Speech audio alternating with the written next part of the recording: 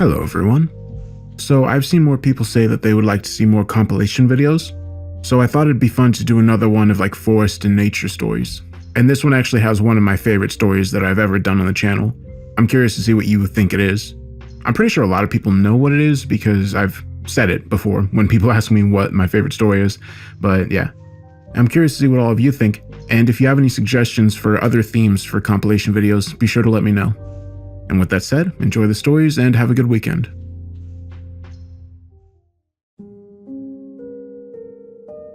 I rested my arms behind my head, skim-reading the credits of a movie I'd just watched.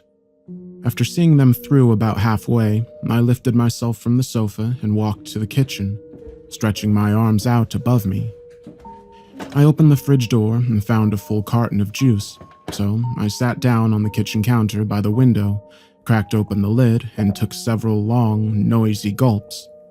When I couldn't drink anymore, I gasped to let in new air and wiped my mouth on the back of my hand.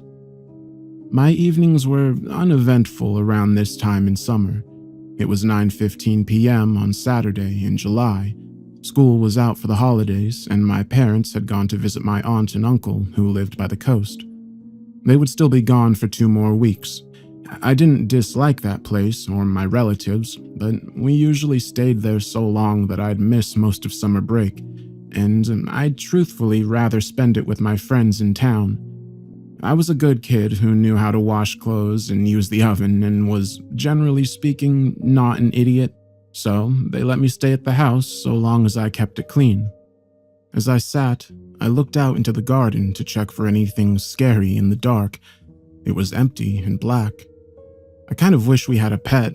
A dog or a cat would be nice about now, but their hair always made me sneeze and my eyes go red and itchy.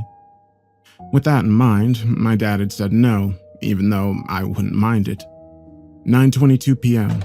I put the rest of the juice carton back in the fridge and went back over to the window, hoisting myself onto the counter again. I glanced out to the garden and identified the shadows one by one to make sure everything was in its place. The bushes were their usual shape, 2 small trees stood together by the back fence, and a metal table with 4 chairs sat casually on the patio. I like to check these things, which is largely why I wasn't scared of the dark. I would always get up to investigate small noises in the night, and I hated sleeping with my face to the wall. If someone was in my room at night, I'd rather know about it, so at least there was the faintest chance of getting away somehow. This meant that my worries were quickly put to rest, as I either found nothing downstairs but the radiator popping with the heat, or opened my eyes to see an empty bedroom. Not knowing what could be making the odd noises coming from the kitchen, or on the stairs, or in my room, was what made my skin creep. At 9:30 p.m., I got down from the counter and wandered back into the living room to turn off the TV, and decided to take the rest of the juice upstairs. I went back into the kitchen, opened the fridge door, and stopped. Turning my head to focus outside, I could see someone was standing in the garden. I shut the fridge door and turned off the light so they couldn't see me so easily, and moved slowly to lean on the kitchen counter to get a better look. All the doors were locked and all the neighbors were home. I took a moment to remind myself this. Still, my heart quickened a bit as I stood there, straining to see his or her shape in the darkness at the end of the garden.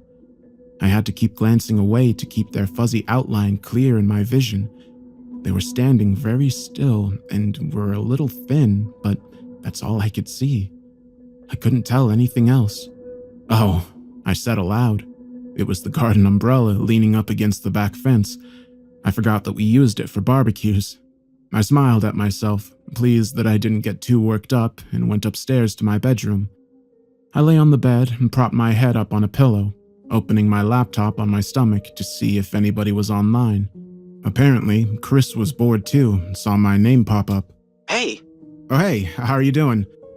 Bored. Are your parents still away? For a couple more weeks, yeah. Why don't I come around? I don't want to be rude, but I don't think I can be bothered to hang out tonight. Thanks though. I know what you mean. It's cool. What about tomorrow? Yeah, that sounds better. Cool. I'll be around about 1 o'clock. I've got some family stuff to do in the morning. Okay. Do you still have a tent, by the way? We can camp in the garden or something. Aw, a slumber party? I love you too, bro. Whatever. You got the tent, though, right? Yeah, somewhere. Let me check. I'll be right back. I got up from my bed and headed to check the cupboard under the stairs. I didn't know where the tent was, but it seemed a good place to start. I opened the cupboard door and started shifting coats aside. Some cardboard boxes were stacked up at the back and might be hiding it, so I started unstacking them. I took out a couple of the easy-to-reach ones and had a stroke of good luck as the tent bag came into view. I leaned over the other boxes and picked up the bag and took the big garden umbrella that sat beside it too, just in case it rained tomorrow. I paused. I put the tent down. It took me a couple of seconds to get back to the kitchen window and focus on the darkness outside. My eyes weren't adjusted to the dark, so I couldn't see all the way to the back fence. Turning off the kitchen light, I leaned on the counter and continued staring at the same point. The other garden features began to fade into view one by one, fitting my previous mental image. I wasn't sure what I wanted to see. The darkness gave way to the familiar forms I knew, but after a while, I was certain there still stood a figure against the back garden fence. It hadn't moved. I stood there for 15 minutes looking at it. I couldn't tell its shape properly, but it did look like someone standing there. I decided it wasn't a threat. If it really was a person, they probably would have moved by now, and that thought kept me calm. But I also wanted to find out what it was. I couldn't stand there forever. I jogged upstairs, picked up my laptop, and brought it down with me to the counter. Could you come around now? Oh? Yeah, I think I can see something in my garden. What is it? An animal? No, it's tall. I thought it was an umbrella. And now you're sure it isn't? Well, I don't know. I thought it was someone, but now I'm sure it's not a person. It just looks weird, and I don't think it was there before. Before when? I don't know. It was earlier today, maybe? I can't remember. Are you scared? I'd feel better if someone else was here. Well, I did offer to come around, and I am bored. So, yeah? Yeah, I'll come soon. Cool, thanks. Use the front gate. I sat there watching the black shape lean against the fence for another 10 minutes. Eventually, the doorbell rang. I opened it, and Chris ran in and bear hugged me. It's been too long, Chris mock cried. Yeah, must have been a whole day, I retorted, smiling. Oh, the torment, he replied, pretending to ignore me. Look, come over here, I said, pushing him off and walking to the kitchen. I switched off the light and pointed in the figure's direction. Look, give me a second, said Chris. I can't see properly. A minute later, he noticed. That black thing? Yeah. We both stood there looking at it for a while. I half expected it to be gone when he looked. He leaned over the counter. It's just a big plant or a plank of wood or something. Let's go watch TV. Will you check with me to make sure? I asked. Do you have a flashlight?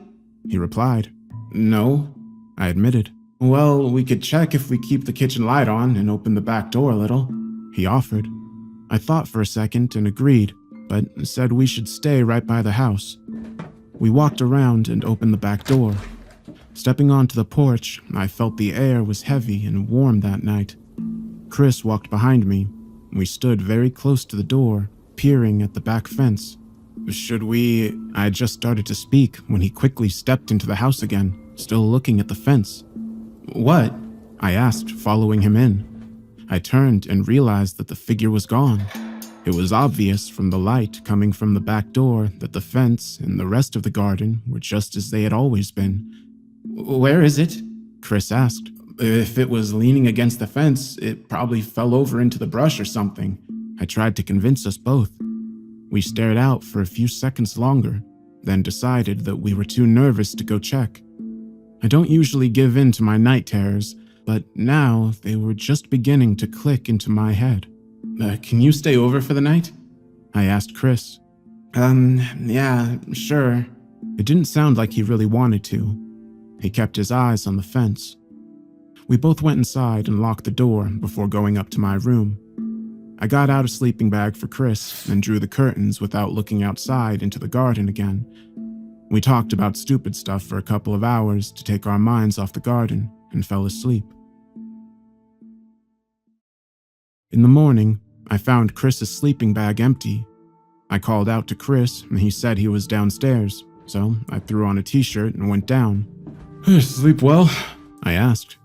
Yeah, pretty well, he said.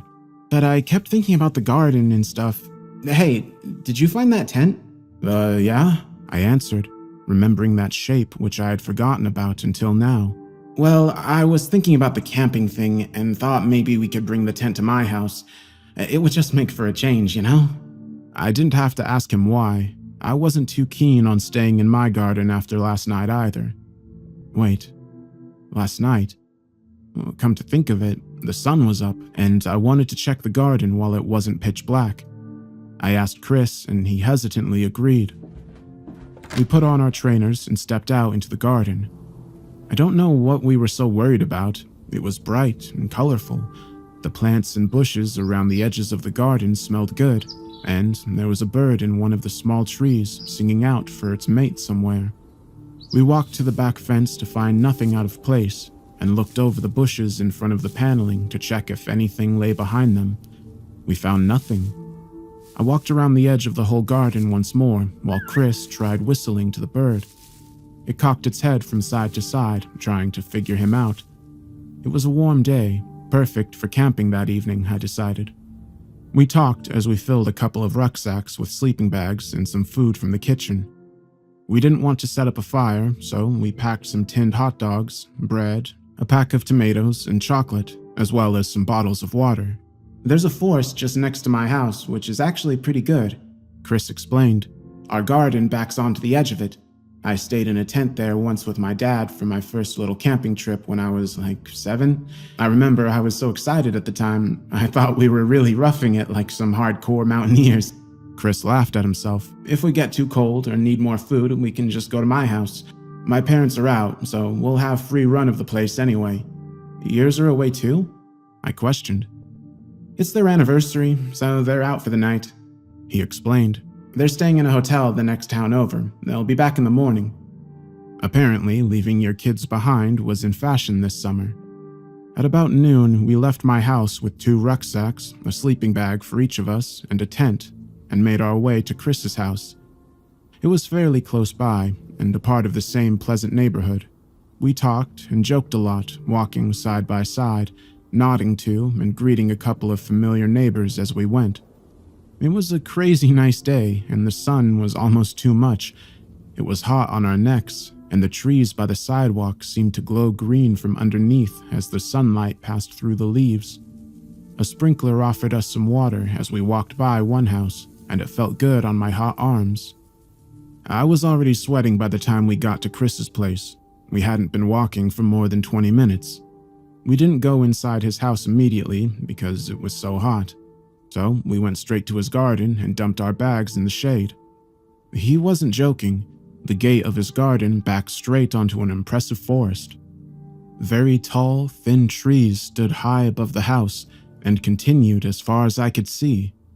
Some bushes and shrubs littered the forest floor, but most of it was either grass or fairly smooth sections of dirt. I didn't see how this forest was classed as small. It looks good, right? He boasted. It's awesome, I admitted, opening the gate and surveying the area. I walked out in between the trees and found a flat spot for the tent. I turned around to ask Chris's opinion and paused, a little disappointed. It didn't feel like real camping when his house was so obviously in our faces. Let's go a little further in so it at least feels legit, I said and walked back to pick up my bags. Chris objected to carrying his heavy shit any further. We walked in a straight line from Chris's house and kept checking behind us until the house was just about obscured by the trees in front of each other. We had only gone a very short way in, but the forest was already thicker and greener. There was even a long rope swing hanging from one of the trees, but it looked too old to hold our weight, so we decided to keep our spines unbroken and give it a miss. I unpacked the tent and set it up with Chris's help, and we threw our sleeping bags inside. I laid down inside to test it out. It was so warm and humid I had to adjust my breathing for a second. I stepped out again and asked Chris if he had a flashlight for the evening. "I can do better than that," was his response, and he took off towards the house. I was too hot to run after him, so I opened my rucksack and cracked open a bottle of water, downing half of it and putting the rest back in the pack. I laid down on a patch of grass and looked up at the canopy. The leaves were shifting gently in a breeze I couldn't feel from down here, and watched them sway and mesh together until I heard Chris's return. "Did you get a flashlight?" I asked, closing my eyes. The sun shone through my eyelids and colored my vision red. I listened to the soft sound of his footsteps on the grass as he walked past me towards the rope swing. "That's not going to hold you," I warned as I heard him tug the branch with a small creak. He tugged it and it creaked in response. I listened. He tugged it once more and again. There was a moment of silence as I guessed he was still weighing it up, and then another tug. He continued to tug a few more times, and the creaking followed each one. I was sure it wouldn't hold his weight, and I smiled, predicting one big creak and a snap as the rope or the branch broke. I waited as some final tugs were made. I waited still. "Yo!" I heard Chris's voice coming from his garden. I sat bolt upright, almost spraining my neck as I snapped my head sideways to face his house. He was jogging through the trees, holding an electric lantern. I switched my gaze in the other direction towards the rope swing. It was hanging still, nothing nearby. I stood up and turned full circle, nothing in any other direction. "What?" I said to myself, walking towards the rope.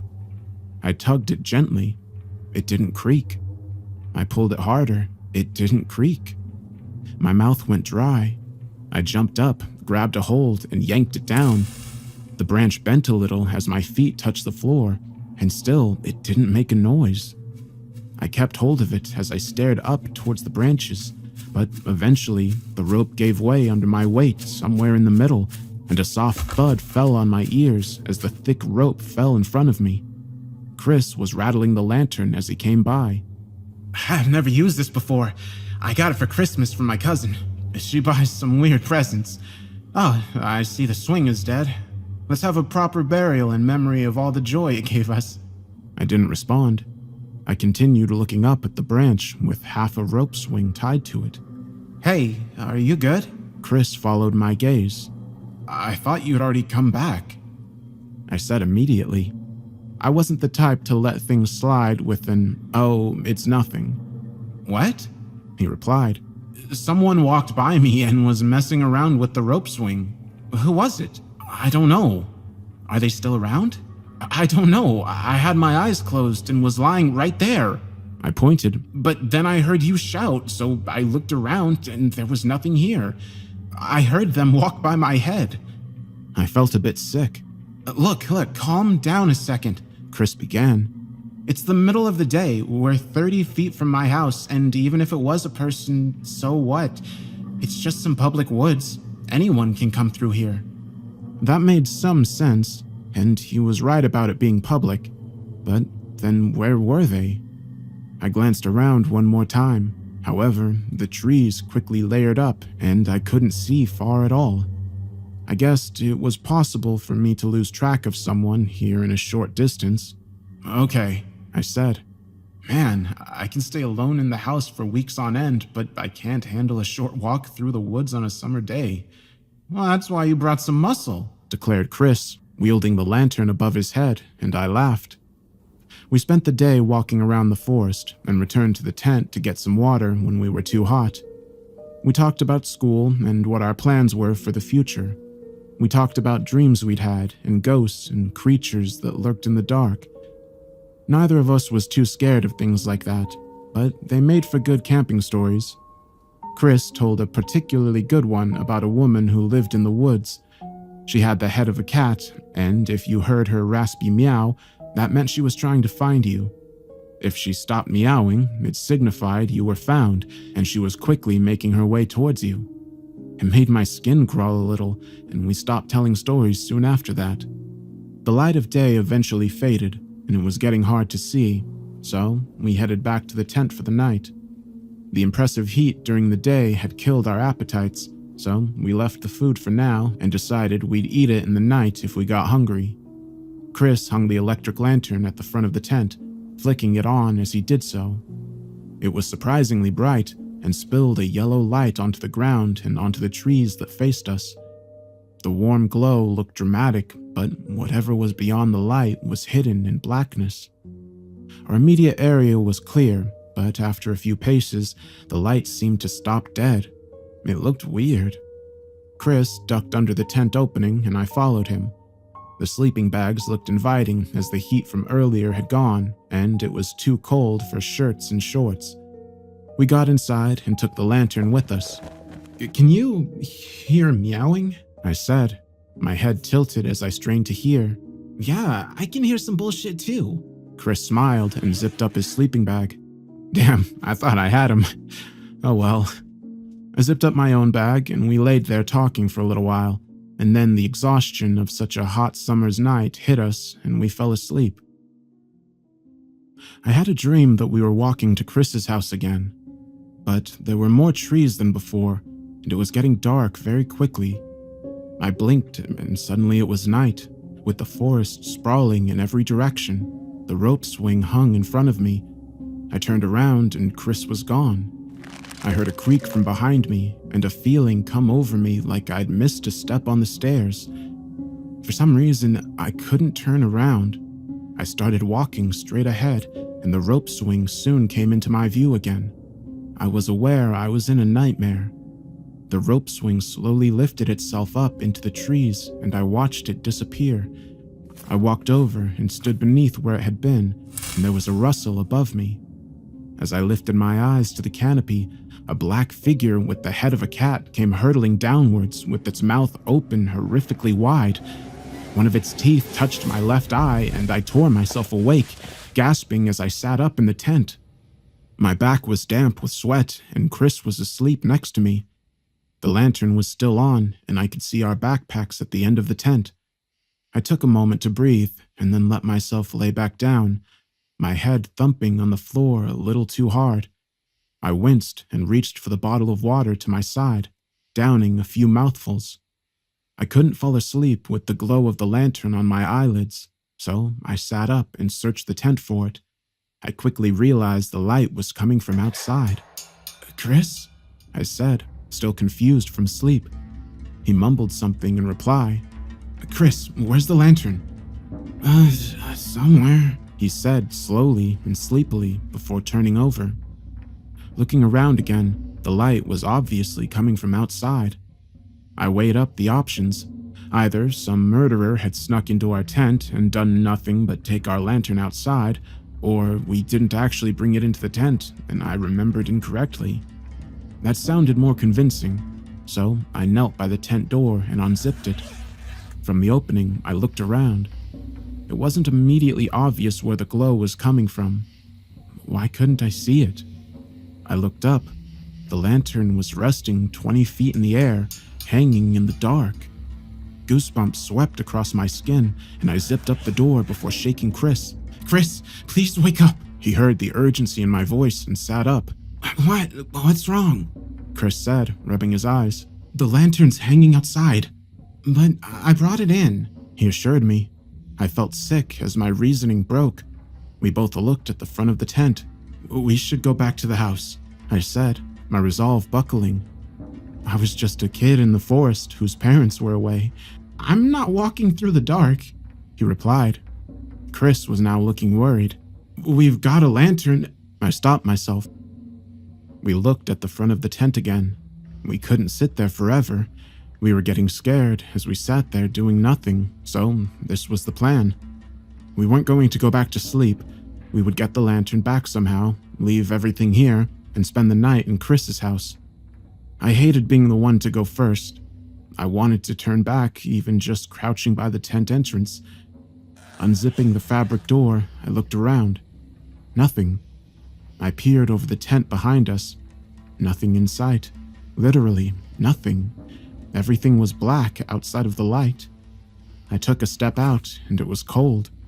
Chris said the same as he stood right by my side, looking over his shoulder. He turned back and saw the lantern in the air. Oh my God. We stood there looking at it for a few seconds that seemed to crawl by. Eventually, I worked out which tree it was hanging from. The broken rope swing at my feet confirmed it.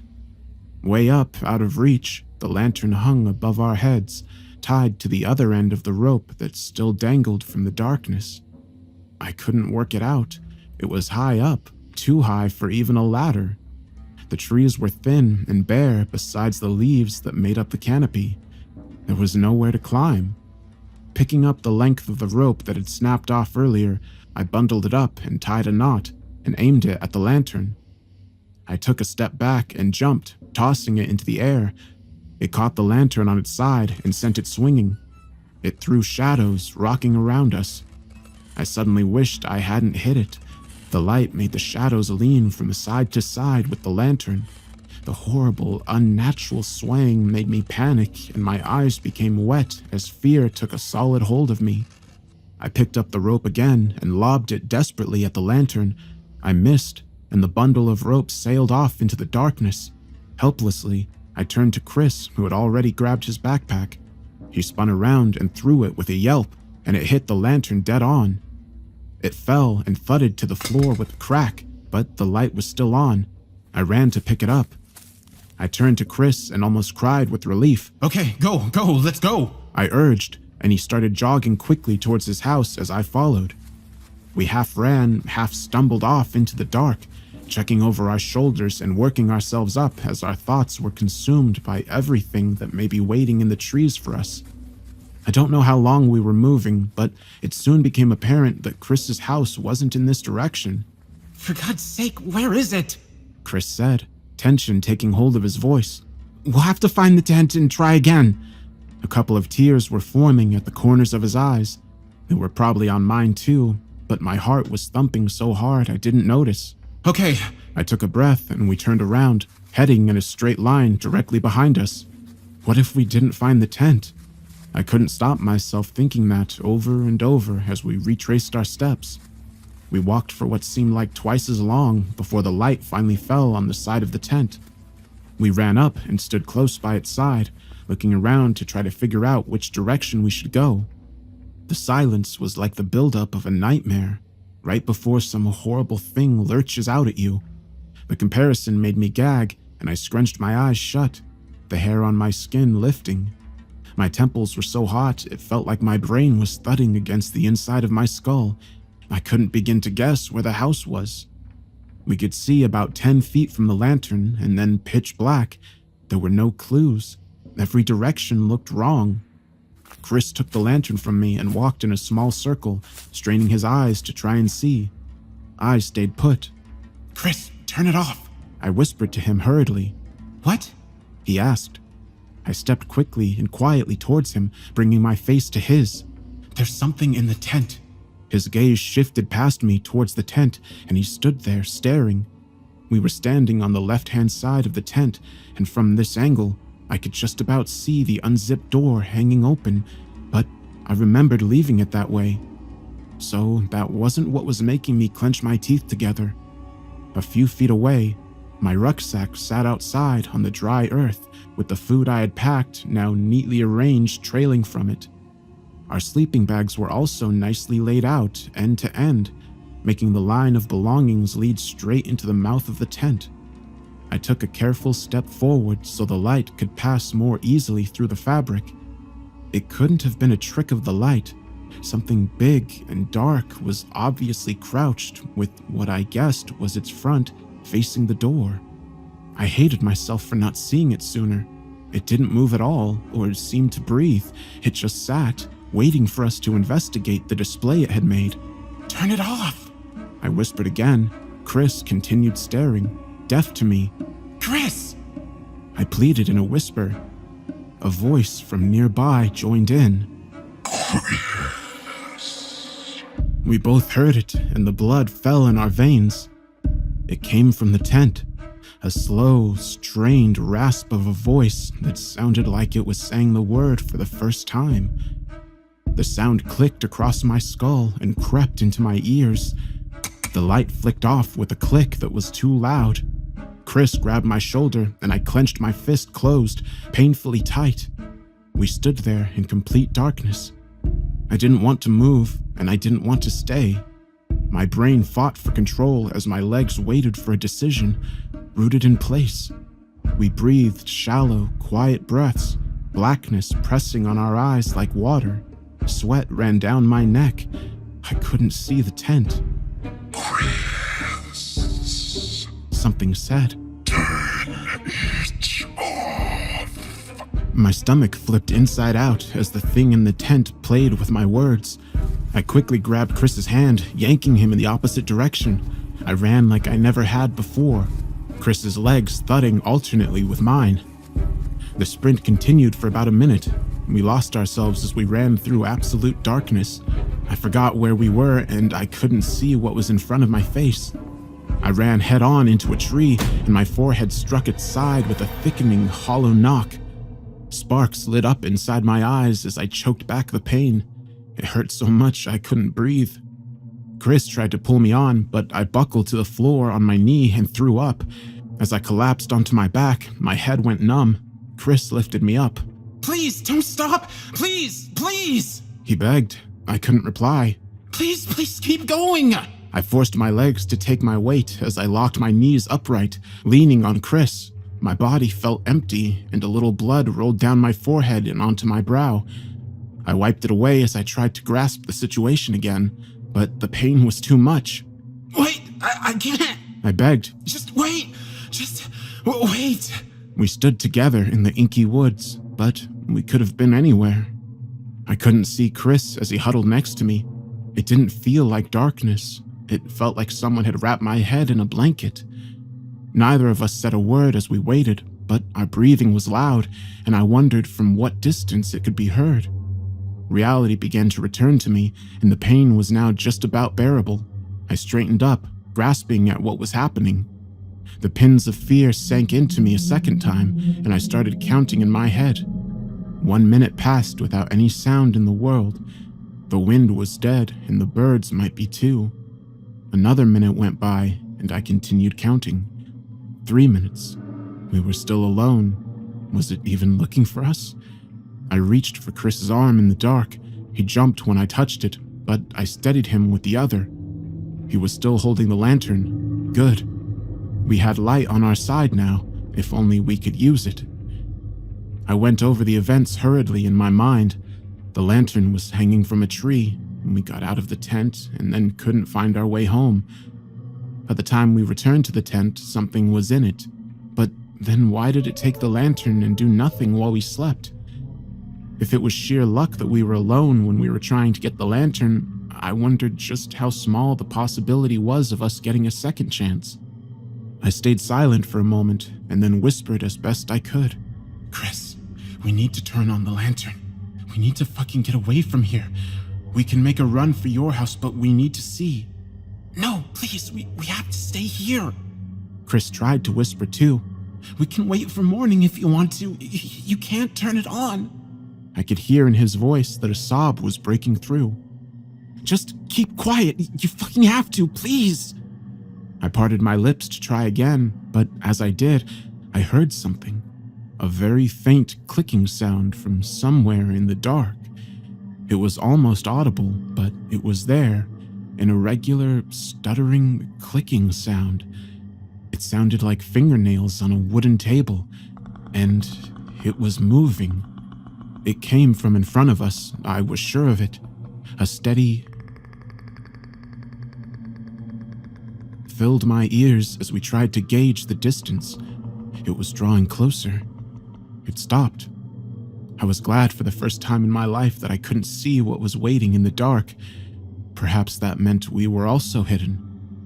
As my thoughts fired off in every direction, I gave the thing in the darkness the image of the cat-headed woman, and it terrified me. I was just waiting to hear that meow, but my ears were met with something else. I I tensed my throat and tried not to cry.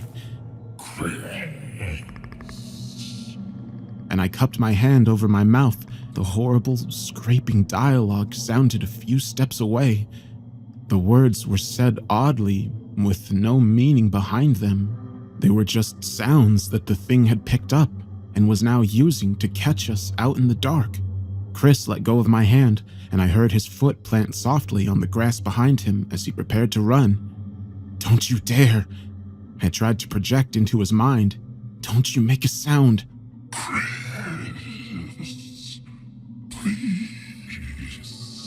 It sounded so wrong, drawn out like a door slowly opening. Chris let out a whimper as it called him.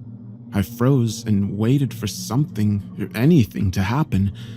There was a long silence, and I held my breath for as long as I could. I couldn't wait anymore. Very slowly, I reached out to Chris and put my hand on his shoulder, and very carefully, we both lifted our feet and managed to step without making a sound. We backstepped away from the voice and didn't stop moving, but ever so carefully, so slowly. I didn't care how long it would take us to get somewhere. If it took us an hour every step, we were going to get out. Chris backed into a tree and gasped audibly. The clicking started up immediately. It rolled on, consistently moving toward us. I didn't know what to do. All I could think of was to screw my eyes shut and try not to scream. As we stood there, the clicking came to a stop an arm's length away from where we stood.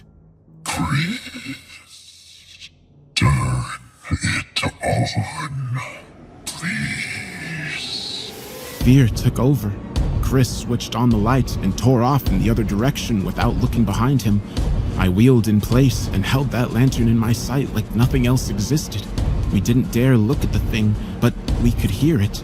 Our footsteps thudded on the grass, and a thing pursued us. As I ran desperately to catch up to the light, the sound suddenly rose up behind me and over our heads in between the trees. This wasn't happening. It was going to drop down on us. "Turn!" I screamed. I didn't care anymore. If we were going to get out for our lives, we were going to have to run for them. We suddenly changed course. The tapping stopped for a moment, long enough for us to gain a few feet before it came in our direction again. My legs were cramping horribly, and Chris was gasping hard. We couldn't keep this up. Where were we? I saw the light from the lantern come to an abrupt halt up ahead. I didn't have time to stop, and I braced myself to crash into Chris, but the light passed beneath my feet. He had dropped the lantern. I turned my head and watched it recede into the darkness. It was immediately too far for me to go back. The thing would be on me in a second. "Chris!" I was crying and wiping tears from my cheeks as I ran, preparing for my face to connect with the tree at any moment. "Keep going!" I heard Chris cry from up ahead. "There's a light!" My vision was blurry from tears, but I could see it, an orange glow hanging in the air in the distance. Another one? What was happening?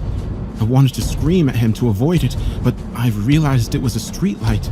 My legs felt like I was running through water, but I pushed them harder with a goal in sight. Gradually and painfully, the light grew closer, as did the clicking. This thing could move like nothing I knew. I saw Chris's figure pass underneath the streetlight, and then he was gone again. "Don't stop!" I yelled as I approached the edge of the forest, and my legs adjusted as the forest floor gave way to solid footing. I could see a row of more streetlights leading off to the right, and Chris's figure was passing regularly underneath each. When I was sure I was completely out of the trees, I didn't stop. I ran under several more streetlights, putting as much distance as I could manage between us and the edge of the woods. I realized after a while that the clicking had stopped. I needed to see we were okay. I turned my head and looked back along the row of lights, keeping my gaze on the first light.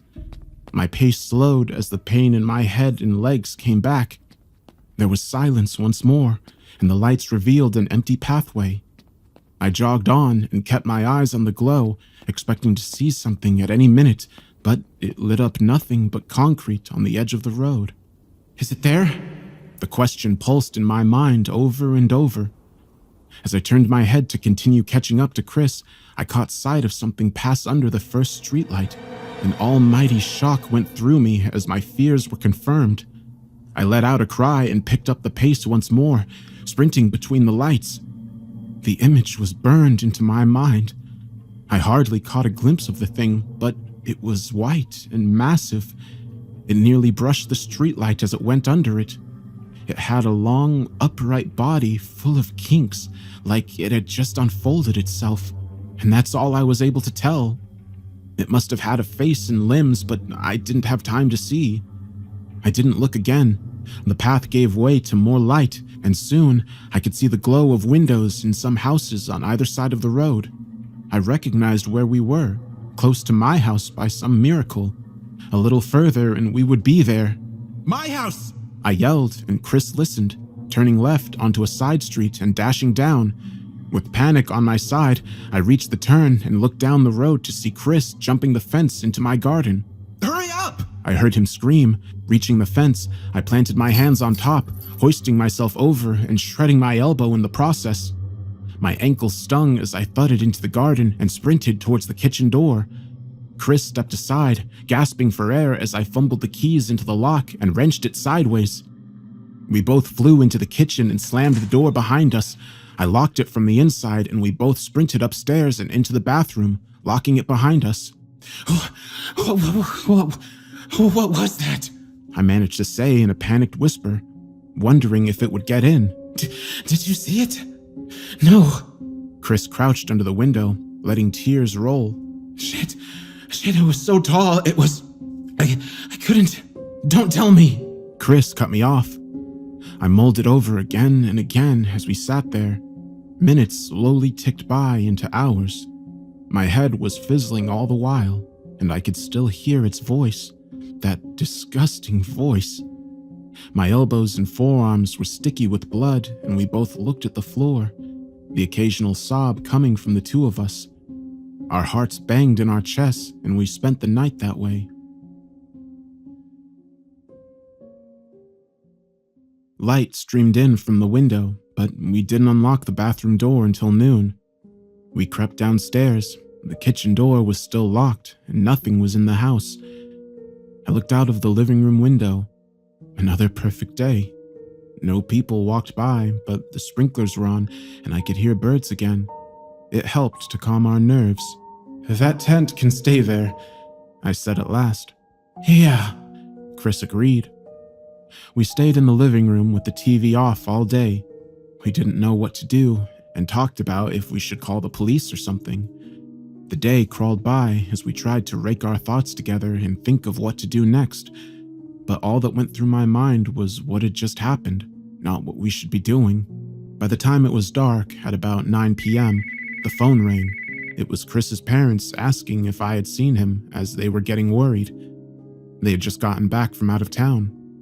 I let them know he was okay and asked if they could come and pick us both up from my house because something had happened.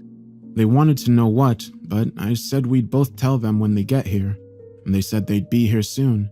Relief washed over us as adults were on their way to make everything all right. They would believe us. We didn't lie about these things. Even if they were skeptical, they'd at least believe that some dangerous animal was in the forest, and that was good enough for me.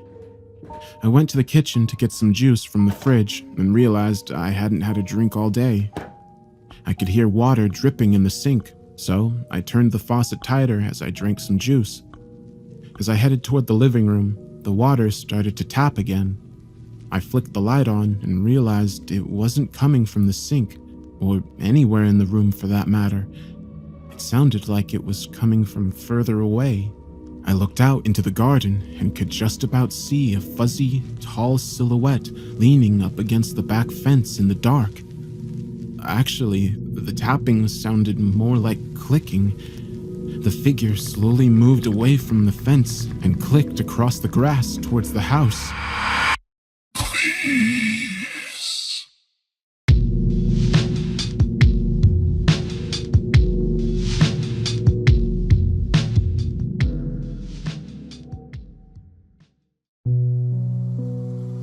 I had never ran past the stump.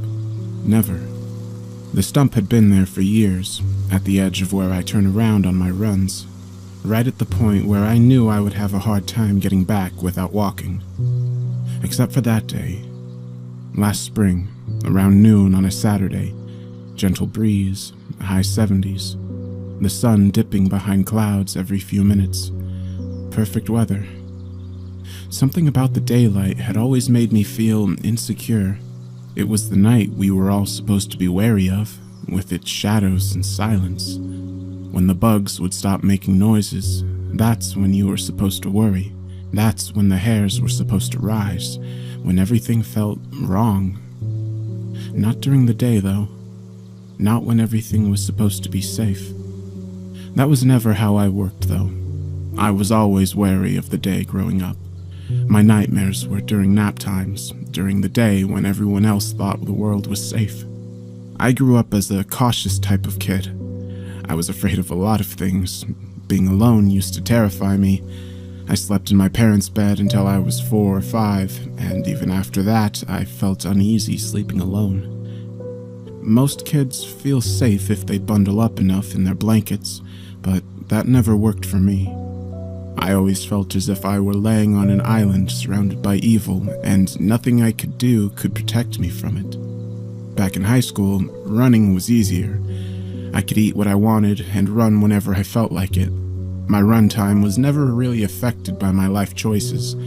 I was a quick kid, too. I was running low 5-minute miles. One time I even ran a 4:50. Not really competition speeds for college, but pretty good for a kid who just enjoyed going to city runs on the weekends. I used to imagine myself as a gazelle running from a cheetah or some other large cat. The cats win sometimes, but the gazelle has form over power, grace over strength. When chased, the gazelle will take every step with the intent to survive. That need to live always spoke to me. That was the past. As the years strode by, running 6-minute miles began to hurt. I became more of a 7-minute mile type, which was fine. I wasn't racing anymore. For me, running had always been a form of meditation. About a mile or so into a run, everything would loosen up and it'd become easier to stride out.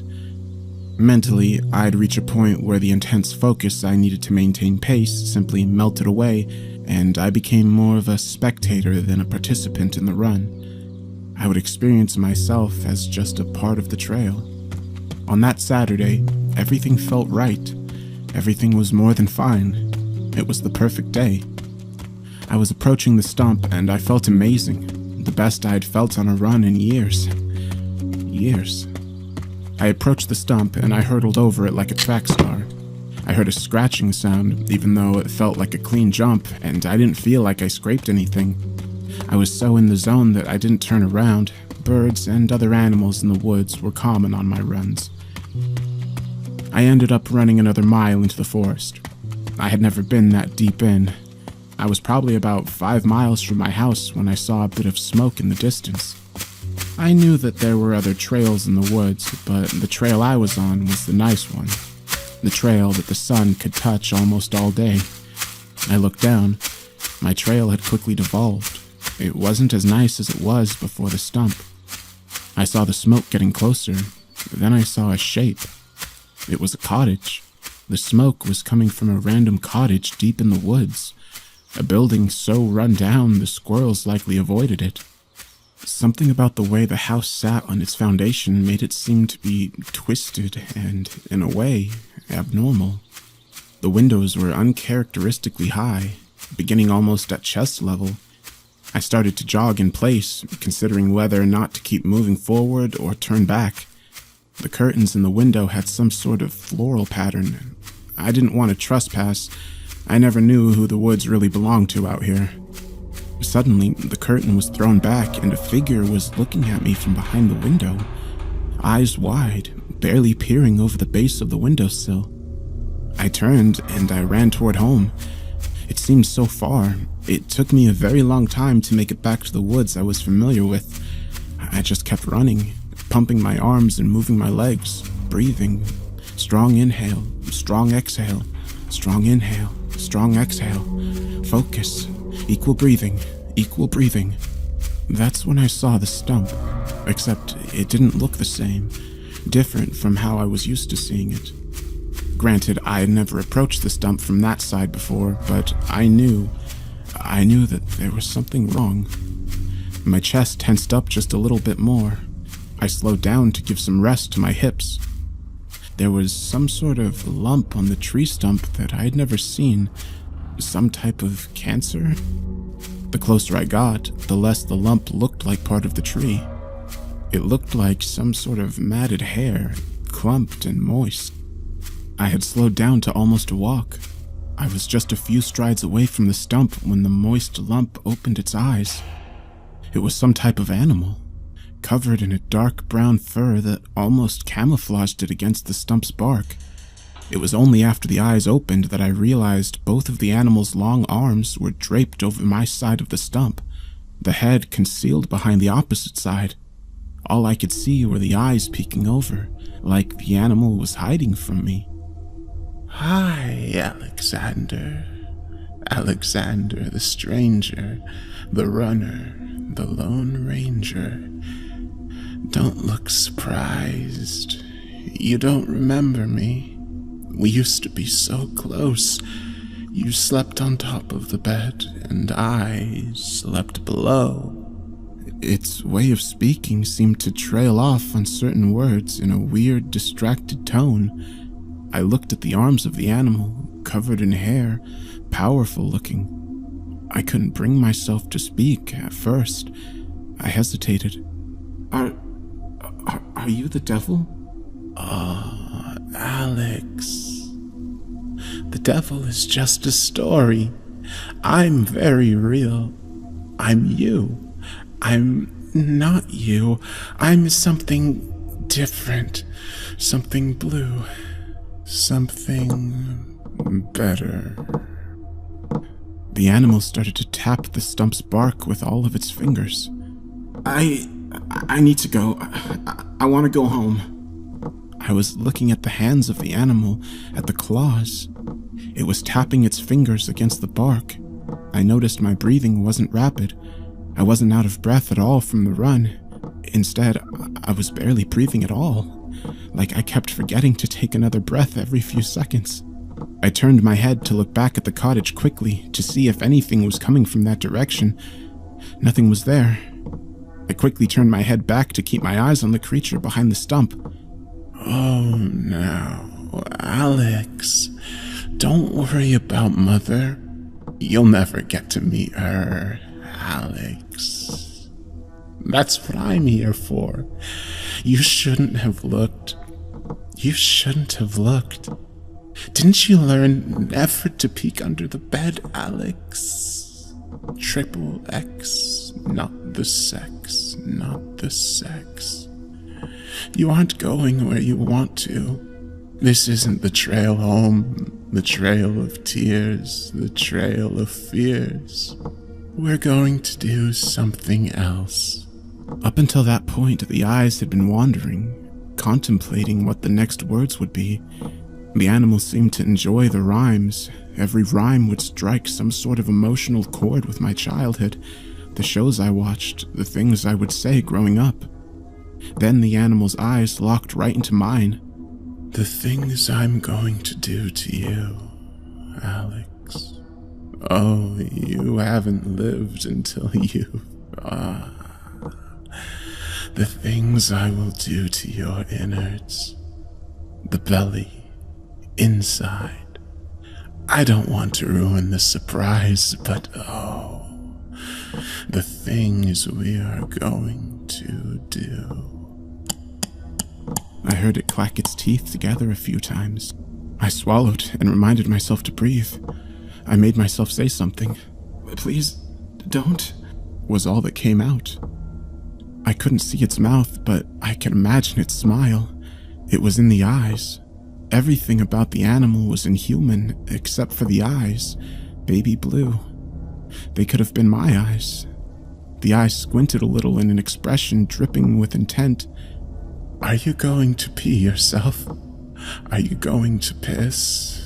Little Alex pissed the bed and slept in the shed. You can't hide from me, Alex. You can't run away. This is our moment together. Are you going to pee-pee? Cry to Mother? I used to lick it up. Every time I would lick it up, I would suck that bed dry after a good soiling. What it must taste like after all these years.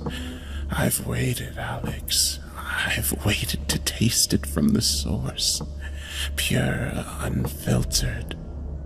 I followed you for a very long time. Go ahead and do it for me, Alex. I just want to smell it. The animal said. I heard it lick its lips and start clicking its teeth. I could hear them like pieces of metal clacking together, and the animal slowly raised its head above the stump. There was no smile, just a wide mouth of teeth, row upon row into the blackness of its throat, as if the teeth would never end once something strayed past the animal's hairy lips. No, was all I could say. No? Oh, Alex, we know no won't go. No, I'm going to step over this stump and you're going to let me do it. All of the dreams are about to happen. Let me suck on it.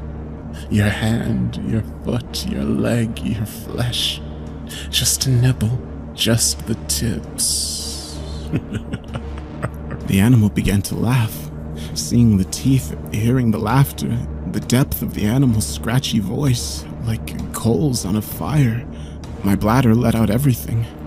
The moment that happened, the animal stopped laughing and threw its head back in the air to take in the smell. I could see its nostrils expand to surprising size. Maybe fear drove me, because once I realized the animal was going to keep its head back a moment, I shot into the edge of the woods to the right, fight or flight. That day was my best run in so long that I had to chance it. I had to try to escape, to run for my life. Miles. I still had miles until I would make it back home, and I wasn't on any trail. I was just running through the middle of the woods, hitting the dead pine needles with my feet, needles that were never cleared by anyone. You could have buried anything in those woods. If someone disappeared out there, that would have been it. The animal realized a few seconds after I broke the tree line that I wasn't going to wait. I didn't hear it talk, but I did hear it start moving behind me. The movement was what kept me sprinting, kept me pushing myself. I heard the legs of the creature in the trees. The animal was so strong that every few breaths I was taking, I would hear a tree get splintered, or another tree fall down, and it was gaining on me. Another tree fell. I could hear the animal breathing. Alex. Alex.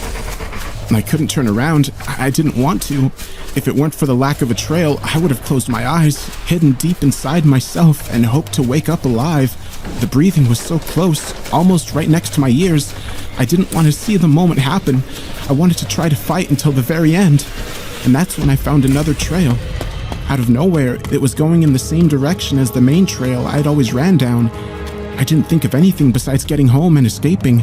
I opened up my stride and I did my best to breathe correctly, pump my arms. Perfect form. Not arching my back too much, staying forward, letting my core be involved. It was the most important run of my life. I was the gazelle. Puff out. I need to be. Gasp in. I needed to be perfect. Puff out. I needed to live. Gasp in. I knew I had a chance if I could sustain the pace, maintain and not look back. Even on the trail, I could still hear the animal crashing through the woods behind me as if the trail wasn't wide enough. I didn't want to think about how massive it was, how easily the animal was going to tear me apart, how my skin was going to feel sliding off my bones. I tried to keep my mind on the run, on the breathing, on staying light, falling on each step to save energy, long strides. I could make it if I kept form, kept breathing, ignored the pain in my shins, in my thighs. I had been past muscle failure when I ran past the stump. I wasn't sure how I was running as well as I was then, but I knew I wanted to live. Knew that if I kept that in mind, I could do it. I was so close. I saw the edge of the woods, and there was maybe a quarter of a mile before I was there. I was there. I was going to make it. The animal kept running after me. It must have had many legs, given how it was smashing through the bushes and tearing apart the trees. 10 feet away from the woodline, I took a step, but my foot didn't land right. The animal had caught me by grabbing a hold of my ankle. I was pulled to the ground, and my head hit something while I was being flipped upside down. The animal raised me up to its face. Alex, I love games. I told you that you couldn't run. Was that torture for you? I let you get this far. The animal's tongue came out of its mouth, long and grotesque. The tongue slipped down my shorts to taste the urine. It was a violating sensation. Sandpaper. If I hadn't already done so, I would have urinated myself again. Salty. The animal chuckled. I was shaking. There's a certain type of anticipation that the body experiences when the mind knows everything is about to end. I could feel it in the back of my neck, a kind of tingle. Instead of forgetting to breathe, I couldn't get enough air. My lungs were a vacuum. I was upside down, but raised high enough to be eye level with the animal. The creature was something old and eternal. The hair matted in odd places, patches of scales, sharp joints of a being that should have died when the planet was young. My heart ached to be so close to home and to be gazing upon true evil, the monster, the devil, to see the matted hair and the black lines over the blue eyes. Oh, Alex, sweetie, no tears. Not now. Do stop screaming. No one can hear you in this terrible dream. The animal said. The smell was too complicated for human noses to understand. It was disgusting and as hot as a furnace. My skin felt tighter after each breath from the creature. The animal was right. I was screaming. I didn't even realize it. My mind was in so many places. I couldn't think of anything to do. I was trapped, caught. Please, was the only word I managed to get out. Don't mind if I do, boy. What happened next was fast. I was instantly flipped right side up, and I watched as the animal opened its mouth wide. All those teeth seemed to be infinite, an impossibly deep throat. A part of my mind thought I was looking into hell itself. There was no fire, just the heat of it. There were only teeth. The animal's tongue slid out of the mouth and wrapped around my leg and drifted up. I tried to struggle away, but there was nowhere to go in that amount of time. I saw my leg slowly being pulled into the mouth. At the end, I closed my eyes. My skin slid off the bone like the icicle on a popsicle stick. I felt the tug, the pressure, and then heard a pop and a feeling of release. At first, I couldn't tell if the fire that shot up my leg was the heat from the animal's mouth or the pain. It was searing. I couldn't help but look, see what had happened. I was bleeding everywhere. So much blood drenched the animal's face. I realized why the animal's fur was all matted, clotted. It had its eyes closed, enjoying the blood spraying all over its face. Half of my leg was gone, disappeared into the animal's mouth. The pain was everywhere, and I was surprised that I had not immediately gone into shock. I knew that I needed to keep my head together. I needed to concentrate. Then I heard the crunching, and the animal started to chew. It was eating my leg. It dropped me to the ground. It seemed to be caught up in the sensation, like it hadn't eaten in years. I didn't care. I needed to escape. I needed to get home. Home. I was almost in my backyard. I was 10 feet away. There was so much blood. I knew I only had a few minutes, maybe less. I needed to get to my backyard. I needed to crawl. I rolled over onto my stomach and I moved every remaining limb as fast as I could. No! No! Stop! The animal choked out in surprise. The animal's mouth was full. I had the notion that it didn't want to stop chewing. It paused as if to decide whether it should just enjoy what it had or to catch me. Maybe it paused intentionally. By the time the animal made the decision to lunge at me, I had rolled the rest of the way into my backyard. I had done it. I had made it. I rolled to my back. I knew I needed to stop bleeding. Seconds mattered. I ripped off all my clothes and tore them to tie a tourniquet. I pulled the knots tight and covered the stump that remained of my leg. My heart was still beating. I needed to hydrate. I needed to get to the doctor. I passed out. I woke up. I couldn't tell how long I'd been out. I looked over. Maybe it had all just been a dream, a nightmare, and I had become dehydrated on my run. It was a relieving feeling, but after a moment, the clouds in my head started to clear. It wasn't a dream. At the edge of the woods, it was there, peeking behind a tree and somehow hiding the true size of itself. The animal. It was dangling a shredded running shoe in one of its hands. My running shoe. I heard a slow crunching sound, a steady chewing. The animal was still chewing on my bones. It had begun to speak again, except its voice had changed to the voice of my mother. Alex. Alex. Wake up, sweetheart. It's time to go outside and play. Go off and play in the woods. Don't you want to come back, honey? Do come back. Maybe tomorrow, yes? Get your 5 miles in. Get your 10 miles in. I'll see you then, dear. I will see you then. I could never figure out what made the animal stop, how it wasn't able to move past the wood line, or even how I knew I would be safe if I made it to my backyard. Was it really under my bed as a child? The cottage? Mother? I didn't understand. I crawled back to my house. The bleeding had slowed, but the bandages were soaked through with my blood. I was really lightheaded. I thought I was going to pass out again when I had to push the sliding glass door open. I managed to make a phone call before passing out again. The doctors didn't know what to think. I told them it was a gator that got me. No one would have believed anything else. No one questioned me further with that information either. People rarely show up at the ER with a leg bitten off. No doctor where I live would have the experience to really question my story anyway. I have never gone back in the woods. Never even thought about it. I never could go back. Sometimes, if I wake up before the sun rises, I'll be drinking my coffee, and right when the sun hits the tree line, I'll see it. The animal, peeking out from behind a trunk. Never the same tree. What is left of my leg will ache, and I'll feel the sensation of being lowered into the animal's mouth again. The tip of my leg will feel that fire. The tip of my stump. Once the twilight of morning is past, the animal will duck from whatever it's hiding behind and disappear. It never speaks. It never does anything but look at me. I never see the animal's teeth, but I don't ever have to.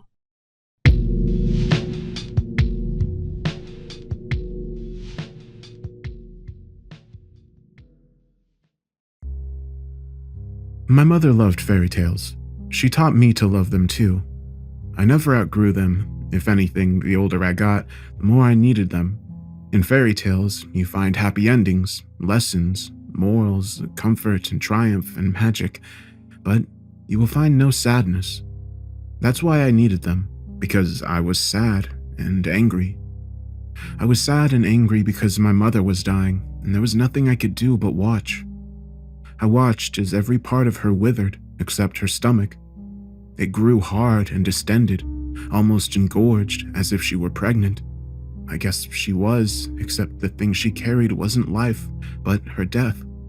I watched as she mastered the wide, glimmering smile she never wore whenever she went out in public, which was less and less as time wore on. I watched as she told a fairy tale of her own. I'll be better soon. I watched as she cried and held my brother Noah. He was only 3 years old, but already doomed, fragile and sick and slow, with no hope of a normal life, or even a long one. So I watched him too. With Dad gone and Mom rotting from the inside out, I was the only one who could. Over the years, I heard wonderful, inspirational stories, modern fairy tales, you could say, of siblings who come together in the face of tragedy, who forge unbreakable bonds and take care of each other no matter what. I was not that brother. Noah was the bane of my existence, frail, stubborn, and impossible to care for, yet in need of more care than anyone. I hated every minute I spent with him. I hated that Mom loved him most. I hated doing everything for him and for her, only to be shunted into the background at every turn. As days grew into weeks, that hatred sank deep. Every time I scrubbed my mother's vomit or threw her soiled sheets into the washer, every time Noah threw a tantrum, every time I watched Mom gaze at him like he was the second coming of Christ, every time I had to give everything I had only to find that it wasn't enough, the hatred grew. I buried it under fresh layers of poisoned stoicism and molten resentment that hardened over time. cooling into core. I could practically see it, jagged mineral in the color of storm clouds, slowly but surely replacing me. Hate wasn't the only thing I felt, but it was the easiest thing to feel, so I hated everything. I hated being with my mother, I hated the sight of my brother, I hated being the oldest, I hated school, I hated the doctors, I hated my father for leaving after Noah was born, I hated myself for wishing I could too. The only thing I didn't hate was my home. It had a steep, sloped roof that made it look like the house was brooding. Inside was dark, a cavern with large rooms, few windows, and clusters of dusty shadows that always seemed to move. Spiders lived everywhere. A witch's house, or a cursed castle with occupants in desperate need of a hero. The land around it was a rural wonderland, golden hills that stretched as far as the eye could see. There were mountains on the horizon, and the shadowy green smear of a forest in the distance. I'd never climbed those mountains, nor entered that forest, but it was enough that they were there. I could look out the window, see them, and believe that something wonderful, something magical was out there. To me, it was paradise. To my mom, it was hell, a monument to her misery. She'd moved in after Dad left. She could barely afford the place and struggled to make ends meet.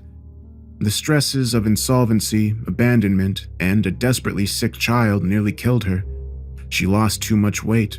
Her skin faded into a papery, translucent coating that stretched dangerously thin over her skull. I used to have nightmares that the flesh would split apart, revealing the glistening bone beneath. She got home from work one night, looking particularly ill. She turned to me, probably to ask if I'd taken care of dinner, but as she opened her mouth, she threw up. Black, red, and foul yellow splashed across the floor like blood-streaked poison. She kept crying that it burned. I called 911, which made her cry harder because she didn't have the money for an ambulance. The very next morning, we learned that she was dying. She kept her job as long as she could. When she quit, that was the end. She had no money for hospital stays or medicine. That was why the burden of her care, and of Noah's, fell to me. I didn't mind at first. I loved my mom more than anything, and her illness, terrible as it was, made it easy to be close to her. But as she deteriorated, she required exponentially more care I wasn't remotely capable of providing. But there was no room in the equation for capability. I went to school less and less until I stopped altogether. No one even noticed. It was like they'd forgotten me already. Mom didn't like it, but she didn't stop me. How could she? Some days she couldn't even go to the bathroom on her own. The effort it took to simply stay alive drained her. She usually fell asleep before nightfall, always with her TV on. Noah did too, since he slept in her bed. That left me by myself every night, alone in a cavernous house with only the echo of their TV to keep me company. Just 3 sad, forgotten people, waiting for everything to finish falling apart.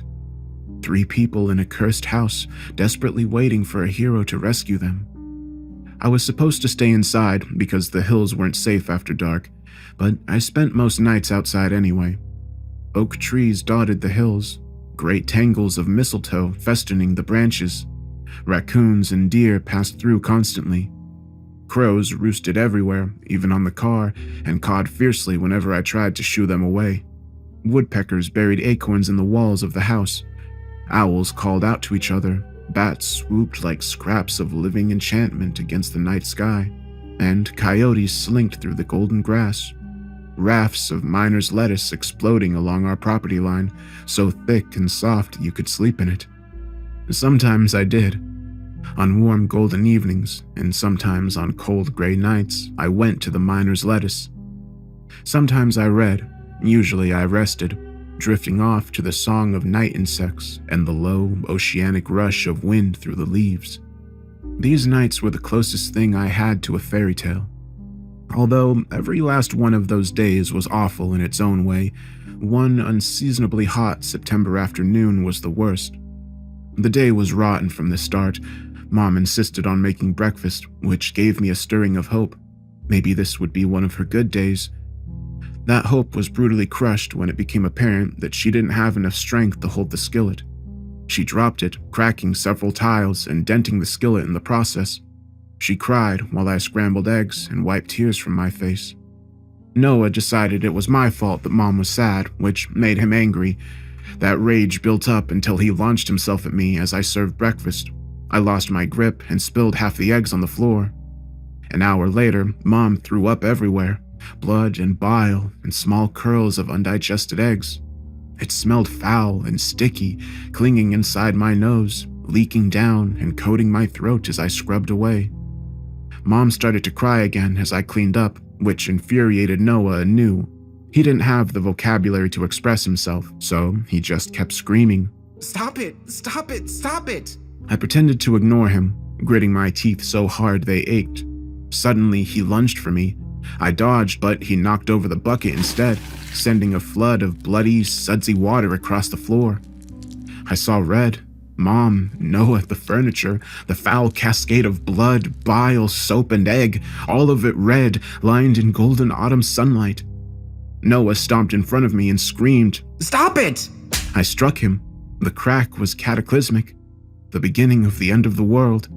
His eyes went wide as he fell down and began to cry. My mother shouted at me, or tried to. Her weak voice was barely a whisper, but I caught the gist anyway. She was trying to send me to my room. After everything I'd done, she was punishing me. I spun around and stormed outside, slamming the door with such force the house quaked. I blinked momentarily, blinded by the bright sun. The day was warm. The trees and the garden were lush. Birds sang. Crows called to each other in the distance, and coyotes yipped. I marched to the backyard, biting my lip as my face crumpled. I focused on the miner's lettuce out near the property line. I reached it right as the tears began to fall. I flopped down and curled up. The scent of greenness and cold, dark earth swept over me, inside me, cleansing my lungs out of the stench of my mother's slow death while the birds sang and the wind rushed through the leaves.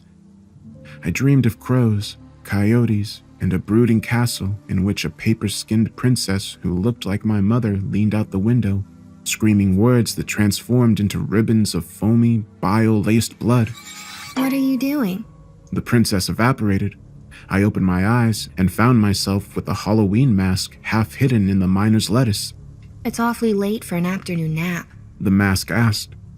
What a weird nightmare, I thought, staggering to my feet.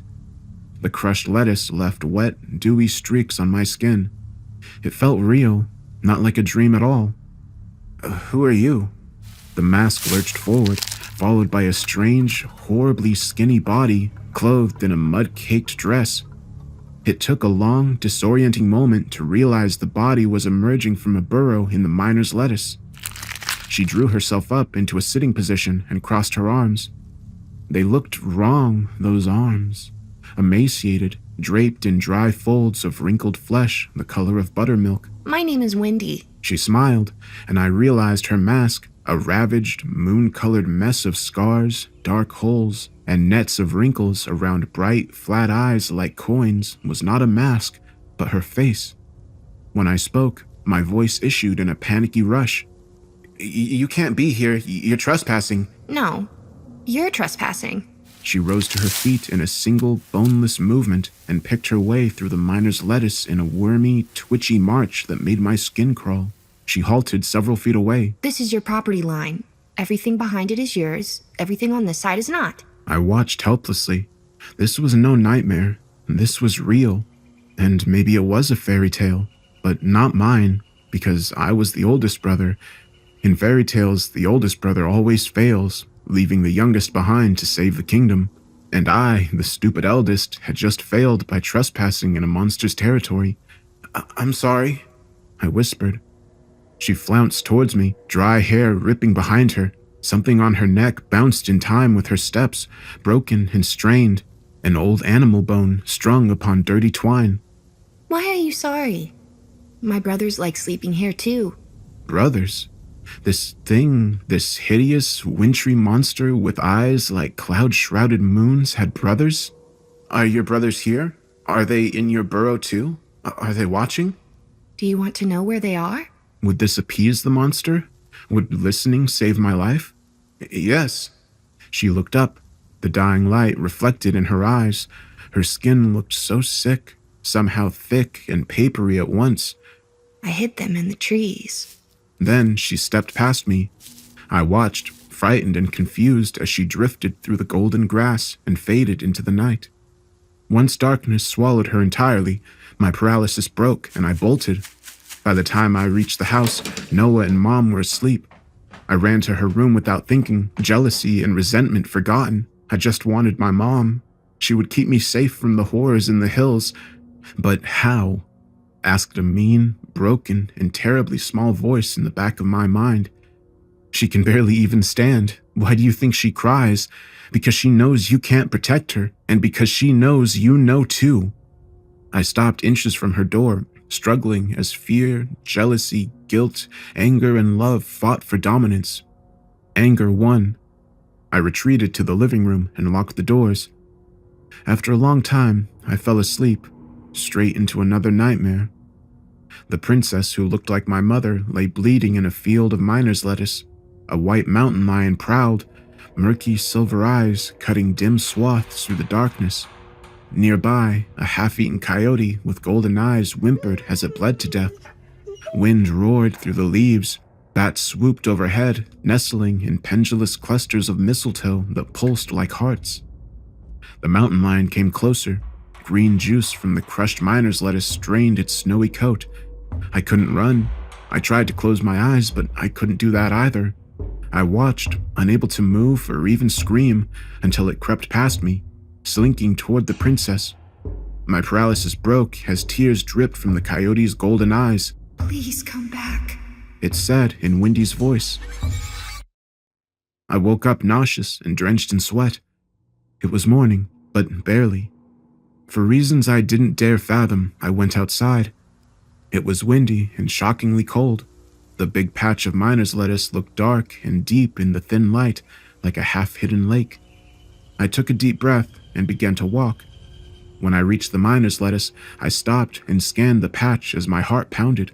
But, of course, there was no coyote, no blood, certainly no white mountain lion, only the spot where I liked to nap. Beside it was the half-hidden burrow, and inside, shining like yellow lens flares. What are you doing here? Looking for you. She blinked, then crawled out of the burrow.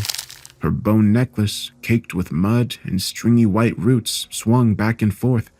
She looked even worse in the morning light. Eyes, one of which was wider than the other and clouded, were murky yellow. Her skin was the worst, fragile and dry, twisted with thick scars and pocked with deep holes like insect burrows. What are you? Why? Are you afraid? For a moment, I couldn't breathe. What did the monster need to hear?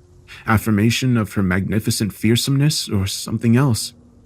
My mind worked fast. She was terrifying to behold, but she hadn't hurt me. If anything, she'd been a little bit silly. What kind of monster acted like a regular kid? No, I lied. She smiled. Good. Then she took my hand and pulled me through the carpet of miner's lettuce and into the hills. I didn't resist, because even if she seemed kind, she was still a monster, and I was the oldest brother. The sun rose, and the day brightened as we walked. After some time, the forest evolved from a shadowy green smear to a spectacular wall of trees. I eyed it with frightened excitement. I'd never ventured inside myself. The forest had always been too far away, but now I was here. Not only would I finally explore it, I would do so with a monster beside me. But to my disappointment, Wendy veered sharply, avoiding the trees entirely. Why aren't we going in? Because I hate it. Oh, where are we going? Right over there. She dropped my hand and sprinted off into the long grass. I followed, but I was cautious, scanning the ground for rattlesnakes and tarantulas before each step. When I caught up to her, she was standing at the base of a particularly grand valley oak. Do you like this tree? I looked up at it. The huge canopy threw an impressive radius of dappled shadows. Crows roosted in the branches, peering down at me with bright eyes. Sure. So do I. It's the only tree I like. I used to climb it with my brothers, but only at night. Do your brothers come out at night? No. She said. I watched her. equal parts repulsed and captivated.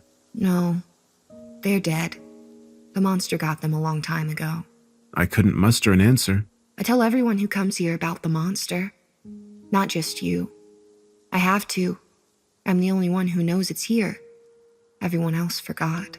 Despite my fear, I was fascinated, eager even, gripped by the dark, obsessive enchantment unique to childhood. This was it. It had happened. Somehow, in the middle of tragedy and in my own backyard, I had stumbled on a fairy tale. What kind of monster? The worst kind. Do your brothers know about it? They didn't believe in it. She looked up at the branches, the web-like pattern reflected in her eyes. I don't want to talk about them anymore. So we did not. Instead, we talked about worms and bats, bumblebees and bobcats, acorns and moths. Wendy taught me that the wild chamomile growing in my yard could be harvested for tea, that miner's lettuce could be eaten, and that raccoons washed their food.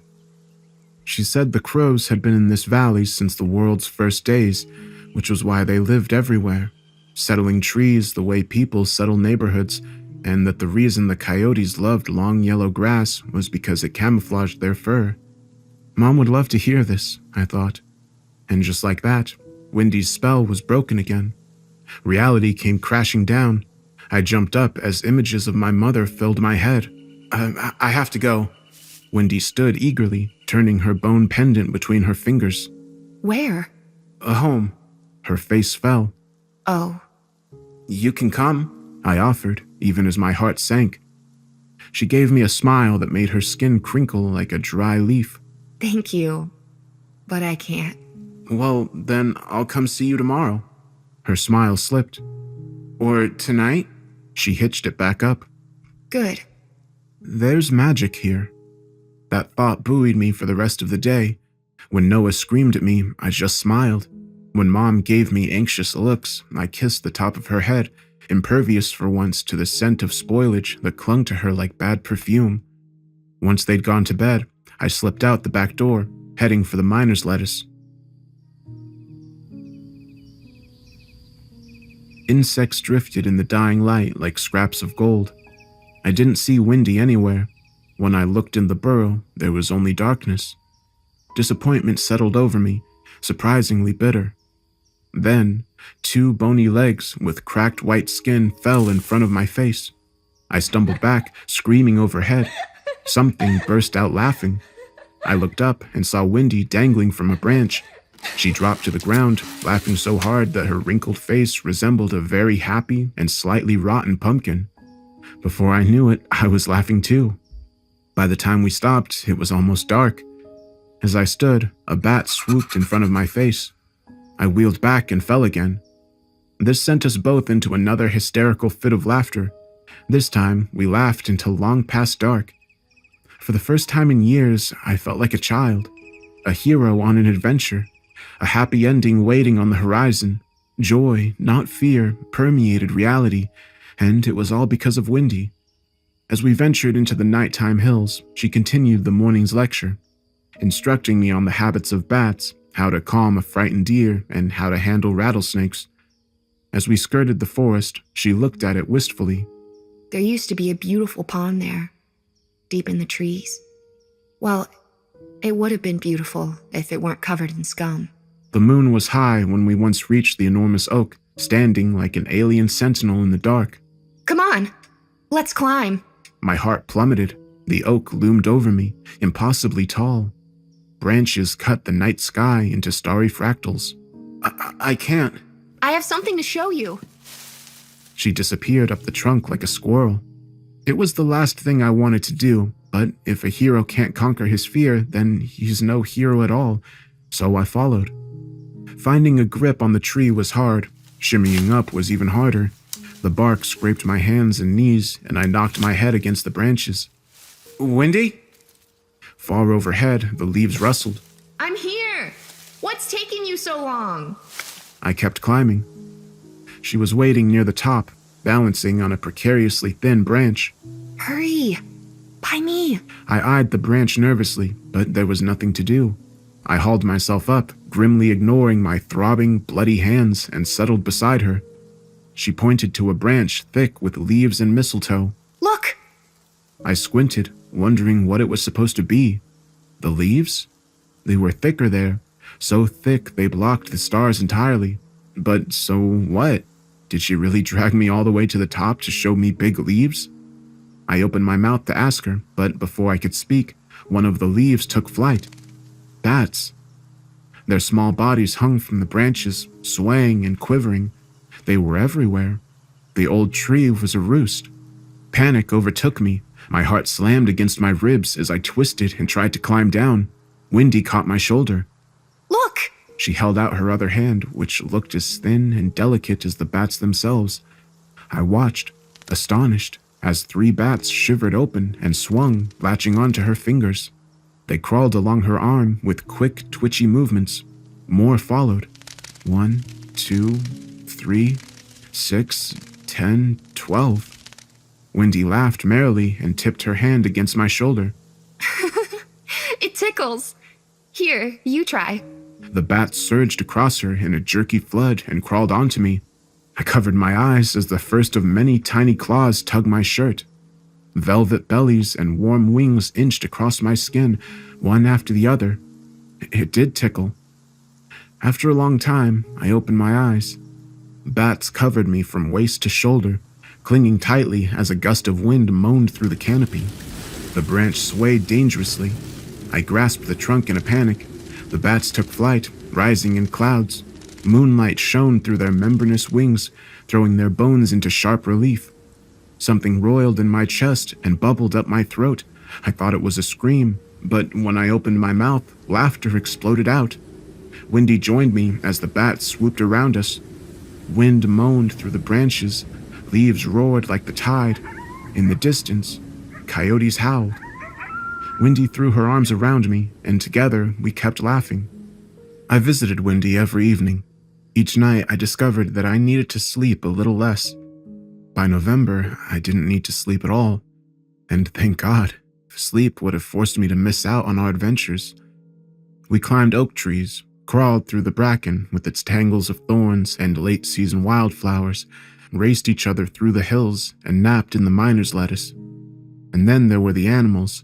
Every animal in the hills obeyed Wendy's commands. Hawks alighted on our hands, talons nicking soft skin. Deer crept through the tall grass and touched their soft noses to ours, large eyes so wide they reflected the entire landscape. We pet black bears, became roosts for bats, ran with coyotes, rooted in the dark earth with wild hogs, and cuddled every feral cat that crossed our path.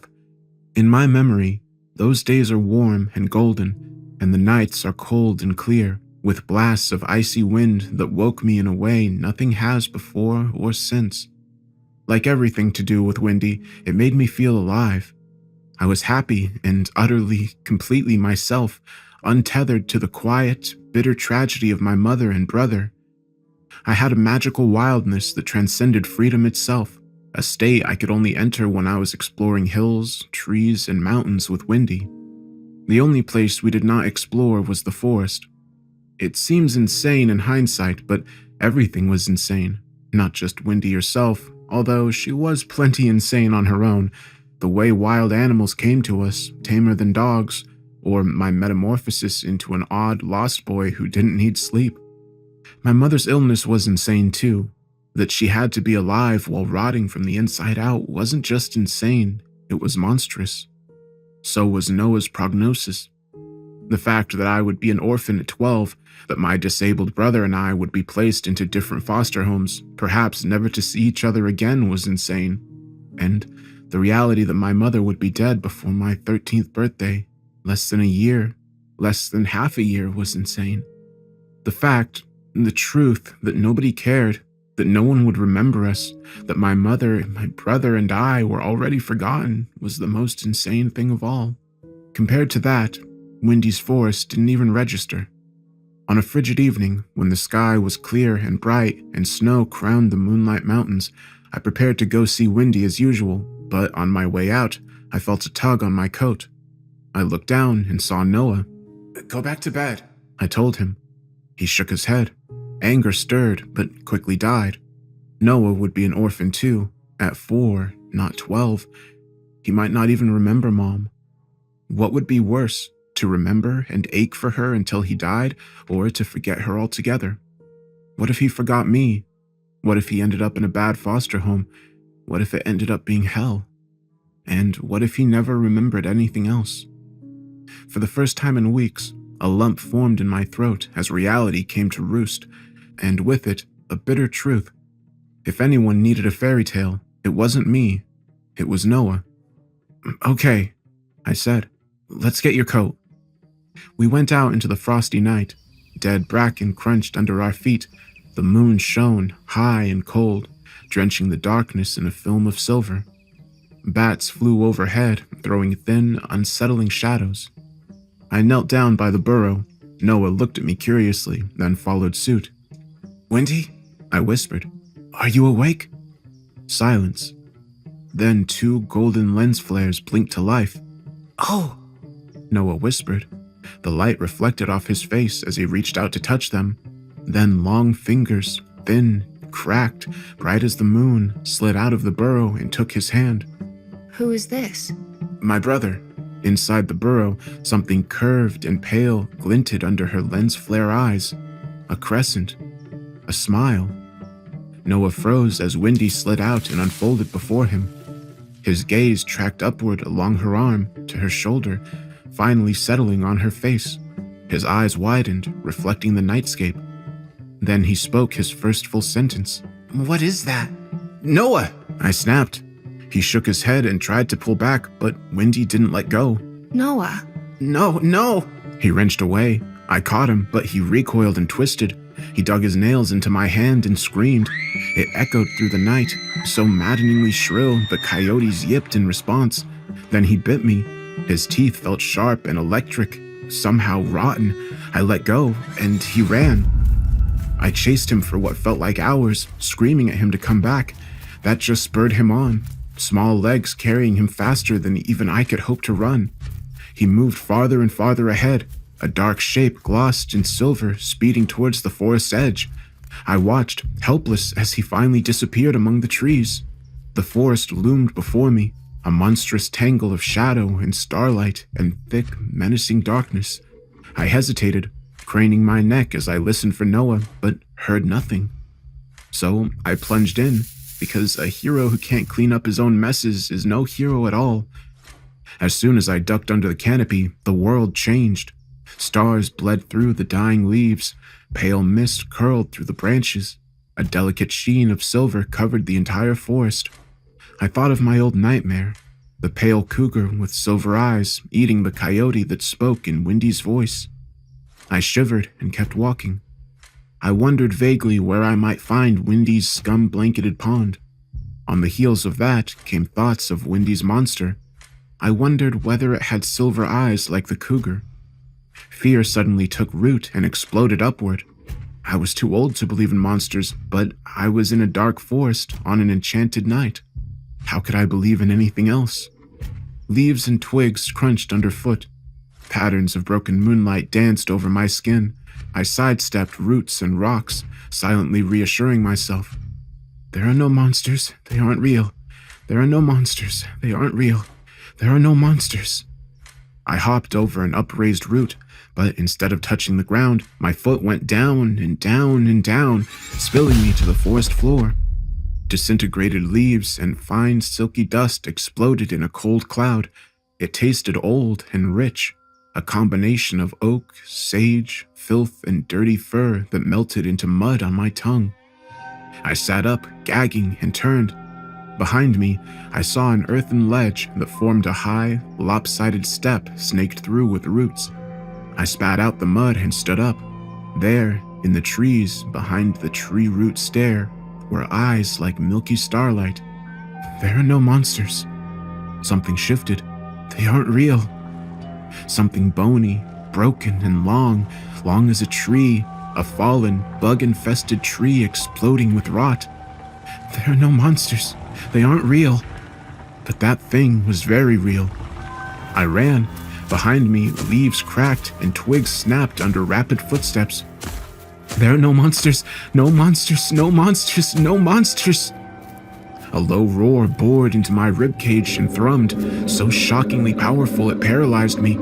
I was sure my bones would disintegrate. I would collapse, a puddle of flesh and clothes and powdered bone. Someday, a tree would grow from my bone meal, and I would be part of the forest, part of the monster, forgotten by the world as I grew web-like branches and sprouted leaves that would host pendulums of mistletoe. Then the roar cut off, so did my transfiguration. I was no longer a tree, just a boy, a frightened boy running from the monster in the deep, dark woods. I ran until I heard birdsong underscored by the hoarse commentary of crows. A cat darted across my path, fur shining in the sunlight. I sobbed and glanced over my shoulder before I lost my nerve. A doe stared back, half hidden in the trees. What are you doing here? I spun around in a panic. It was windy. Come on, we have to get out of the trees. I hate them. The sun shafted weakly through the forest canopy, throwing patterns of light and shadow that moved over our skin as we ran. I glanced uneasily at the trees. Branches like great drooping webs spread overhead, bleeding dusty beams of sunlight.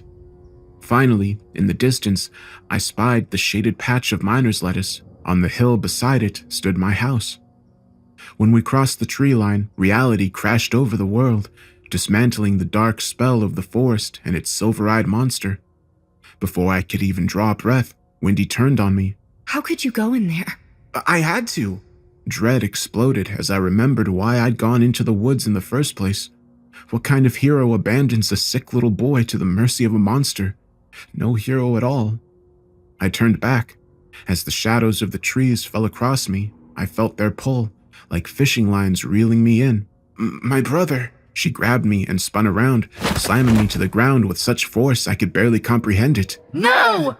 She screamed. I told you! I tried to stand, but my limbs wouldn't obey. I can't let him. I told you there was a monster! But my brother's in there. I couldn't leave him. You didn't leave me. Her face crumpled. She looked uglier than ever. Too ugly to be real. Yes, it's bad to abandon your brothers. She wiped her eyes, pushing up folds of loose, dry skin. I need to show you something.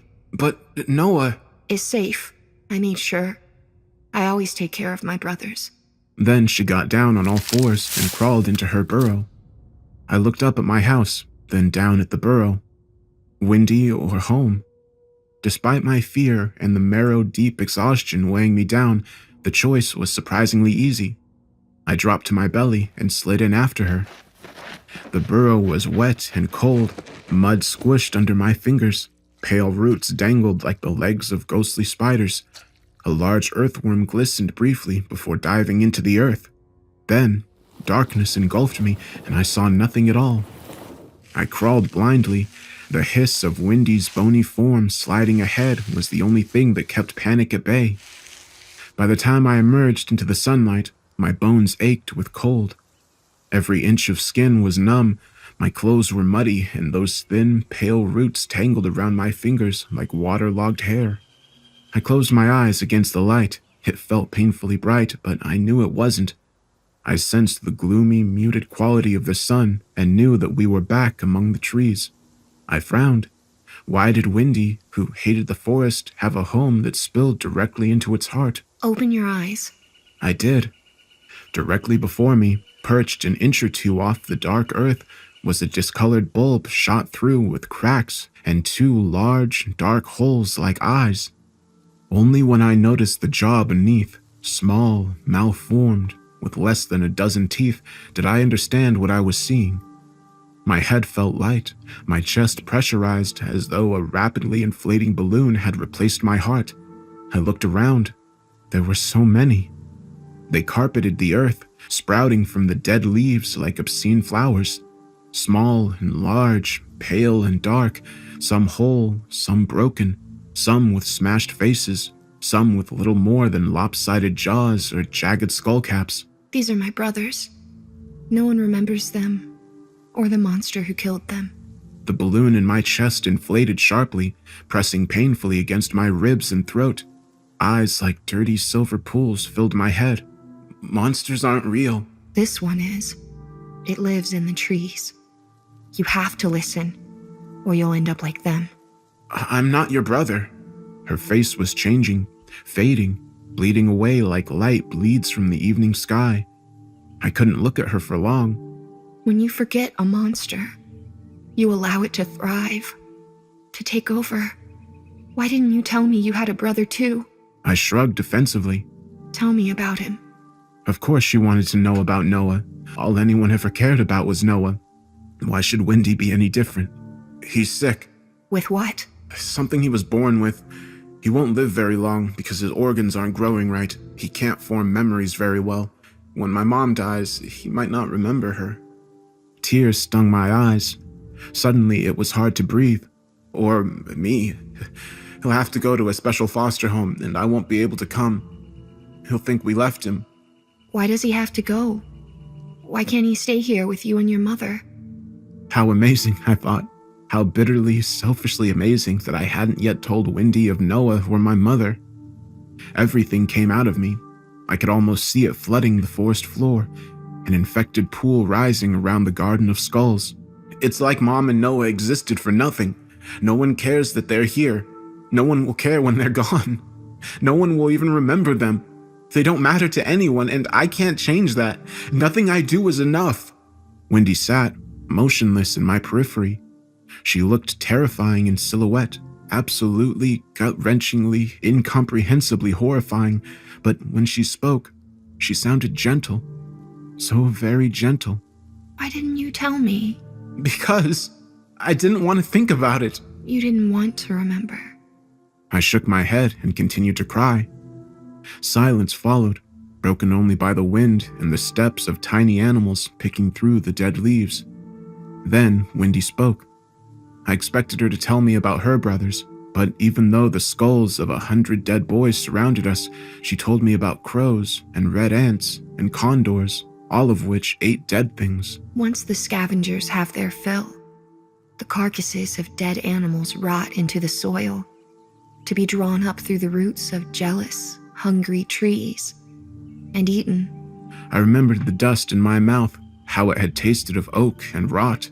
Living things are alive because they eat dead things. Wendy turned her bone pendant over and over in her hands. That is the only way living things can live. She looked up at the sprawling web of branches. Especially the trees. They are more alive than any of us know. I finally looked at her. Her skin was thinner and older than I'd ever seen it. Her eyes looked flat yet endless, with dim cloudy spots under the surface, like dead things drifting under murky water. If you could be like me, would you? Yes, 1,000 years of cold, clear nights filled with bats and deer and laughter would be a dream come true. No worries, no sickness, no future, only magic. What if it meant you had to eat something that was alive? Would you still do it? This is wrong, whispered a small voice in the back of my head. All of it was wrong. Her way with animals, how she made them behave even when their bodies quivered and their eyes rolled. Her cold burrow, her skeletal thinness, her wormy movements, the broken desiccation of her skin and her eyes, her clouded, dead eyes. I shot to my feet. I have to go. I know. I walked as fast as I could without running, shuddering when I passed her burrow. I didn't dare go through it again. The thought of being trapped, of being chased by a skeletal girl monster whose dry body rasped against the walls, nearly sent me into a panic.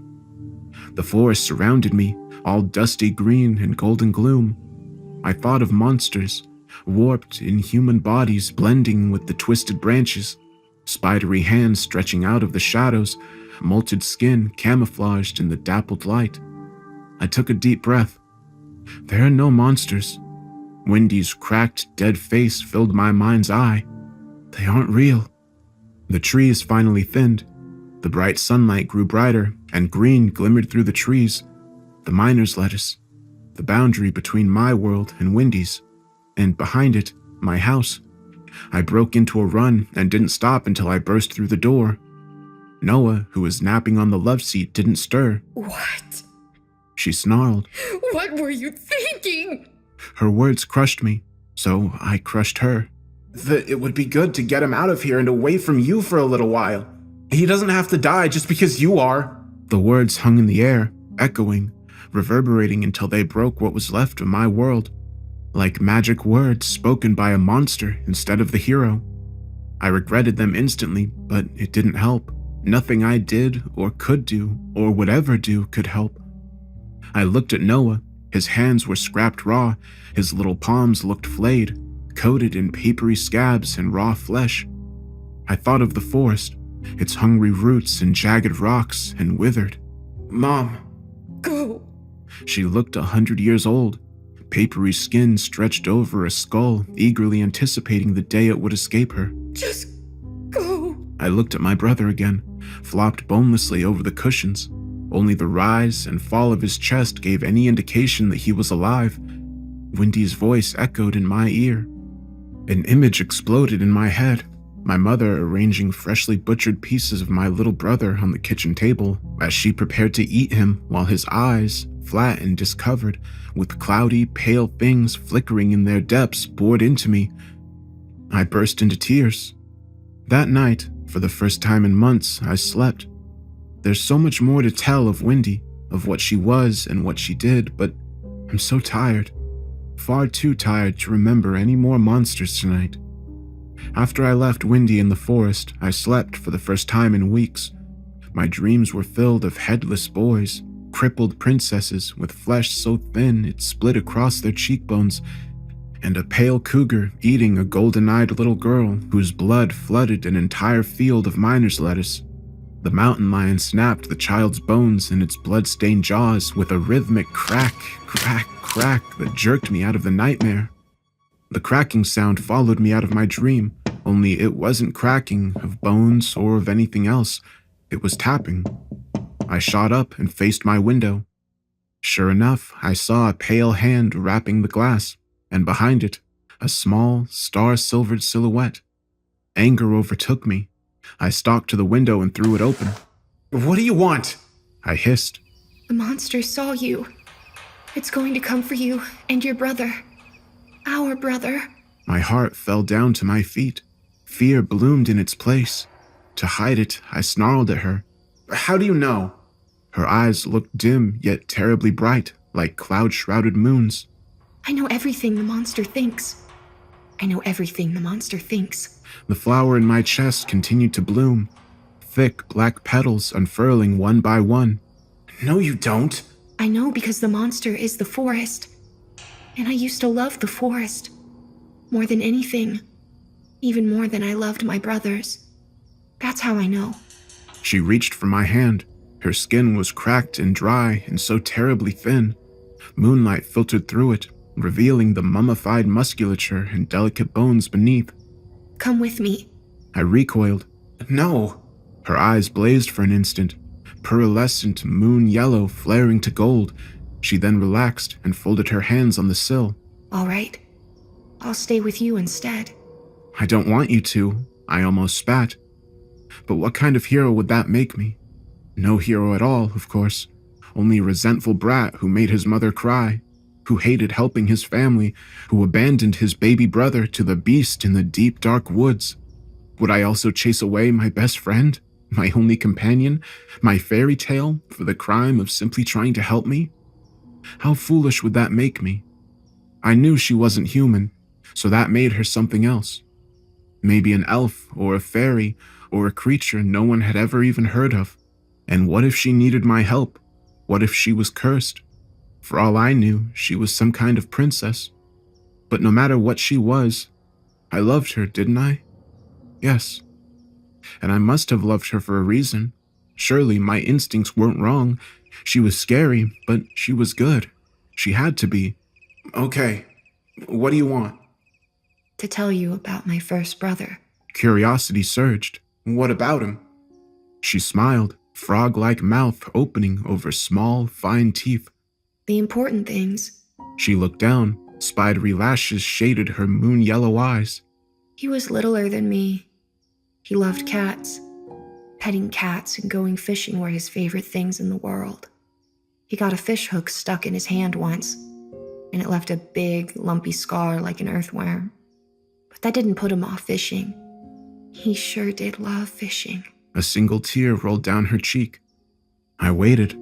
He wanted to build a little house by a river that froze in wintertime and shone like glass. He'd fish in the river every day and cook the fish in his fireplace.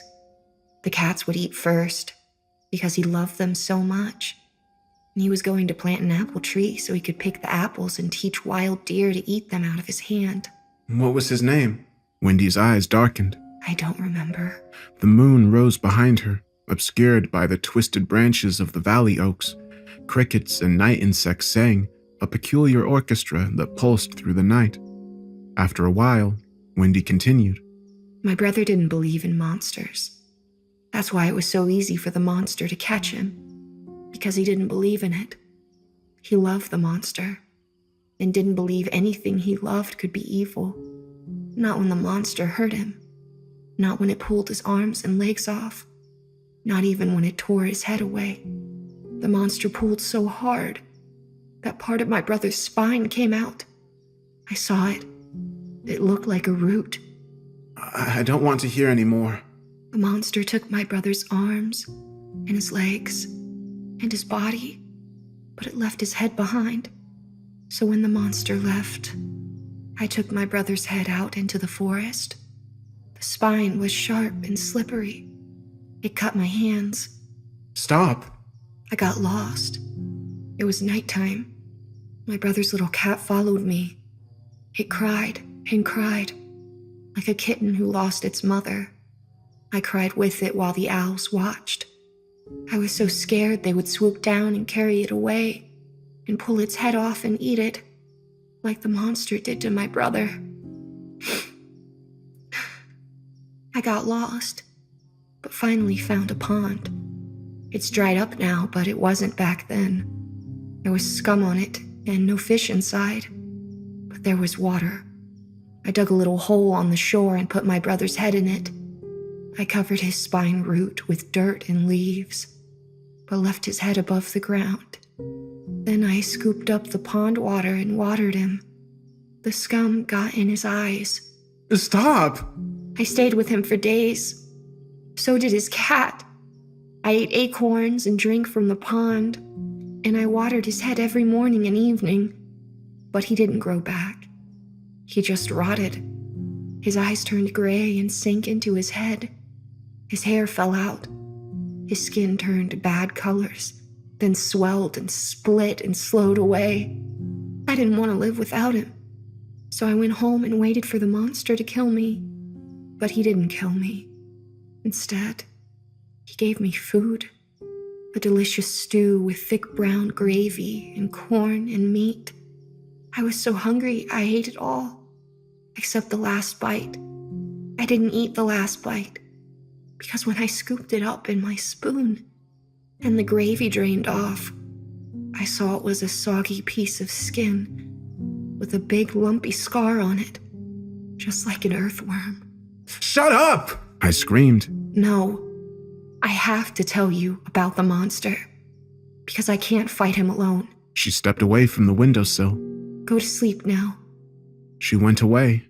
I lay awake and thought of her brother's head rotting away under the silver moon, dead eyes forever locked on a stagnant pond while bugs crawled up his spine root and ate him from the inside out. The next morning, my mother asked me to spend the day with her and Noah. I wanted to, more than anything, but the idea of placing my head, filled as it was with Wendy's nightmares, beside her and Noah made me sick. What if the nightmares sloshed out of my head and into theirs? What if I contaminated them and gave my dying mother bad dreams for the remainder of her painful life? Instead, I stayed in my room with the blinds shut and the curtains drawn, emerging only to cook meals and clean when my mother vomited up her lunch. When night fell, I locked every door, turned on every light, and piled my bed with every blanket I could find. I lay awake, petrified and suffocating, until morning came. Only then did I drift into an exhausted sleep. Wendy didn't come the next night, or the one after that, or even the night after that. I'd just begun to convince myself that she was some kind of bizarre, reoccurring nightmare, a delusion brought on by my inability to cope with my own grief and fear, when a loud tap startled me from a twilight sleep. I curled up immediately and covered my ears. It did nothing to muffle the sound of Wendy's withered fingertips. I gripped my teeth. 1 tap, 2, 3, 4, 5, 6, 10, 20, 35, 51. I finally shot up. Go away! The tapping ceased. I sat there, breathing heavily and waiting for the glass to shatter, for Wendy to crawl in like a giant broken spider and pull my head off before I could even scream. I had read that heads were conscious for up to 5 minutes following decapitation. Would I be conscious? What would it be like to scream without a body? Then her ragged voice emanated from the corner. Why are you so mean to me now? I reared back up as her bony shadow unfolded from the shadows. It took several seconds to draw enough breath to speak. How did she get in here? Through the trees. She stayed in the corner, as indistinct as the pale things floating in her eyes. There aren't trees in here. Trees grow under your house. Little ones, sick and small and fighting with mushrooms. But they're there. They're enough. Why are you here? To my immense shame, my voice thickened and broke. I am no hero, I thought miserably. No hero at all. You scare me. The monster should scare you. She drifted out of the shadows and halted at the foot of my bed. I'll tell you about him soon. But first, I'm going to tell you about my second brother. I covered my ears and began to hum. She struck like a viper, smacking my hands away. Her skin was extraordinarily hot. I yelped and flinched. He was older than me. How could your second brother be older than your first brother? I snapped, rubbing my hands as blisters began to rise. He was an orphan who lived in the forest by himself. He didn't believe in monsters either. He loved everything. No matter what happened to him, he saw the best in the world. He taught me to climb the oaks and cut the mistletoe away. He loved to be in the trees, and I loved to be there with him. We would climb the oaks and stay in the branches all night, singing to the bats and watching the moon. He taught me about chamomile tea and acorn paste and bobcats and coyotes. He made friends with raccoons and gave them presents, shiny bits of metal that he sanded smooth so the raccoons wouldn't cut their hands. He made friends with the crows, too. He fed them, even when he was starving. Skin, meat, bones. They loved bones the best. When he taught them to speak, the first word they learned was bone. They knew how to count to 9. They knew hello, and yes, and no, and please. They even knew his name. Her eyes flashed cold, dull yellow. But I don't. Not anymore. I don't remember it. I realized I wasn't breathing and took the deepest, quietest breath I could manage. My oldest brother said monsters aren't real. Monsters are evil, he told me. The timbre of her voice became deep and fast and silly, the voice of a sweet fool. I could almost see him, tall and painfully thin, with dirty hair and an earnest, homely face. Nobody's really evil, Wendy. Sometimes they're scared or stupid or confused or hurt. Sometimes I guess they're bad. But no one is evil. So no one can be a monster. Her voice broke. She uttered a soft sob and angrily wiped her murky eyes. I thought of the forest, of the preternatural silence and those molten eyes burning in the gloom. Monsters didn't exist. I knew that, but that thing did. And if it wasn't a monster, what was it? The monster didn't want to be called scared or stupid or confused or hurt. It wanted to be powerful. And it was. To prove it, the monster slaughtered all of my brother's friends. The crows, the raccoons, the woodpeckers, and the squirrels. It brought them to my brother, fur and feathers and all. My brother screamed. I've never heard such a scream. It should have split the world apart. Then the monster broke my brother's arms and legs and threw him in the well and left him there for days. My poor brother begged for food. The monster ignored him until one morning it grabbed one of my brother's dead friends, a little raccoon with maggots in its eyes. It threw the raccoon down to my brother. My brother pounced on it like a starving rat. And he screamed again. The monster laughed and threw all the animals into the well. Some of them hit the stones and split in half. Others exploded when they hit the bottom. My brother lay there, broken and dying, screaming as the corpses of things he loved best buried him in fur and wet, stinking rot. I saw it all. The smell is still in my mouth. It hides under my tongue and clings inside my nose and fills my lungs, reminding me, always reminding me. I waited, both hands over my mouth, because I was afraid of what would come out. Useless words, childish sobs, endless screams, or laughter. The monster left my brother to rot in the well. I went to him one night. It was the kind of night my brother liked most. Clear and cold, full of bats and bright with moonlight. The smell. Oh, the smell.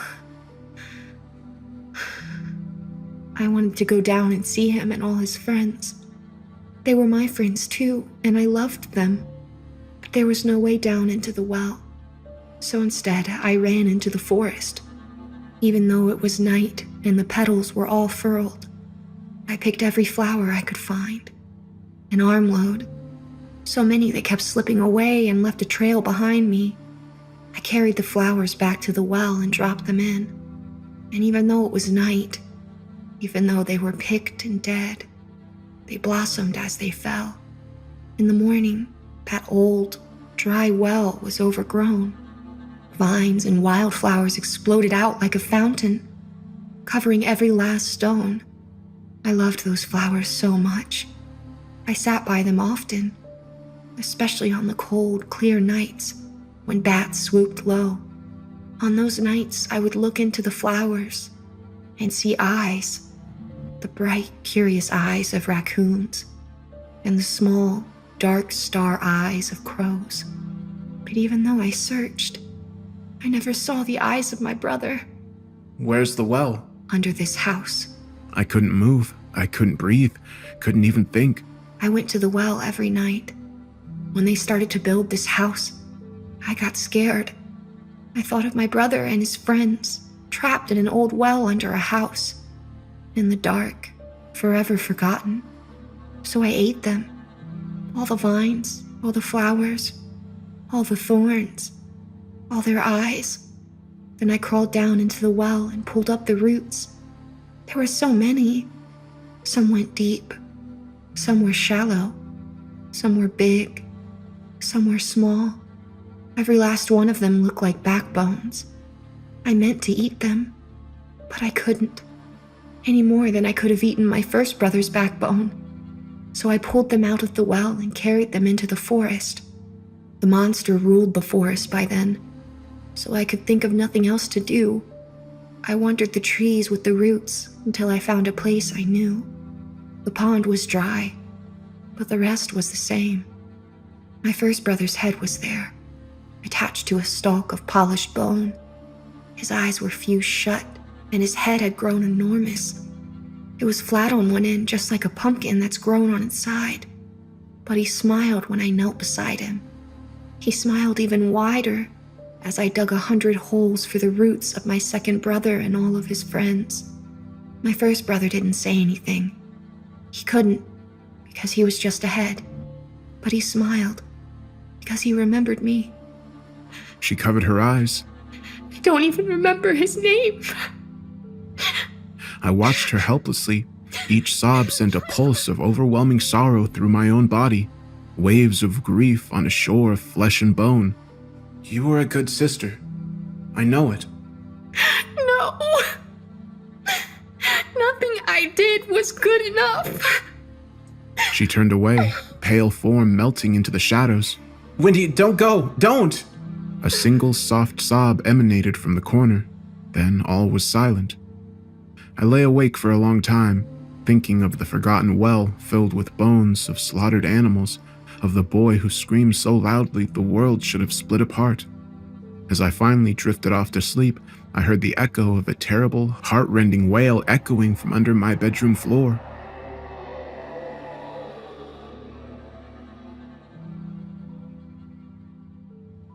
The next morning, I ventured out and searched for Wendy. When I couldn't find her, I retreated to the patch of miner's lettuce and waited for hours. In the distance, the forest drew my eyes like a magnet, a smear of gold and green, magical, monstrous. At some point, I thought I saw bright eyes burning through the trees. I swallowed the lump in my throat and went home. 8 nights later, I'd given up. Reality had already swept Wendy half away. My mother was sicker, closer to death than ever. Noah must have sensed it. He was so wild, his behavior barely qualified as human, and it took everything I had to handle him. It wasn't enough, though. Even hours past dark, he regularly burst into miserable, screeching wailing. Though it kept me awake, I was happy that I didn't have to deal with it. That was one good thing about my mother's lavishing of all her attention on him. At least I didn't have to soothe his night terrors. I stayed up, listening in case she needed help, but everything remained quiet. After a while, I drifted. A familiar tapping roused me.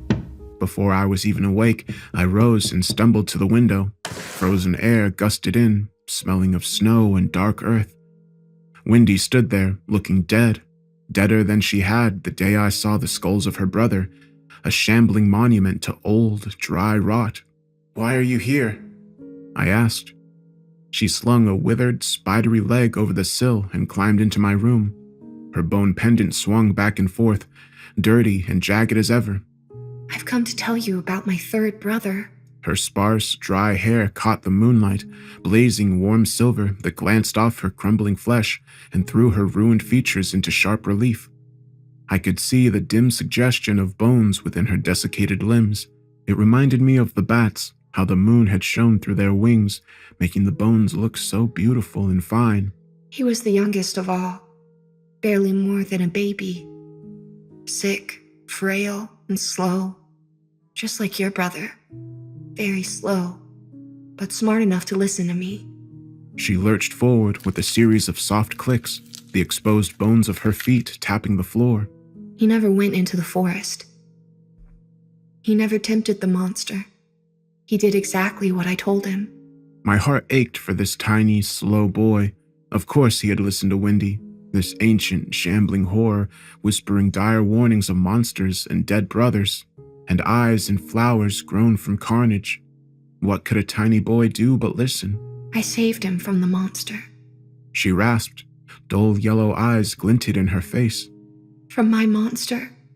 But my brother had his own monster. His monster tried to starve him. So I fed him. Berries, acorn paste. He didn't like it, but he was so hungry that he ate it anyway. Chamomile tea, roasted mice. But when my brother didn't die, his monster dashed his head against the wall and hid him under the house. He was cold when I found him. Cold and dead, brains leaking from his broken head. I couldn't leave him there. Not by the well. Not forgotten in the dark until the end of time. So I ate him. I opened my mouth, like this. Her jaw clicked and stretched a contortion I could barely comprehend. I covered my eyes.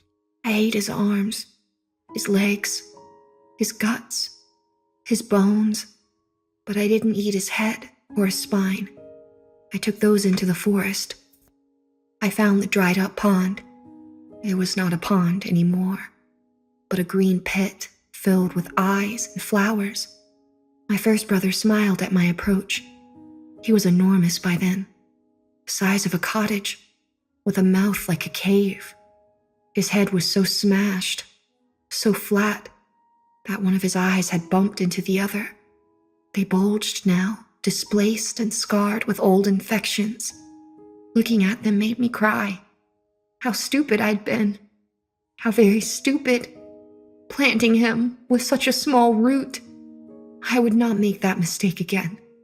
I planted my third brother in a deep hole with his entire spine so that he might grow properly, big and strong, with a healthy body and a mouth that could speak. Instead of filling the hole with earth, I vomited up his body, the skin, the muscle, the bones. I packed a layer of dirt over it and kissed his ruined head. Did he grow? Yes. Didn't you see him? I thought of the skulls. So many boys, so many tragedies, all of them forgotten. I began to cry. She came closer. I steeled myself for a mummified horror, but no, it was only Wendy. Dear, wrinkly, lovely Wendy.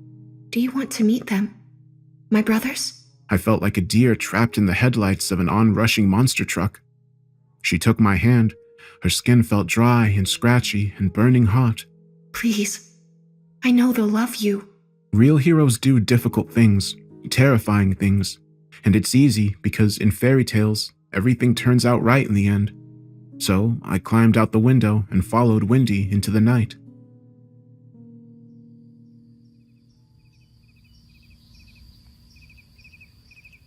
Owls watched as we trekked through the yard.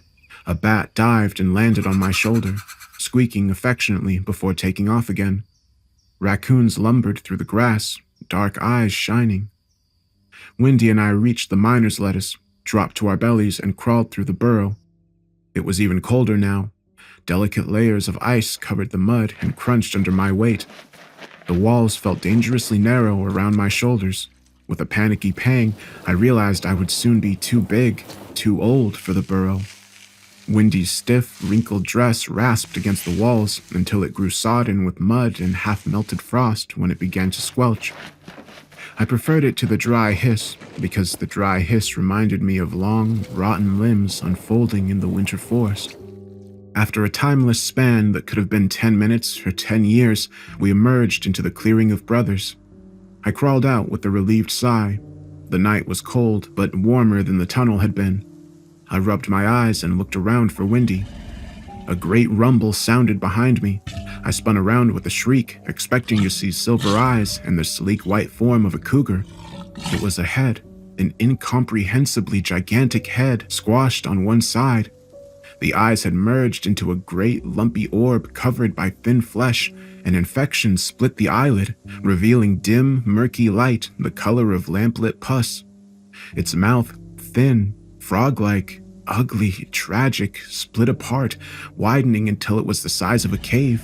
A thin, moon-pale form slid down the side, whooping happily, and hit the ground in a puff of dead leaves and dirt. Wendy, of course. She stood up, dusting herself off, and spread her arms. Meet my brothers. There were so many. Heads mostly, but bodies too, in varying states of wholeness. Some were little more than face and throat. Some had their shoulders, some had entire torsos, and some had arms, all sprouting from the leaf-strewn earth. Many looked rotten, a few fleshless, and one had a twisted spine, a strongly muscled torso, and a small head that had been smashed in. Nevertheless, his eyes shone with joy. Those that did not have eyes had wet sockets that glistened and cracked lips that opened in wide, happy smiles. Their heads twisted excitedly, jaws clicked. Behind them, in a great pit exploding with vines and flowers, I saw something else, long and horrifically thin, covered in what looked like 1,000 eyes. They're always happy to see me, Wendy said happily. I love them so much. Dread and horror were eating me alive. How are they living? Wendy's face fell. Because I feed them things that are alive. I don't want to, but I have to. I feed them the mice, the squirrels, the birds, and the animals that live in the forest. It's all right, because those things are all part of the forest, and the forest is the monster. It isn't enough to grow them, especially not now, since I have no more pond to water them with. But it keeps them alive, and one day, when the monster is finally dead, I'll cut him up and feed a piece to each of them, and that will make them all whole again. Her brothers sent up what cheers they could, from the rumbling roar of the great head to the chattering of baby teeth and fleshless tiny jaws. How many brothers did you have, Wendy? I don't remember, but they're all here now. I looked around the clearing, tears stinging my eyes. There were so many, so very, very many. Did the monster kill them all? Not all. I killed some. Sometimes to feed my other brothers, but only if they weren't going to be alive for long anyway. And then I planted them here, so they wouldn't really die. Sometimes I killed them to keep them from being swallowed up into the hungry trees and becoming the monster. Their chatter grew louder, swelling into a deafening crescendo. Now sit down and listen, because I'm going to tell you about the monster now. All at once, her brothers fell silent. I felt their eyes, the bright ones, the rotten ones, the gray, decayed, jellied ones, the empty sockets, all fixed on me. I wanted to run, but if a hero is to succeed, he must learn everything he can, even from someone who might be a monster. So I lowered myself to the ground. Starlight streamed through the trees, bathing me in a net of shadow and dim silver. Wendy sat too, folding to the ground like a monstrous insect. He was my father. I watched, paralyzed, as a single tear slid from the infected slit in the eye of the great head. Everyone knew what my father was, but they didn't care because he was powerful. Too powerful for anything but awe and adoration. So they let him do what he wanted, even to me and my brother. They did not care about us because we were not powerful. We were only tainted, blood of the monster, but with none of the monster's power. But they were wrong. I was tainted, yes, but my brother wasn't. He was good. He was perfect. I did everything I could to protect him, but it wasn't enough. It's never enough. You did everything you could. My words sounded like dead leaves stirring. That was enough. While I was away at the pond, planting my brother's spine in the earth, my father cleaned his carcass and polished his bones. After I ate the stew, he grabbed my brother's rib and stabbed me. It slid all the way through me and came out the other end.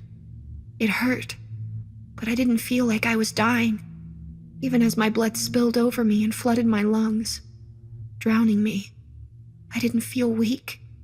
I felt strong. I hid my face as shudder after shudder crawled down my spine.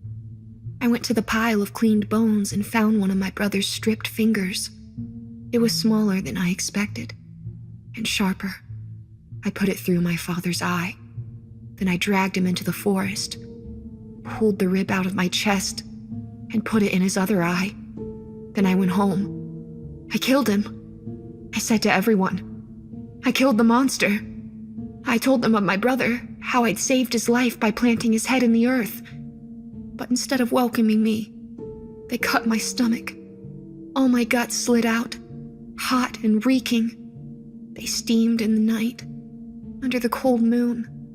Then the people dragged me to the forest, leaving me in the snow to die. I put my hands inside my stomach, where my guts had been, to keep them warm. But it didn't keep them warm, not even a little.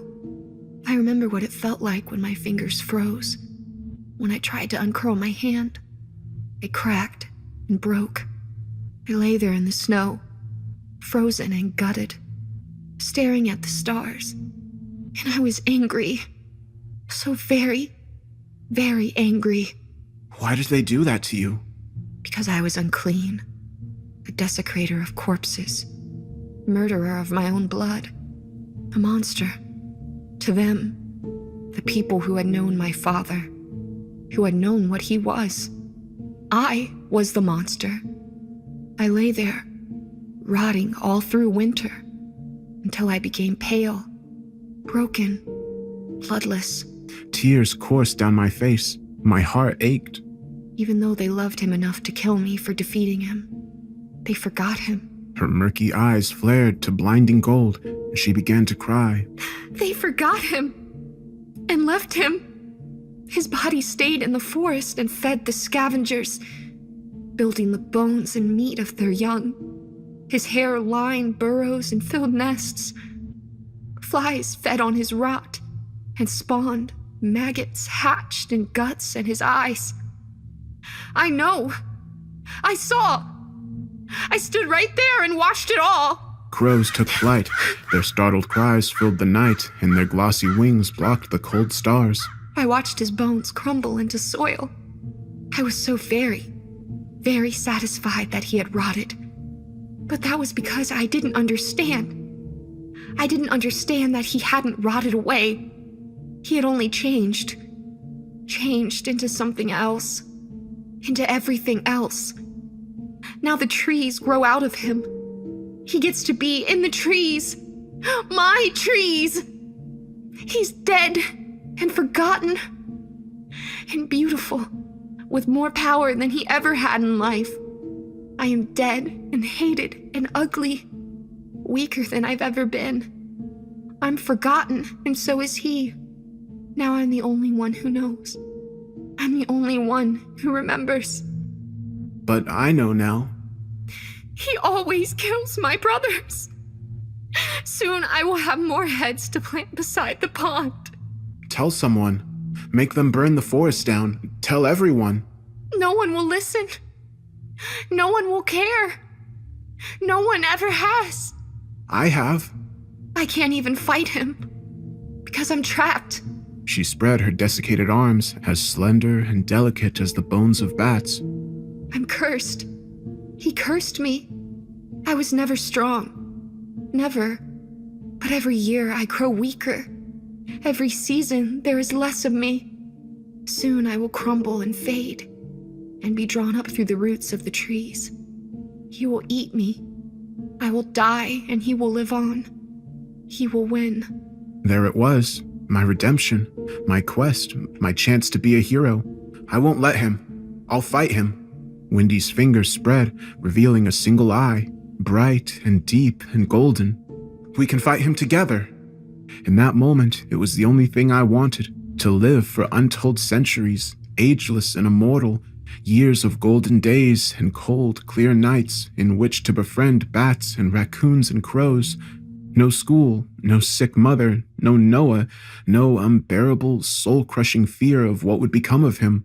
No more fear of days and nights and seasons and years, of an entire lifetime without the people I loved most. Instead, I would have untold lifetimes with new people to love at every turn. People I could help, people I could save, people I could be a hero for. I could finally be enough. No. Haven't you been listening? To be with me. To be like me. You have to eat. She told me miserably. You have to eat something. Alive. My stomach churned, but I grit my teeth and resolved to do it. Because a hero always does what needs to be done. I would eat birds, bats, coyotes, mice, worms, owls, beetles, or anything else because I had to. And I didn't even have to be sad, because all of those things were part of the forest, which meant they were part of the monster. I will. I'll eat anything. You don't have to eat anything. Just one thing. What? She wiped her eyes. When the monster fed my brother to me, it cursed us both and bound us. No one can fight with me unless they're bound to me. How can I do that? I can't tell you. Not unless you promise to do it first. You have to promise, no matter what. It's the only way I can tell you. It's the only way to break the curse. The only way to help me. I promise. Whatever it takes to help you, I promise I'll do it. She finally lowered her hands. Her eyes were so bright, so golden, molten and full of tears. Promise me. I promise. I repeated. How do I do it? By feeding yourself to us. I frowned, sure I'd misheard. What do you mean? Wendy grabbed my hand and pulled me across the clearing to the tall, grass-choked pit that had been a pond so long ago and pointed. I looked carefully, frowning. Shadows, thick and impenetrable, but some of the shadows looked thicker than others. Substantial somehow. As I watched, the darkness coalesced, solidifying into something I recognized. Someone. Noah was in the pit, sleeping fitfully. His breathing was irregular and wet, as if he'd been crying. I felt like my heart stopped. Why is he here, Wendy? I'm keeping him safe. I told you.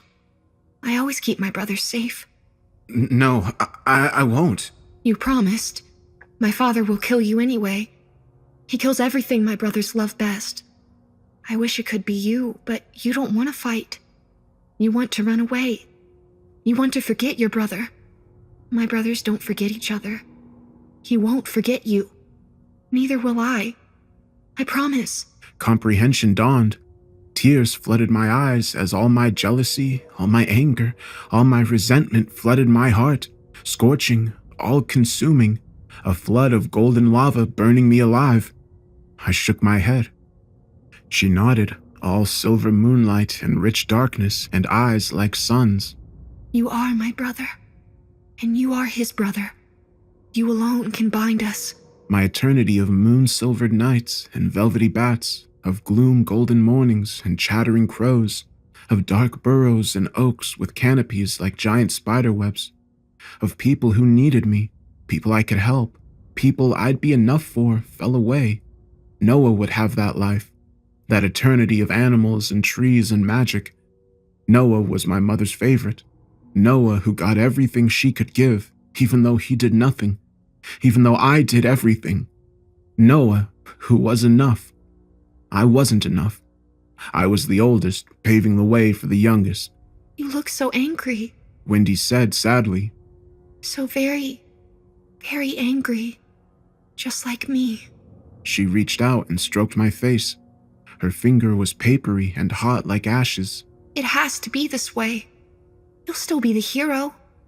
You'll die to make sure we can kill the monster. And then you'll rest. No sadness to drown you. No hate to eat you. No future to frighten you. Only a long, dark wait. But it won't last forever. Because I'll follow one day. After I've taught our brother everything he needs to know. And we'll be together. Maybe we'll come back here again. But for joy. Not for anger. We won't have to be angry.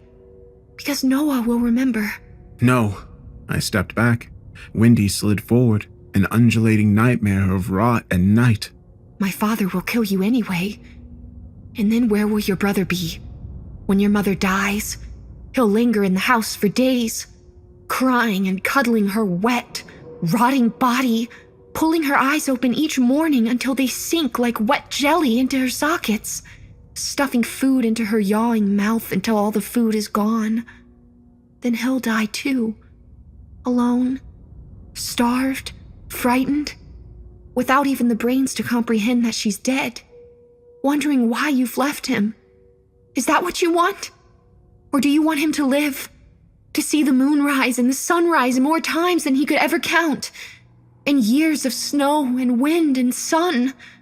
Do you want him to climb the trees and sing to the moon? To befriend the bats and speak the language of the crows? I want that! The words echoed, rolling back at me like dying waves. I want that. I want that. I. Wendy's golden eyes burned. I know. She looked down at Noah, sleeping peacefully in her dead arms. But there's only one way. Tears streamed down my face. The wind gusted, stinging my raw cheeks. If you won't do it, then he has to. And he could. You're not wrong. He could bind us. Then you will have everything you want. I felt like I'd been hit by a train. I stared up at her, praying I'd misunderstood as her eyes blazed, pits of golden fire. And his life will have meant something. You're the monster, Wendy. The pain in her face, the grief and rage cut me to the core. The pain twisted her into something else, and her face split apart, bearing teeth, some broken, some perfect, all overgrown and sharp like the fangs of a mountain lion. Monsters eat for eating's sake. I eat to live. I live to remember so that one day I can kill the monster forever. What would you eat for?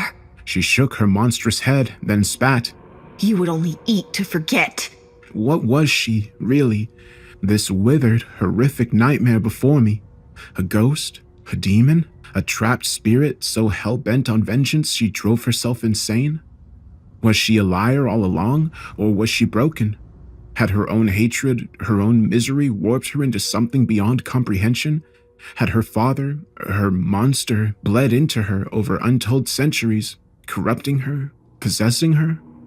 Was she old and lonely and sick and just too hurt, too angry, too sad to die? Or was she right? I was so weak. A child. Broken and helpless. All I had was love. When that monster took that from me, all I had was anger. until I found love again. When he took that, my anger grew. Again and again. 10 times, 100 times, 1,000 times.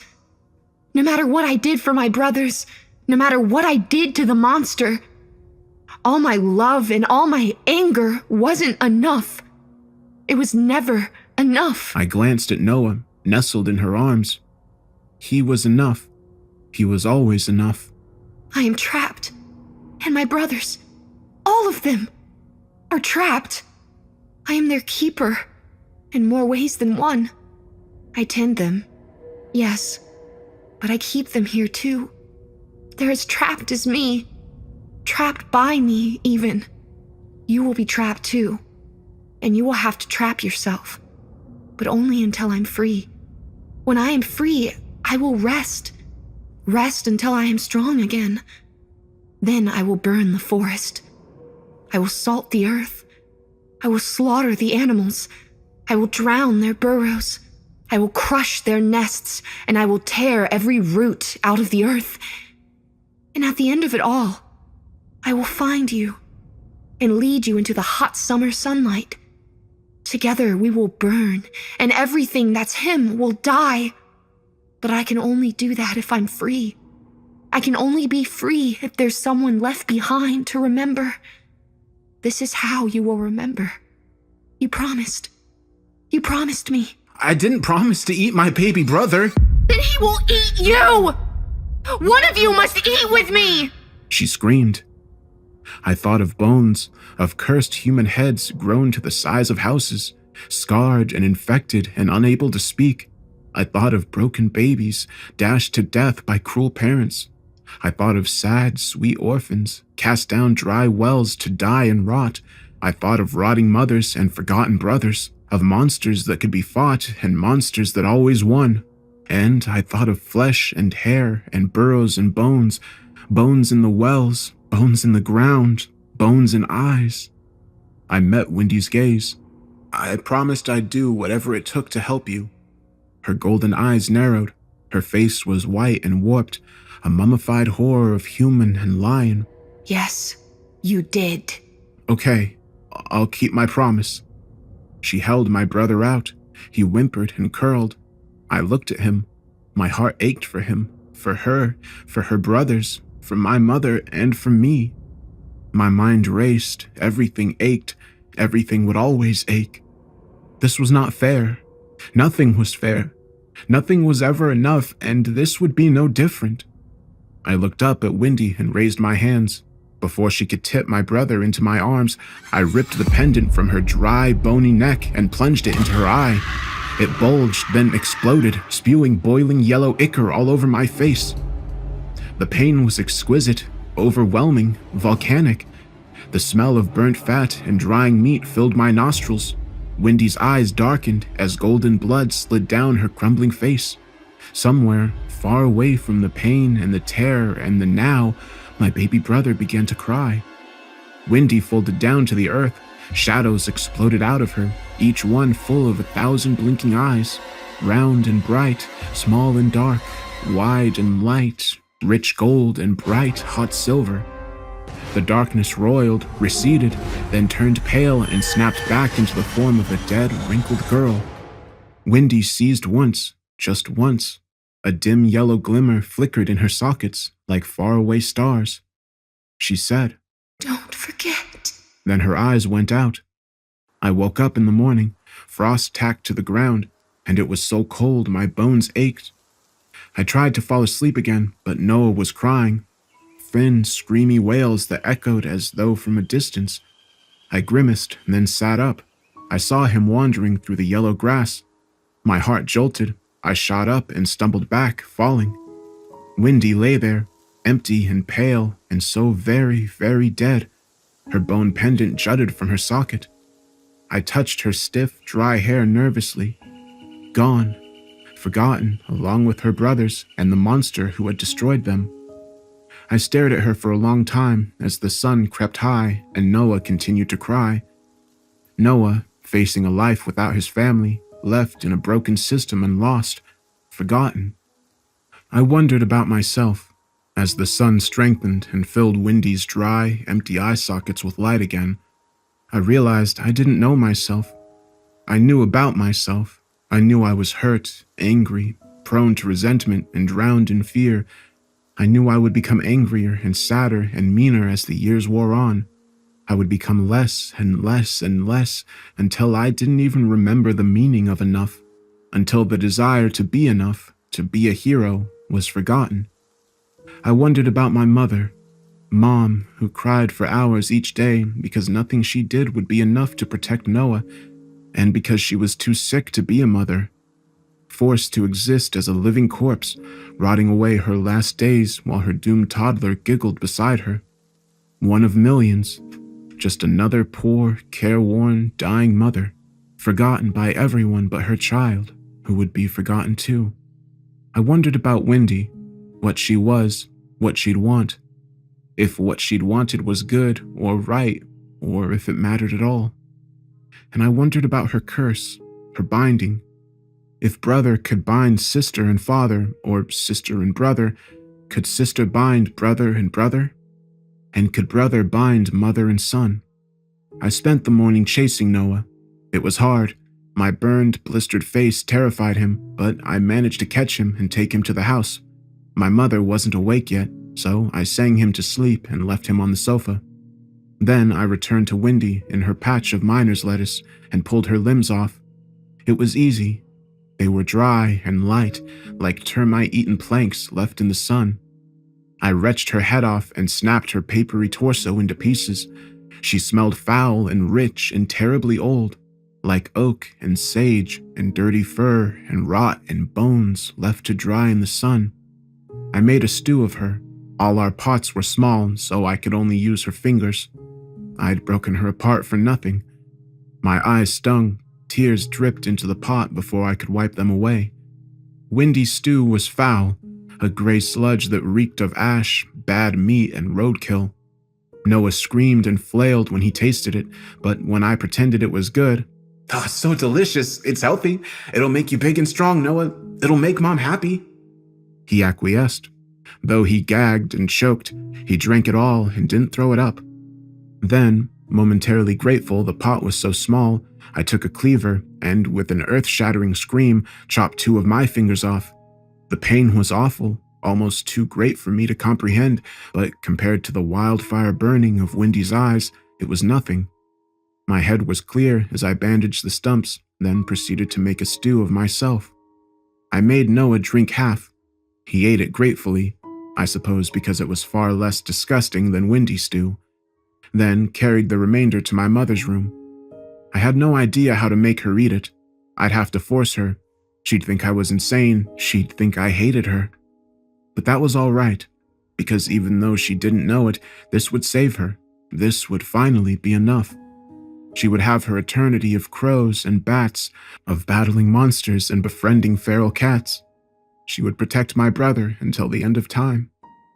I pushed open her door. Odor erupted like a jack-in-the-box, bile and blood, vomit and urine and feces. I set the bowl on the floor and tried to shake her awake. She was thin, a fresh-covered skeleton with bones as fine as bat wings, and cold as Wendy was warm. The room tilted. Sunlight bled through the curtains, murky and golden. I tried to pick her up. My fingers sank into cold, congealed vomit, and I let go. Her face was dark and purple where she'd lain on her side. Her lips, nose, and eyes were flattened, just like a pumpkin that had grown on its side. I wrapped my arms around her and snuggled down beside her. Blood and shit smeared my clothes, my arms, my face. I didn't care. I only hurt. When Noah finally wandered in, wailing and crying so hard he was gagging, I came to my senses and forced him out. Then I picked up the bowl of finger stew and dribbled it into my mother's mouth. It came right back out again, so I propped her up and tilted her head back, shuddering when another cloud of stench burst out at me. I poured the soup in carefully, watching as mouthful after mouthful drained as slowly as a clogged bathtub. The meat would not go down, so I reached in. The inside of her mouth was cold, slimy, and puffy. The sensation made me gag, but I pushed until every speck of meat and bone had disappeared down her throat. Then I closed her mouth and laid her back, pulling the soiled blankets to her chin. I leaned in and kissed her forehead. A faint taste came away on my lips, something that reminded me of ashes, dirty fur, sage, and cold, clear nights. Then I left her room and closed the door behind me. I sang Noah to sleep in his own room, then went back to the miner's lettuce with a garbage bag. It was unceremonious, but I intended to gather Wendy's remains and drag them to the other end of her burrow.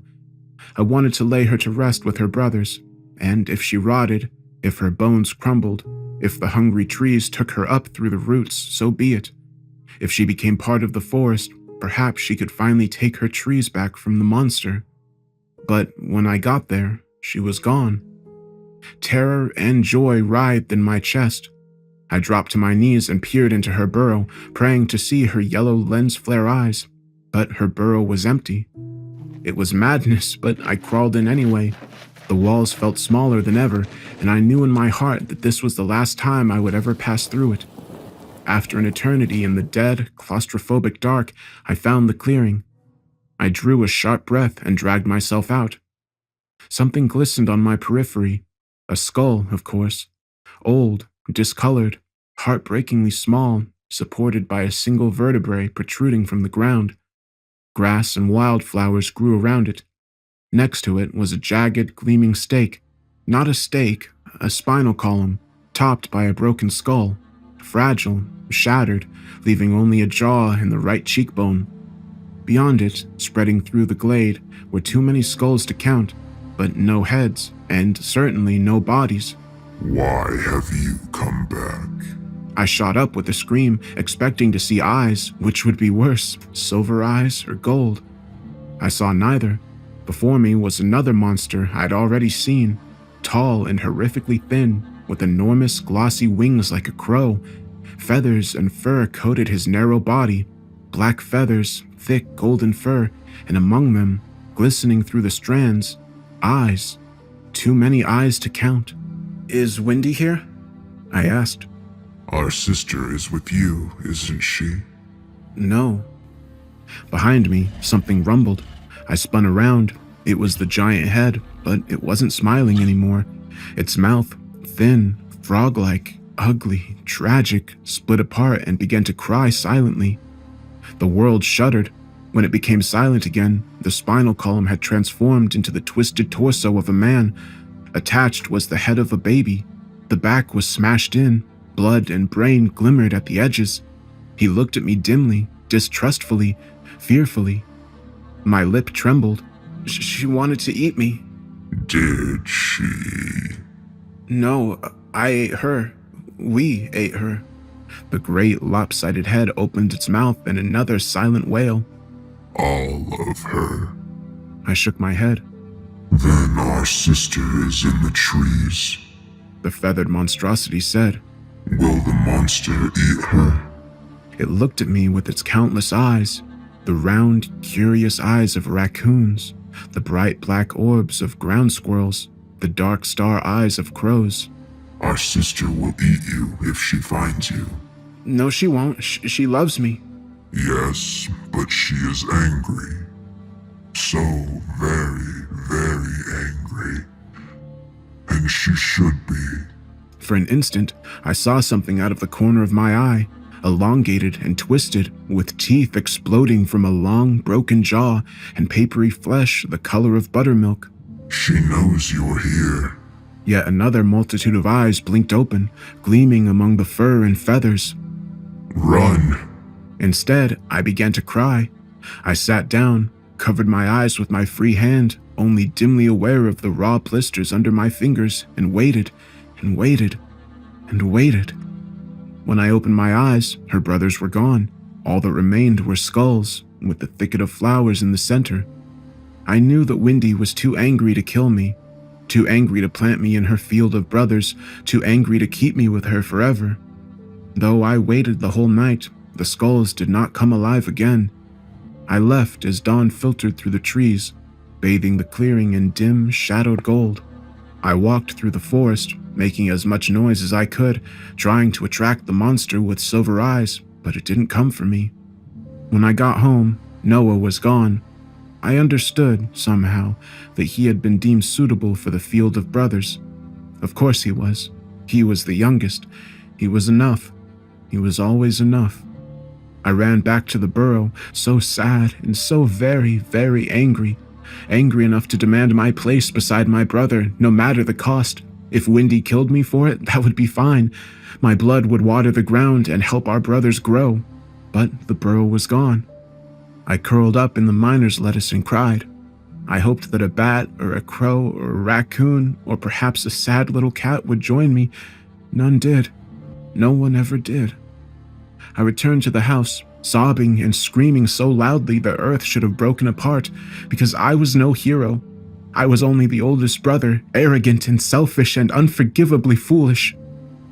The door to my mother's bedroom was open.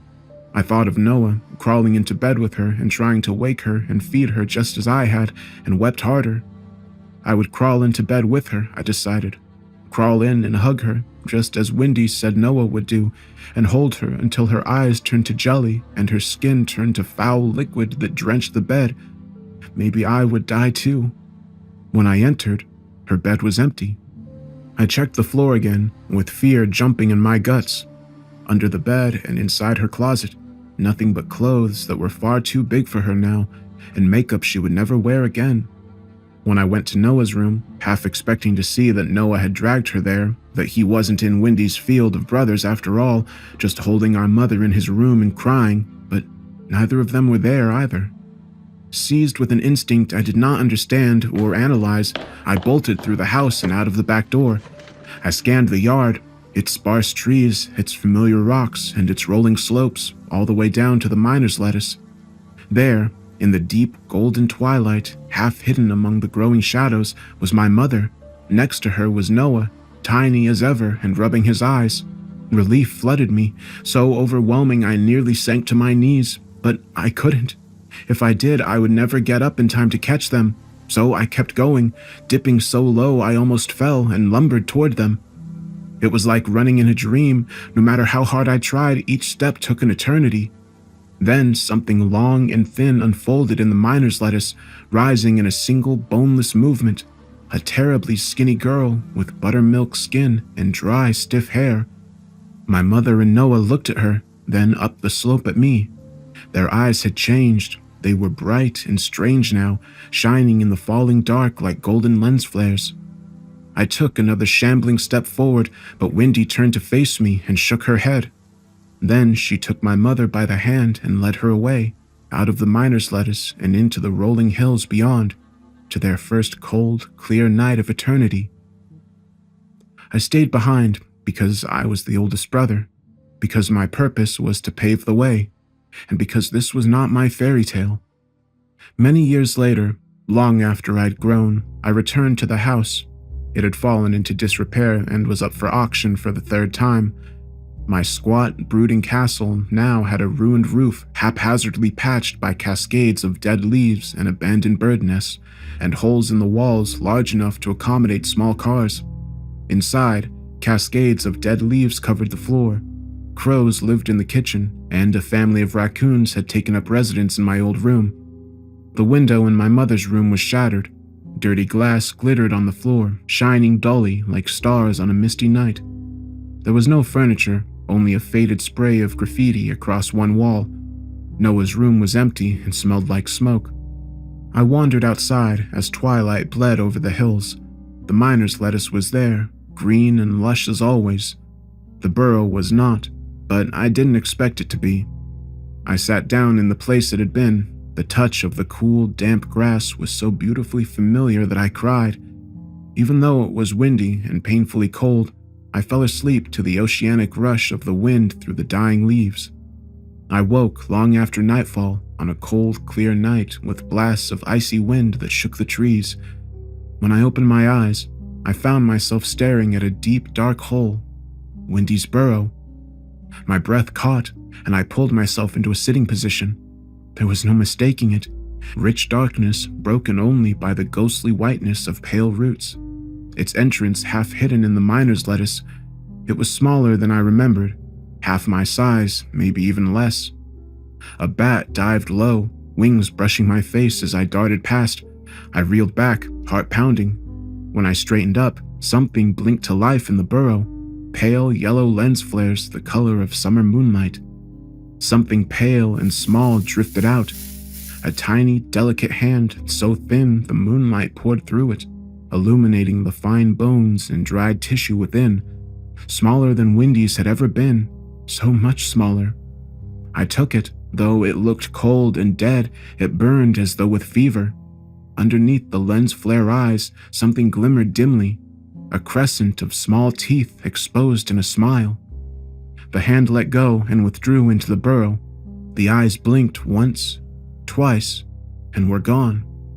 Aching deeply, wanting to laugh and scream and burst into tears all at the same time, I laid down again and slept. Once upon a time, I was a sad, angry boy who loved fairy tales. Now, I'm a sad, tired man who can no longer bear to read them, but I remember them. When I touch my face and feel my scarred cheeks, I remember. When I wake with the taste of boiled ashes on my tongue, I remember. When I think of my mother's cold, bird-thin body in my arms, I remember. When I see Noah's face in my mind's eye and recall the fear I had for him, fear so deep and crushing that I pretended it was hate, I remember. When I look in the mirror and catch a hint of murky gold in my eyes, I remember.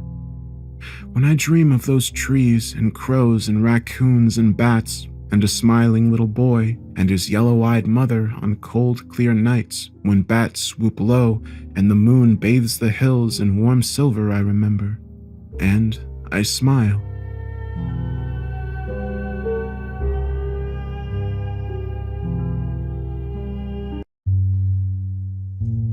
I wasn't smart when I was born. In fact, I was a cripple and simpleton. I couldn't walk, so I dragged myself around the forest floor, never straying far from my mother's presence. I felt at the time she never cared much for my siblings and I, mostly letting us fend for ourselves, but I realize now she kept a careful eye on us.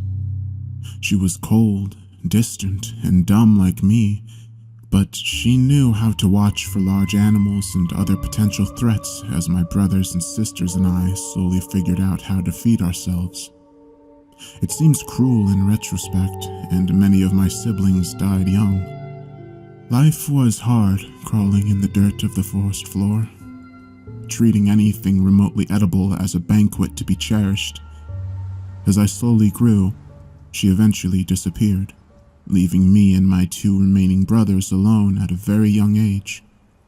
They both perished shortly after, but somehow I managed to survive against all odds, crawling in the mud and struggling against my disability, finding food and shelter anywhere I could. I slowly learned how to use my disabilities to my advantage, setting ambushes and traps for small game. But I was still fundamentally an idiot, and no matter how clever I thought I was back then, failure was common, and life continued to be difficult. Surviving in the jungle while mentally disabled and handicapped was mostly a factor of sheer luck, though at the time I thought myself to be quite adept.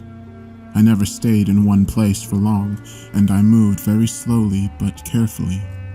My diet consisted of anything I could find laying around which was edible, mostly small animals I could catch, but I could go hungry for very long periods of time. Eventually, I stumbled on a small stream with an even smaller cave nearby.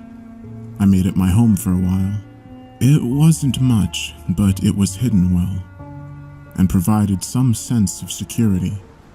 I would drag myself out to the stream and bask in the warm tropical sun at times, take naps under the trees, and eat as often as I could manage.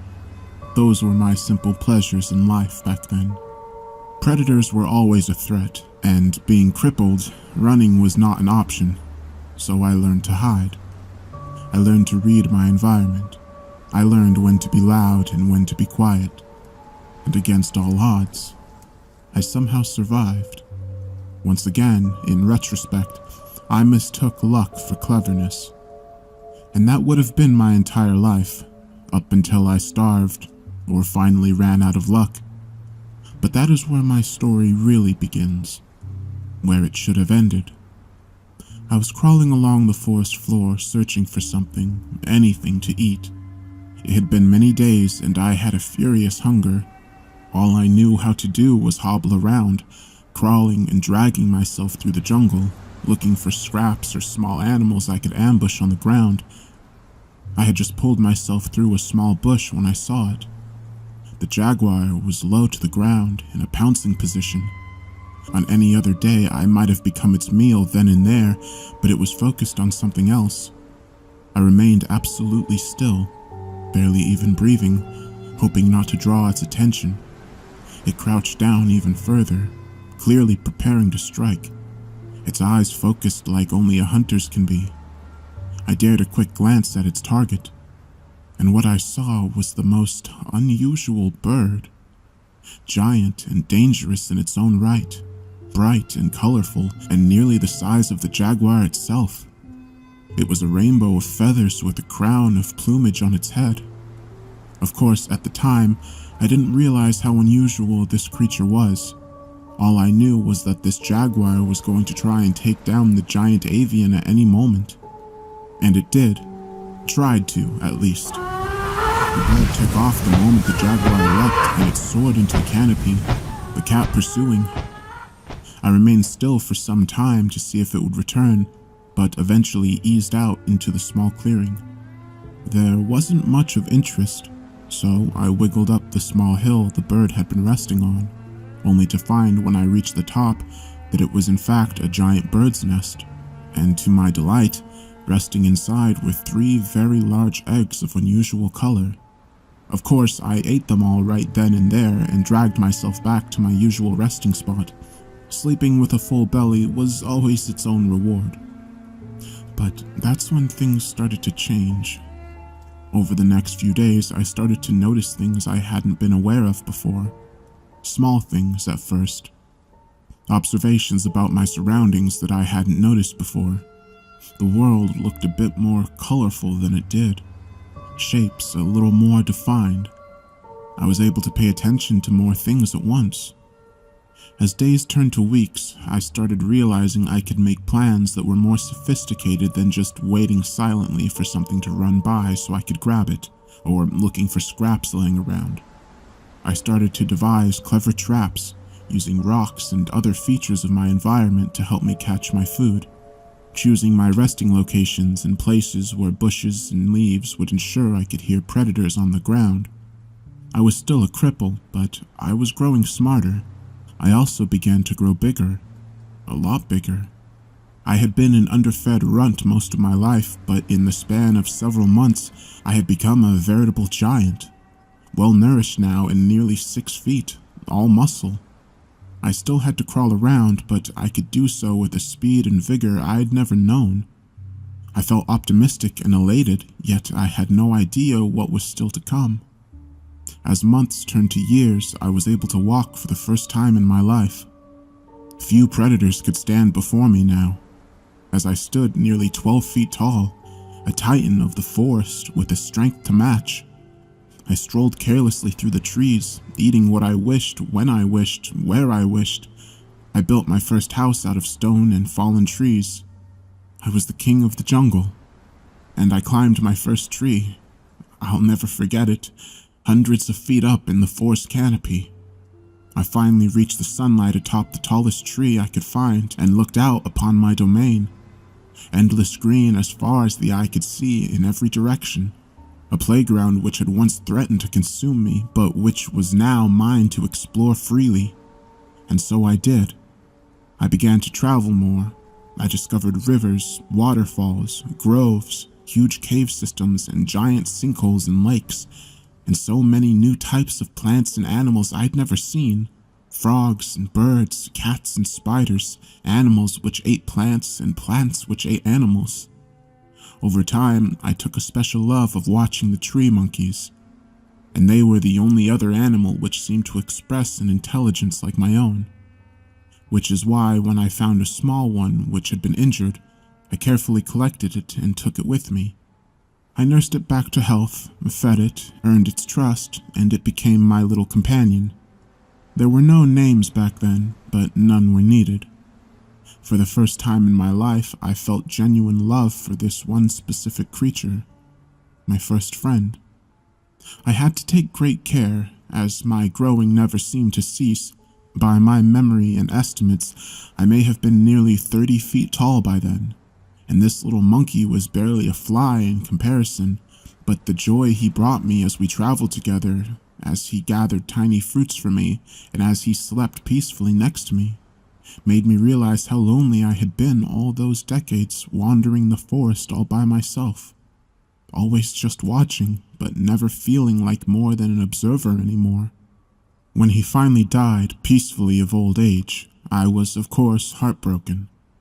I knew it was coming. I had seen how he slowly weakened and deteriorated, while I seemed to defy the years and continue to grow. Time shifted the world around me. Landscapes slowly changed, rivers altered, animals came and went. After he died, I retreated back to a more observational phase of my life again, mostly wandering the forest and indulging in the sights and sounds around me. I don't know how long I spent like that before they found me. Other monkeys, but these ones were even more like me. They were extremely clever. They made noises at each other in rapid and consistent manners. They used tools like me, maybe even more clever than the ones I had devised. And of course, they were terrified of me. I was a giant, towering over them, looming nearly as tall as the trees. I mostly left them alone, but would sometimes go and watch over them. They built strange houses out of sticks and leaves, not too dissimilar to the ones I had built out of rocks before I no longer had the need for such a thing. They even appeared to be able to wield fire, and lit up the night in ways that I'd only seen from the thunder of an angry sky. As time went on, more and more of them would come and visit me, and I slowly gained their trust, even if their caution and fear never fully passed. I learned over time what their noises meant, and after some effort on my part, we were able to communicate quite well. They would often come to me and ask questions about the area, good hunting grounds, water sources, places to make a new village. After all, I had been almost everywhere. One day, some of them started leaving strange carvings in stone around where I slept. I asked one of them about the artifacts, a youngling who had come to ask for my help removing a mighty tree which threatened to fall on his hut. He told me that they were left as offerings, so that I might bless them with good fortune. He told me how their lives are hard and short, and then told me that a god such as myself could surely make their lives better. That was the first time I had encountered the concept of a god. I had taken a liking to these little ones, so I had already been aiding them with my knowledge whenever they would ask for it, but he was right. I could do more, much more.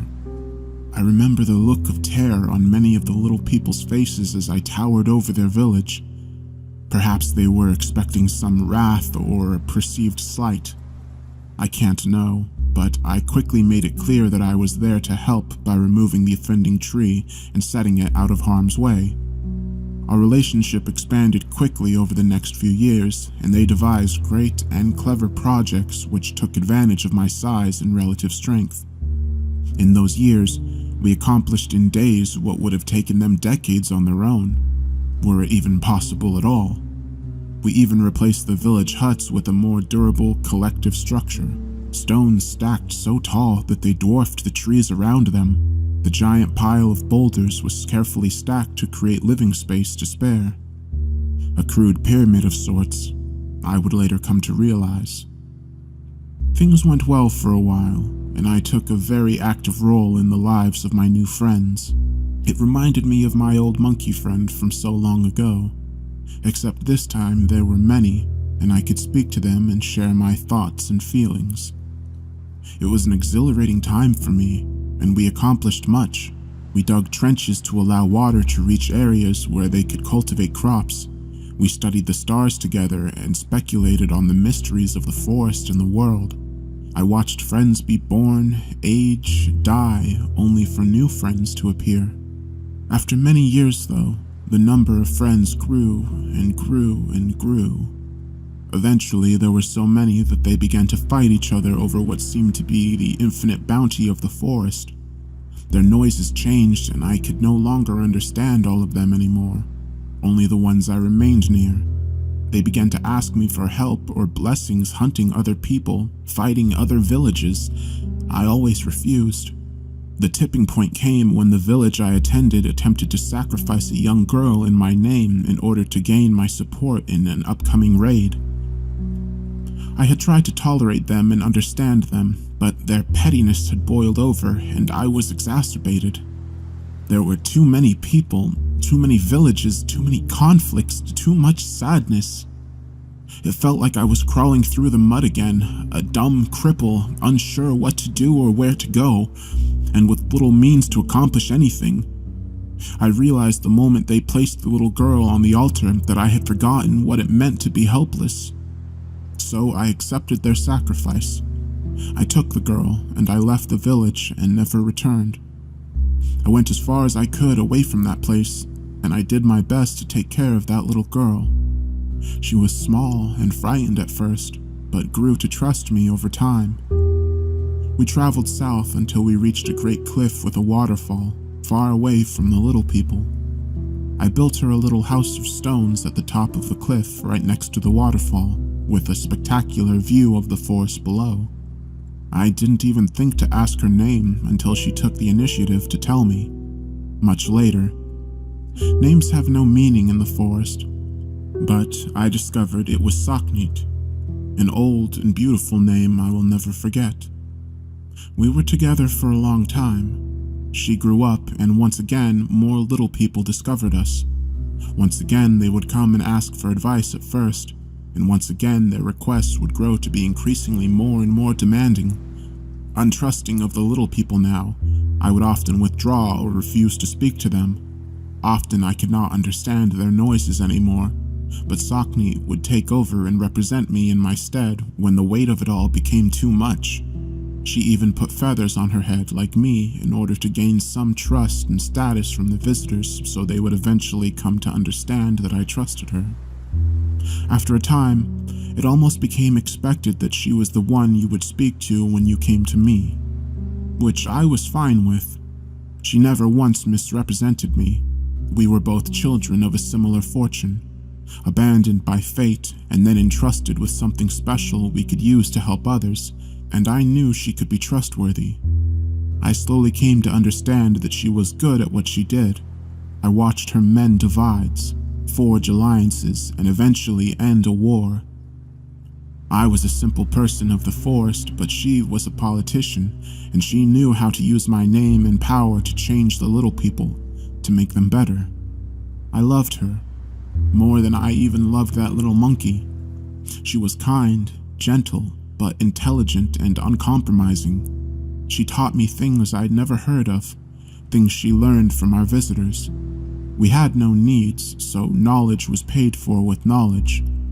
Forms of what I would later find were arithmetic, astronomy, philosophy, and more slowly arrived bit by bit.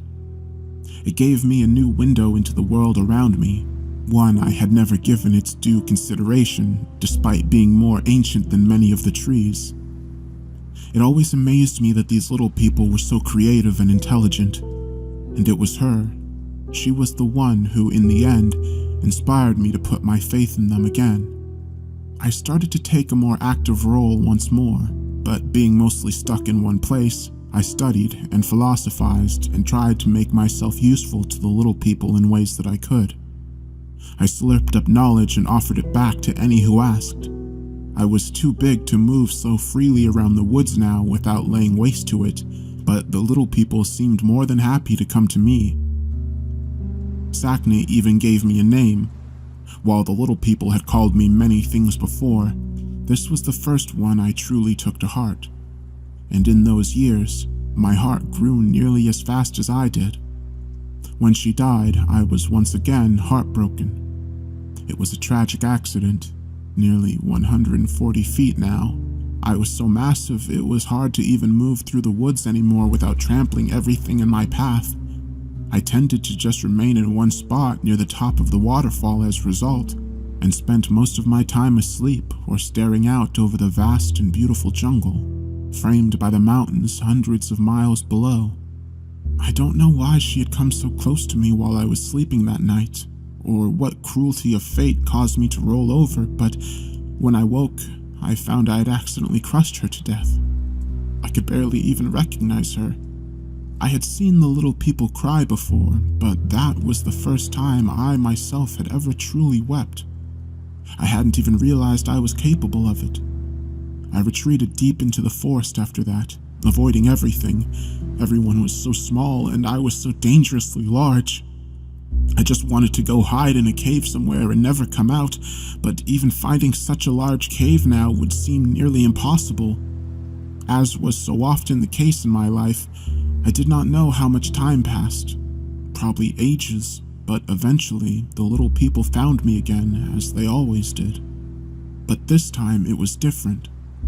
They remembered my name. They brought me food and gifts. They once again asked for my knowledge and my help to save and improve their lives. I enjoyed their company despite my distrust, apathy, and depression, even though they asked me to come with them to their town, and after much deliberation, I finally agreed. What I found when I arrived there was a landscape drastically transformed. The massive destruction of a forest replaced by farmland, and a great city made of stacked stone, much like the one I had made so long ago, but much more refined and massive. And the number of little people was uncountable. The forest devastation was so great that I could not even see the trees on the other side of the city. I just stood there towering over everything and felt horror ripple through me from my head to my toes. I felt as though this was somehow all my fault. I should have known this would happen. I should never have helped the little people, for they were so smart that the forest itself had become their prey. Or maybe I should have helped them more, taught them better to be stewards of the forest, not destroyers of it. I immediately left without a word back the way I came. They followed me, yelling and crying my name for some while before eventually giving up and returning to their desolation of a home. I went further south, far further south. I dreamed about that bird from so long ago. Was it the last of its kind? What destruction had I myself wrought on it or its species when I ate its eggs? I wasn't intelligent enough to have such thoughts back then when I did it, but now it was always there in the back of my mind. How easy it truly is to destroy something beautiful out of sheer ignorance. I finally found a new cave, my cave, large enough for me to fit in snugly, and I went to sleep. As always, I do not know for how long, ages most likely, and once again I was awoken by the little people. They hadn't changed much by my perception, but their noises were new. It took me some time to understand them again, but once I did, they told me of how things were. An empire, they said, greater than any before, and cities of stone which fed and housed vast numbers of little people. I could only barely imagine how many of them could survive on the fruits of the forest, but they told me they no longer needed the forest. They claimed to have tamed the wilds. I remember at one point asking one of their supposed wise men what had happened to the little people who I had once seen doing the same thing. He told me that their cities had been abandoned long ago, and that they retreated back into the forest. This gave me some hope, and I believed that in time, they too would return to the forest. I did not tell him my thoughts, though. I simply sent him away. More and more of them flooded to me, and before I knew it, they were erecting monuments all around my cave, destroying trees and slaying animals in the process. I tried to chase them off, but they would always return eventually. I fled them in a fit of anger one night, after years of fitful and interrupted slumber. I went further south. Eventually, I found another home, one of many in my travels, but it was suitable. Deep, dark, and hidden in the bowels of a sinkhole. Nobody but I could get down this deep into the earth. So here I would finally be safe to rest. No more little people, no more sadness. But this time, it was a different kind of noise. Grating, whirring, ripping noises, alien noises, and the smell of fire and ash. I don't know how long had passed, but when I woke, deep in my hidden chamber, I knew something had changed. These were not noises of the forest or even noises of the little people. I had to investigate. When I peeked out of my cave, I stood up and looked over the trees to see smoke filling the air and huge swaths of forest completely burned to the ground.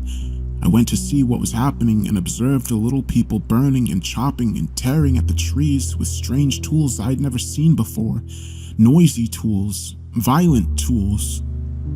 Some of them spotted me, and it wasn't long before they were screaming and fleeing en masse. I couldn't understand. There were no crops here, no city. Why were they destroying the forest, burning it to the ground even, not even using the wood from the trees as they used to?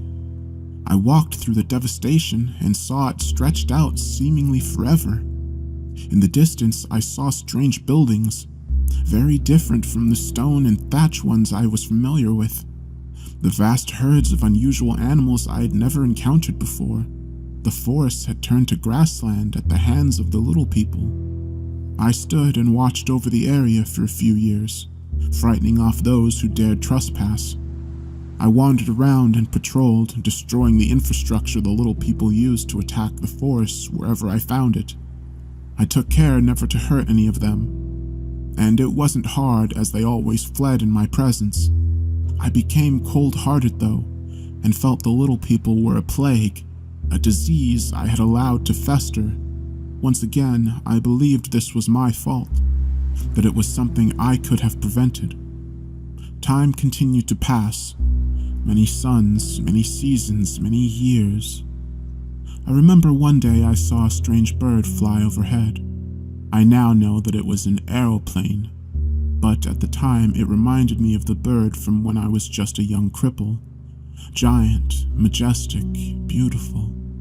I tried to follow it, but it was far too fast, and I watched it disappear over the mountains. Remembering what new lands the bird would discover over there. Maybe ones without little people. No matter how much I tried, though, I couldn't stop the destruction. Always small groups, simple tools, and a lot of fire. I could not be everywhere at once. I felt despair. Time passed, but an old man found me one day and spoke to me in new and unusual noises. At first, I ignored him, but he persisted and slept nearby every night, refusing to leave. He would come every day and make the same noises at me. He seemed harmless, and I felt lonely, so on a whim, I decided to let him stay for a while so that he might teach me the new noises. We were eventually able to speak more clearly. He gave me his name, Fabio, and he was also born in the forest.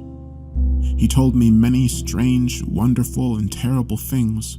He told me about how the land was now used for raising cattle.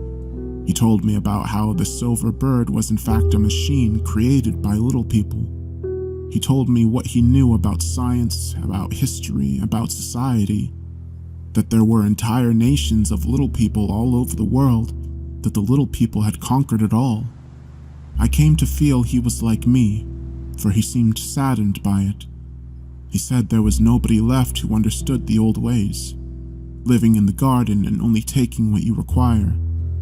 He told me few people believed in it anymore. That I was just a scary story told to frighten frontiersmen's children, or just a mythology told in schools. That those who claimed to have seen me were met with disbelief, and he said that he had seen me as a child when I had run off his parents at the edge of the forest, and that he had spent his whole life searching for me since then. The little people were always full of surprises. I took him in, and his welcome company and knowledge warmed me as I continued to hide in the cave. He taught me to play chess. He told me wonderful stories, even brought me books. I had seen the scratchings in stone from long ago and their meanings, but these were far more sophisticated. I learned to read and I lusted after knowledge. He would go out once every few months and bring back more books, photographs, and at one point even a motion picture for me, which I devoured greedily. Years passed almost in an instant, and I barely ever left the cave. Eventually, he told me I would need to face my fears and do something about the encroaching little people who grew closer every day. But I knew he could see my wounded spirit, and he was kind and let me rest, never pressing me. He knew the little people had broken my heart, but what is broken can break again, and when he finally passed away a few years later, I found myself alone once more, timeless, not like the trees, but like the very stone I dwelled in. I knew everything around me was ephemeral. It was all going to change and die anyways, so what did it matter what I did? And so I slept. I don't know how long, it might have been ages. Eventually, I was awoken again by the little people's noises. Well, in this case, you specifically, of course. I remember thinking at the time that I was half tempted to snatch you all up and carry you to the edge of the forest and tell you to never return, but I observed you from a distance without intervening to see what you did. My trust of the little people was low enough by now that I was prepared to even squash you if you stepped afoul, but to my surprise, you were all nothing if not respectful of your surroundings. After several weeks of observing you, I saw you rescue animals, study the plants, record information. I saw you exploring and appreciating the wonder of the forest, just like the little people of old, just like I did. I realized you were the scientists the old men had told me about, that you were here to learn, not destroy. And that was when I decided to make myself known. I knew you would be terrified, but I was used to it at this point, and I still remember the look on your faces when I first presented.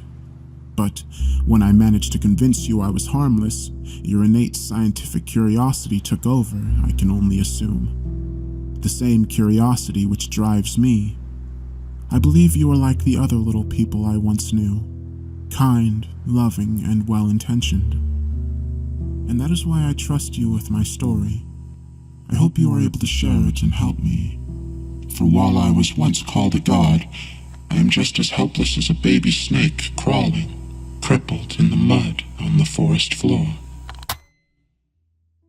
I turned off the recorder at that point and looked up at the towering, feathered serpent, unfathomably large.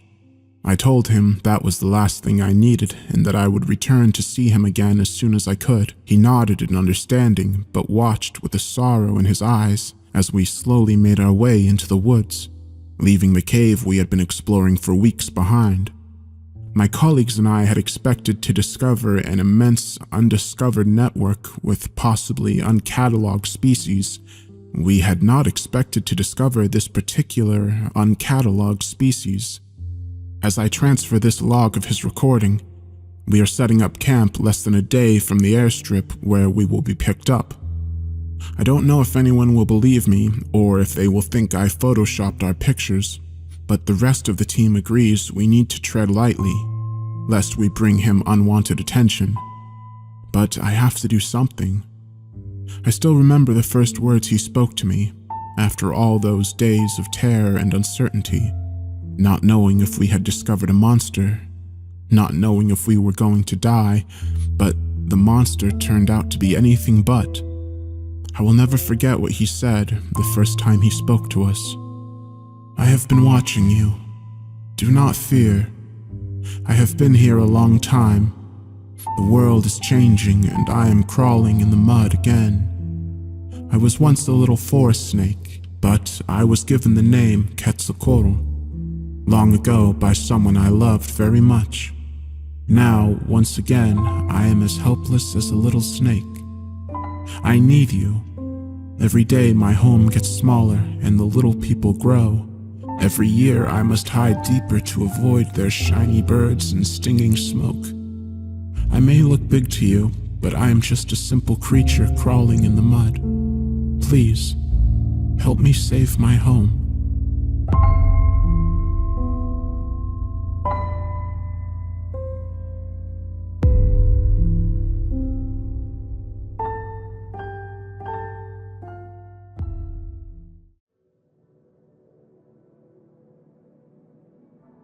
I'm writing this from my bed. It's almost dawn. I can feel that I don't have much time left. I can barely see anymore. I hope this account serves as a warning to everyone about what's up there in the mountains at the Pine Palaces. Please, just stay away from it. God, my eyes itch. There are some things we weren't meant to find. Please, someone, hear this so we're not forgotten. This is what happened. I arrived at the Pine Palaces 3 days ago. It was as beautiful as the website boasted, high up in the West Virginia mountains, where the air was untouched by cities and smog, and where you could feel the purity in every breath. The cabins I would be maintaining, along with the other 2 summer workers, weren't quite palaces, but they were elegant in a natural sort of way. Each log cabin was decked out in all the unusual outdoor decor.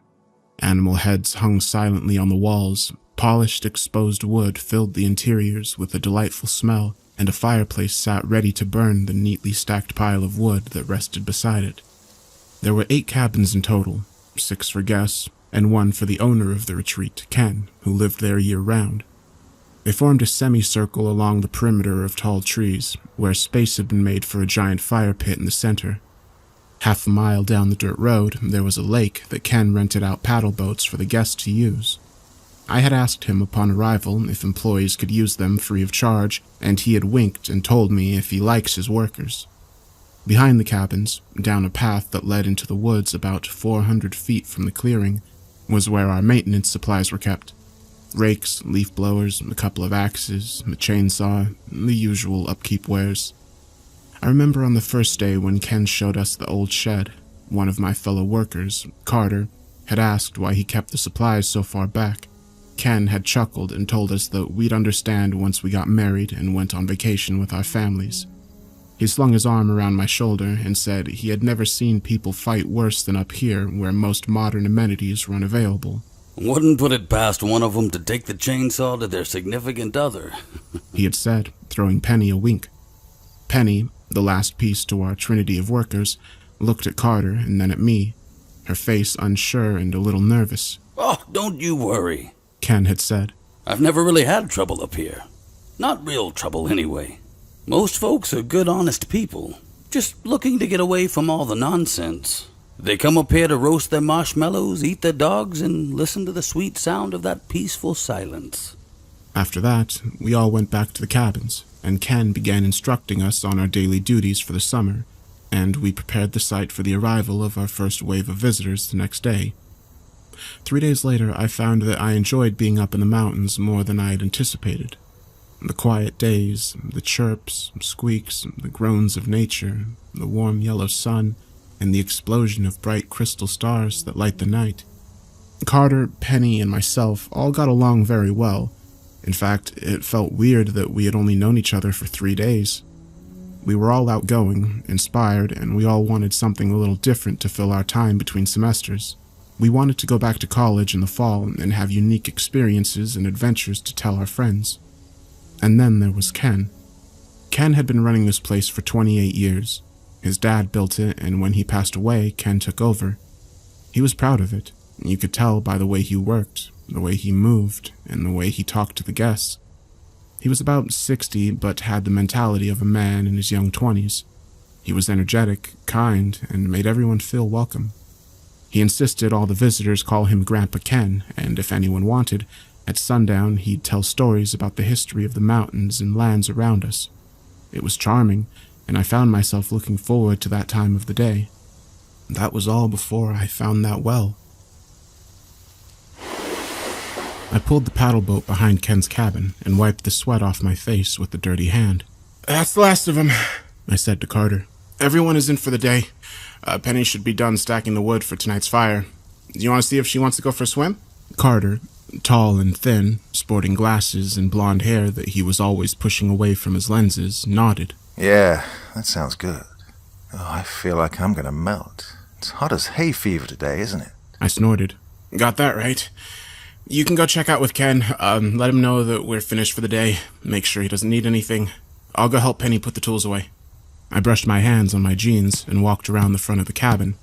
A A couple of guests were sitting on their porches, enjoying the shade and starting to wind down for the evening. I spotted Penny by the fire pit, stacking the last few pieces of wood. "All done?" I asked. She looked up at me. Yeah, that should do it. I hope that's enough. Penny was a cute girl, nothing to write home about, but her charm came not from her looks, but from the adorable way she always worried she was going to get in trouble. I smiled back. "It's fine. You really think Ken has the capacity to yell at you even if it's not?" She shrugged. I just want it to be right. "It is. Now, do you want to go swimming with Carter and I?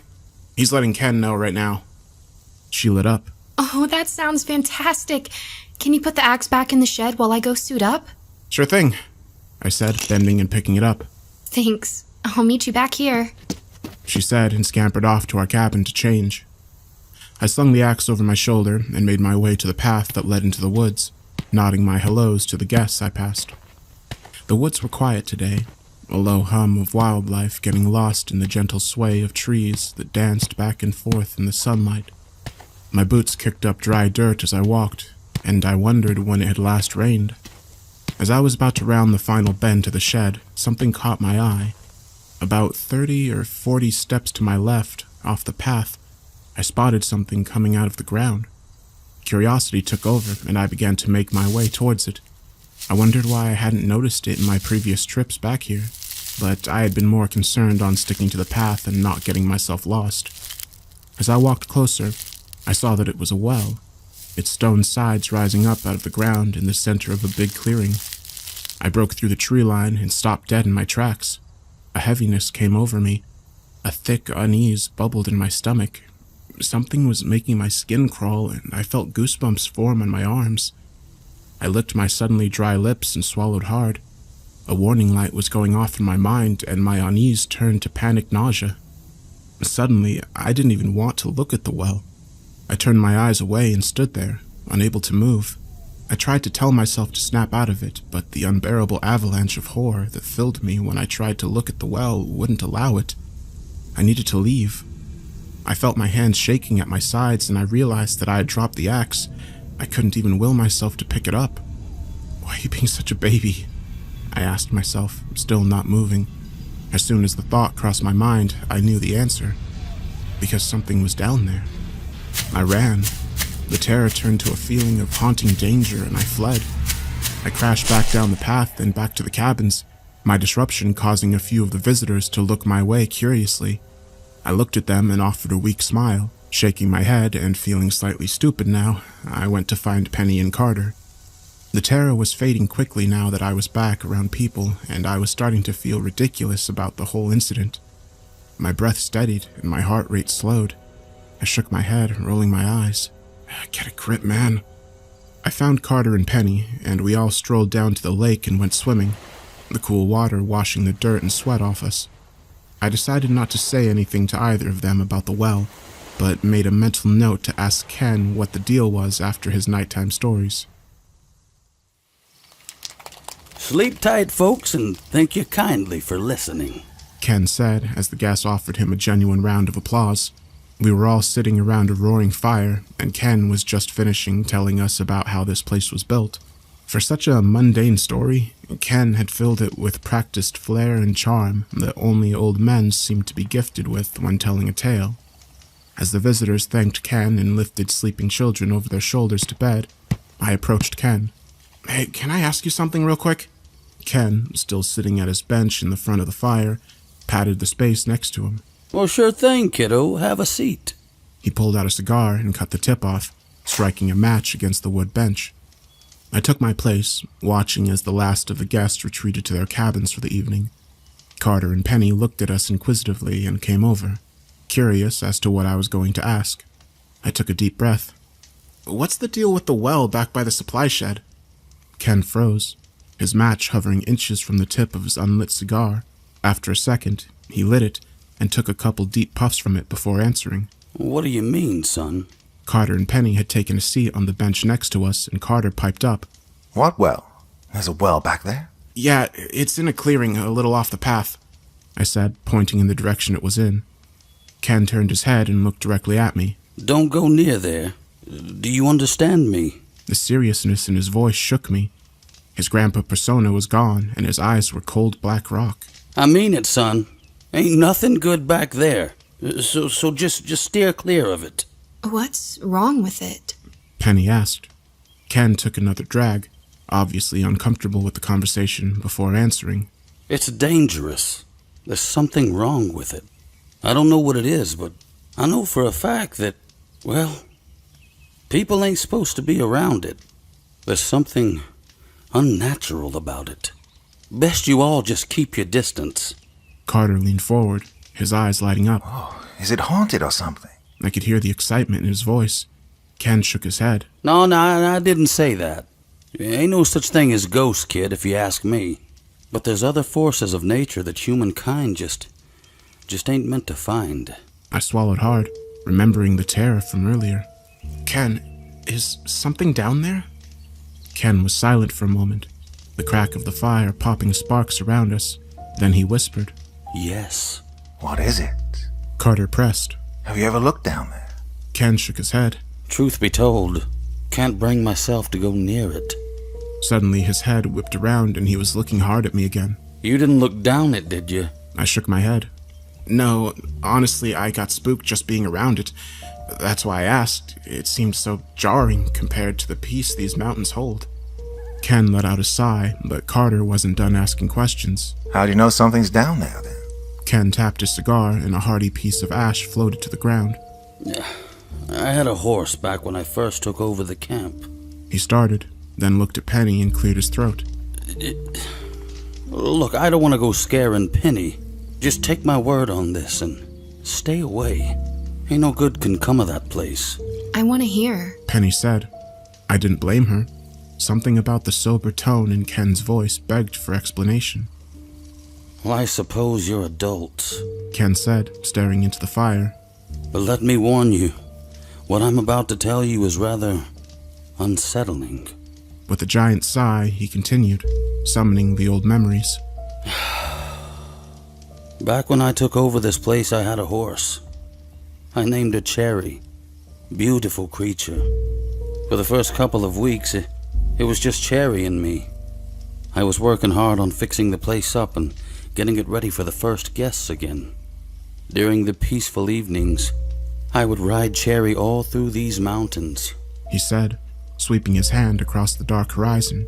I would ride Cherry all through these mountains, and let me tell you, you haven't seen a sunset till you've seen one appear when the leaves start changing. It's magnificent. It's a calming way to end a long day. Yeah, anyway, one evening I tied Cherry up to that tree over there, he said, pointing towards the path that led back into the woods. We were about to go for our evening trot. I went inside to wash my face and change out of my trousers. Wasn't gone 5 minutes, but when I came out, Cherry was gone. I couldn't see her anywhere, but I could hear her, he said, his voice quieting and shaking slightly. And she was screaming. Screaming? Penny asked softly, eyes wide. I never heard anything like that before, but I took off down the path in the direction of the screams, and that's where I found the well for the first time. He paused, silently puffing on his cigar. After a few moments, he continued. Cherry was trying to force her way down into the well. She was too big, though, and she was stuck, her rump sticking up in the air and her head down in the hole. She was going mad. Her hind legs were kicking and scraping against the stone walls of the well, trying her hardest to push the rest of her body inside. She was thrashing and wildly wiggling around, all the while screaming down into that hole. His voice started shaking again. But there was nothing I could do for her. I was too afraid. Something was keeping me from getting too close to that well. I could feel the hairs on the back of my neck rising, standing at stiff attention. Pretty sure I wet my trousers at some point as I stood there watching. Boy, I was frightened, he said softly. What happened then? Carter said quietly. Ken looked around at all three of us, then said, She eventually squeezed herself down into that blackness. Took her the better part of an hour to get the job done. She twisted and kicked until she scraped off her skin and fit. I ain't seen so much blood in my life. How she was still alive, I don't know. But I stood there and watched, paralyzed, as she grated herself against the stone until, eventually, she slipped down inside and her screaming immediately stopped. We were all quiet as he finished. Ken idly flicked more ash from his cigar and stared at the ground. The unbelievable events he had just shared with us chilled me. I remember the feeling of being close to the well. I shivered. Well, it's getting pretty late. I think I'm going to call it a night. Ken eventually said, standing and tossing his cigar into the fire. You kids should get some sleep. It's going to be a hot one tomorrow. I think a lot of the guests are going to want to use those paddleboards. Night-night, folks. We all stood up and wished him a good night, all of us somber and a little rattled, except for Carter. His eyes buzzed with light. We retired to our cabin and began preparing our bed. Penny slept in her own room after brushing her teeth and washing her hair.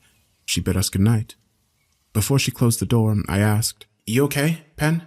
You're not freaked out?" She gave me an uneasy smile. I'm not sure if I believe everything he said, but it was a pretty creepy story nonetheless. I'll be okay. Thanks, though. And with that, she shut her door.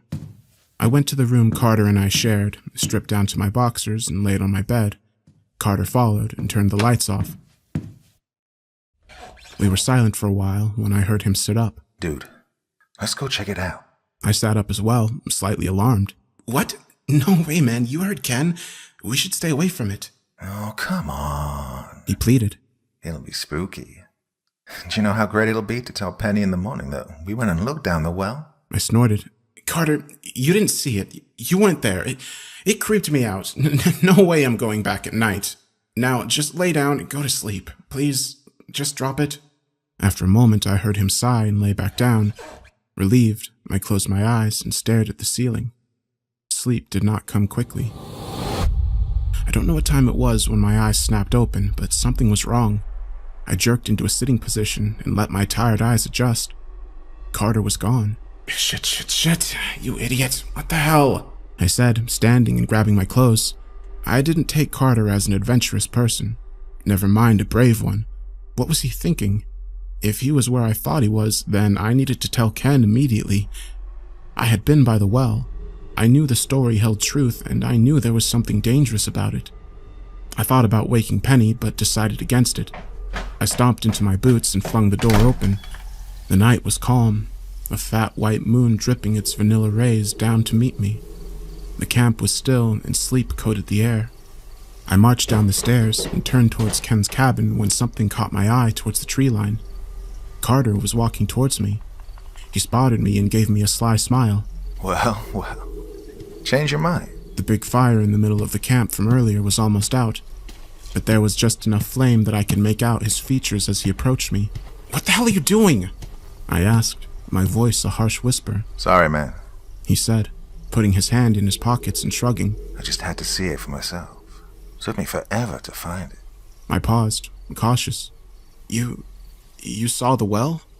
He nodded, the smile still on his face. I licked my lips. "And?"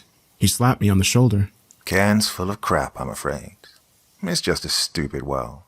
There's nothing down there, man. I released a breath I didn't know I had been holding in. "Wait, really? You actually went and looked down inside?" He chuckled and rubbed his eyes.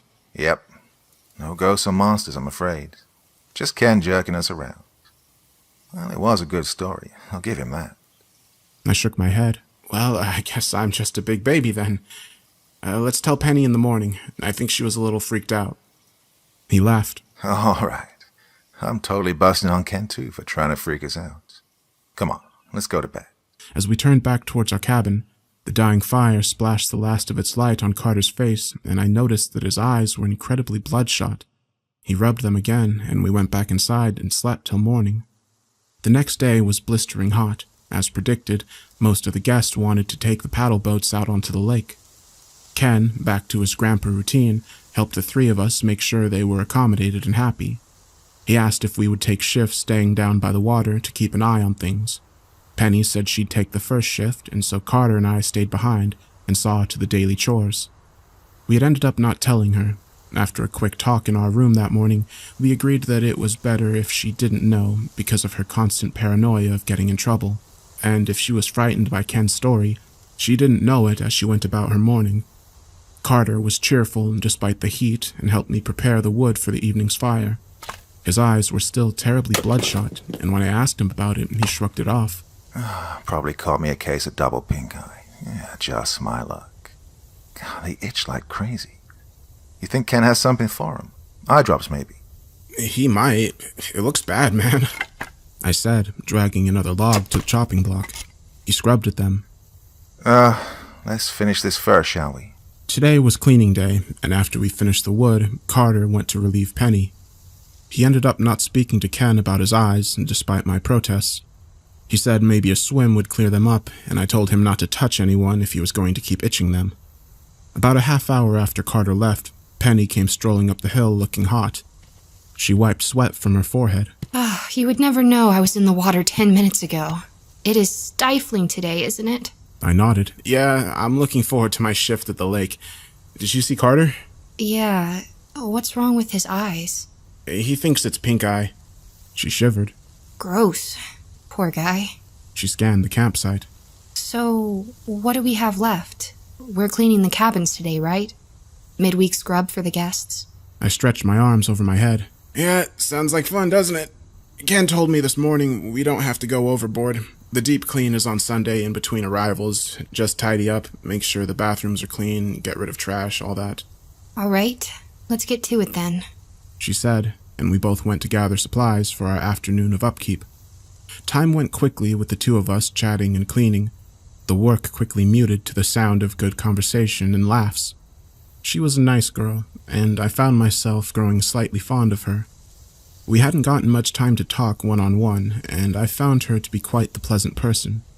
As the sun crawled across the sky like a dying man in the desert, we finished up the last of the houses. I blinked sweat out of my eyes and let out a sigh as I saw Carter trudging up the hill. He saw us and waved, meeting us in the middle of the camp.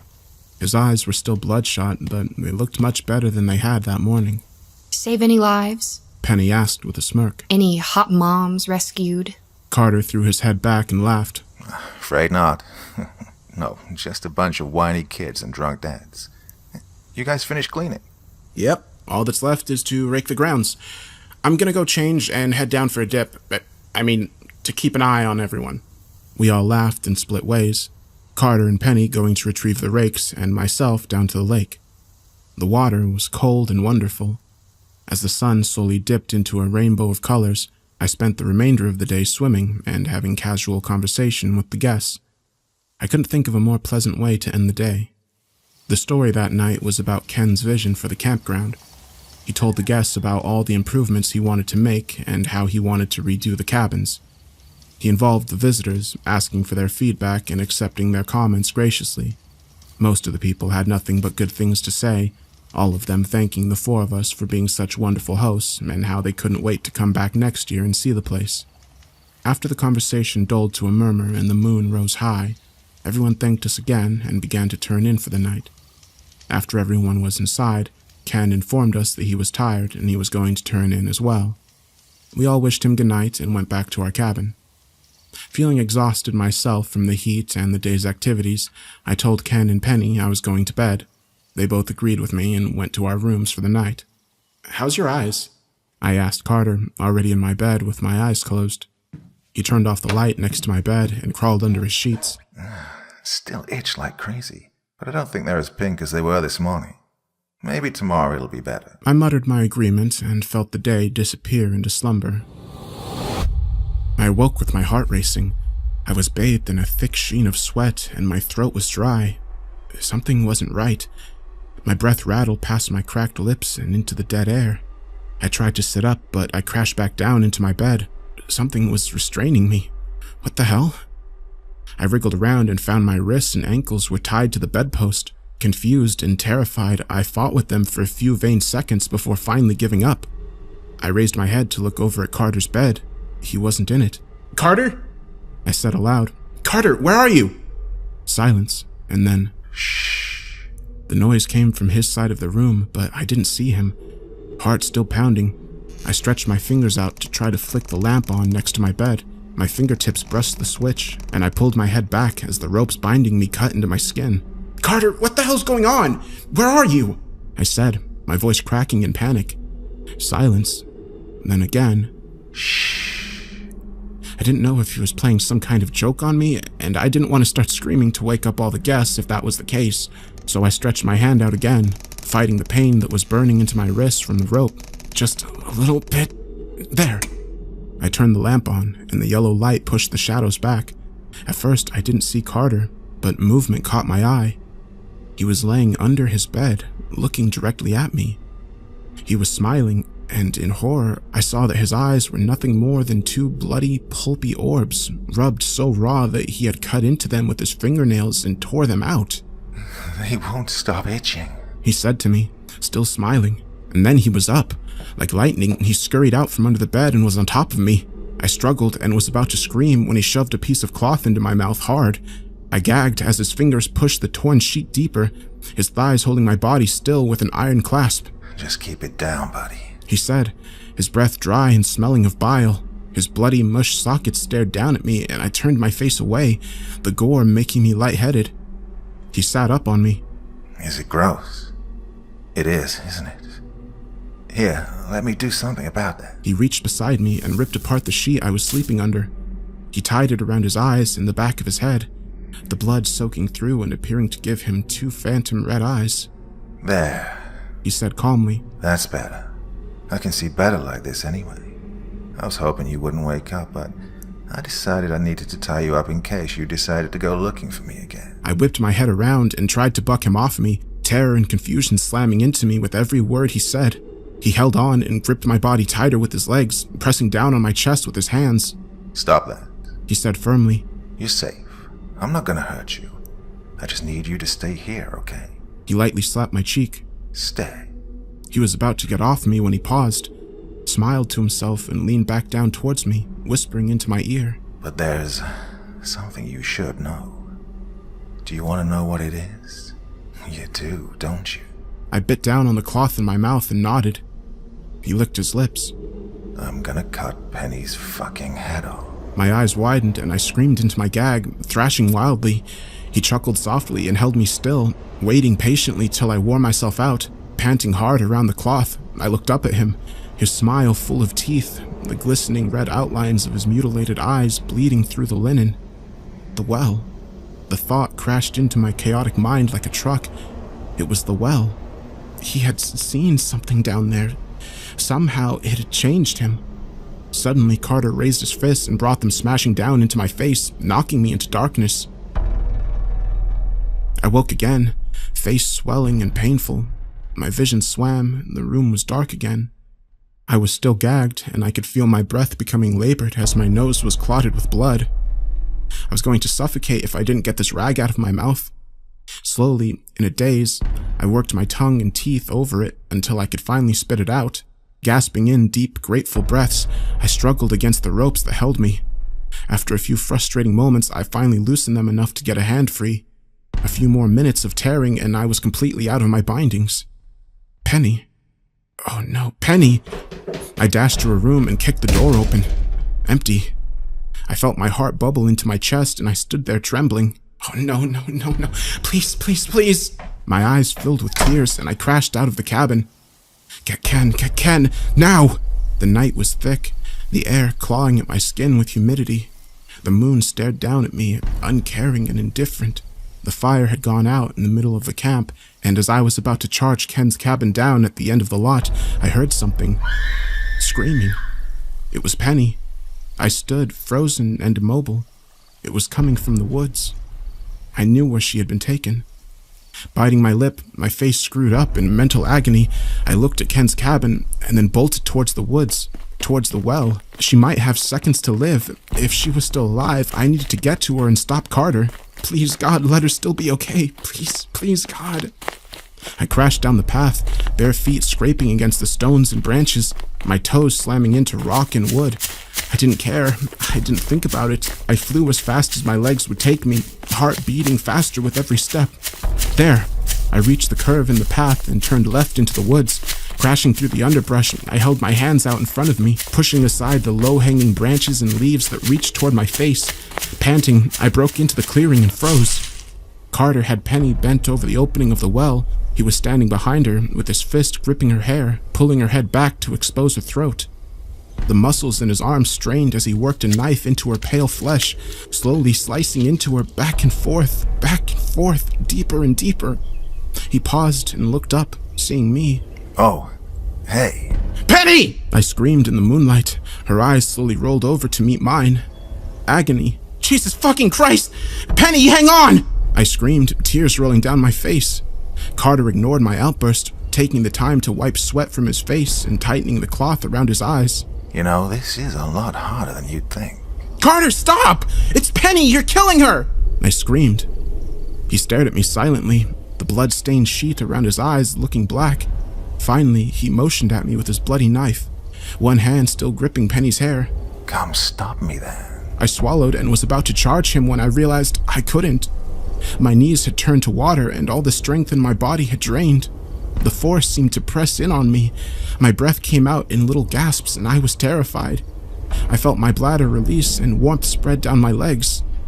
The well, the fucking well. I couldn't even look at it. I was filled with such nightmares that I wanted nothing more than to turn and run, get out of here, get out of these mountains, and get as far away from that well as I could. Carter was smiling.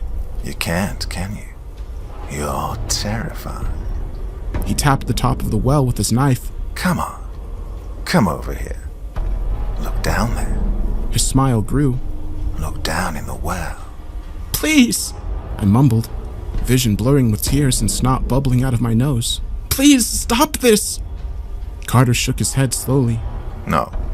In fact, I think it's time to finish this.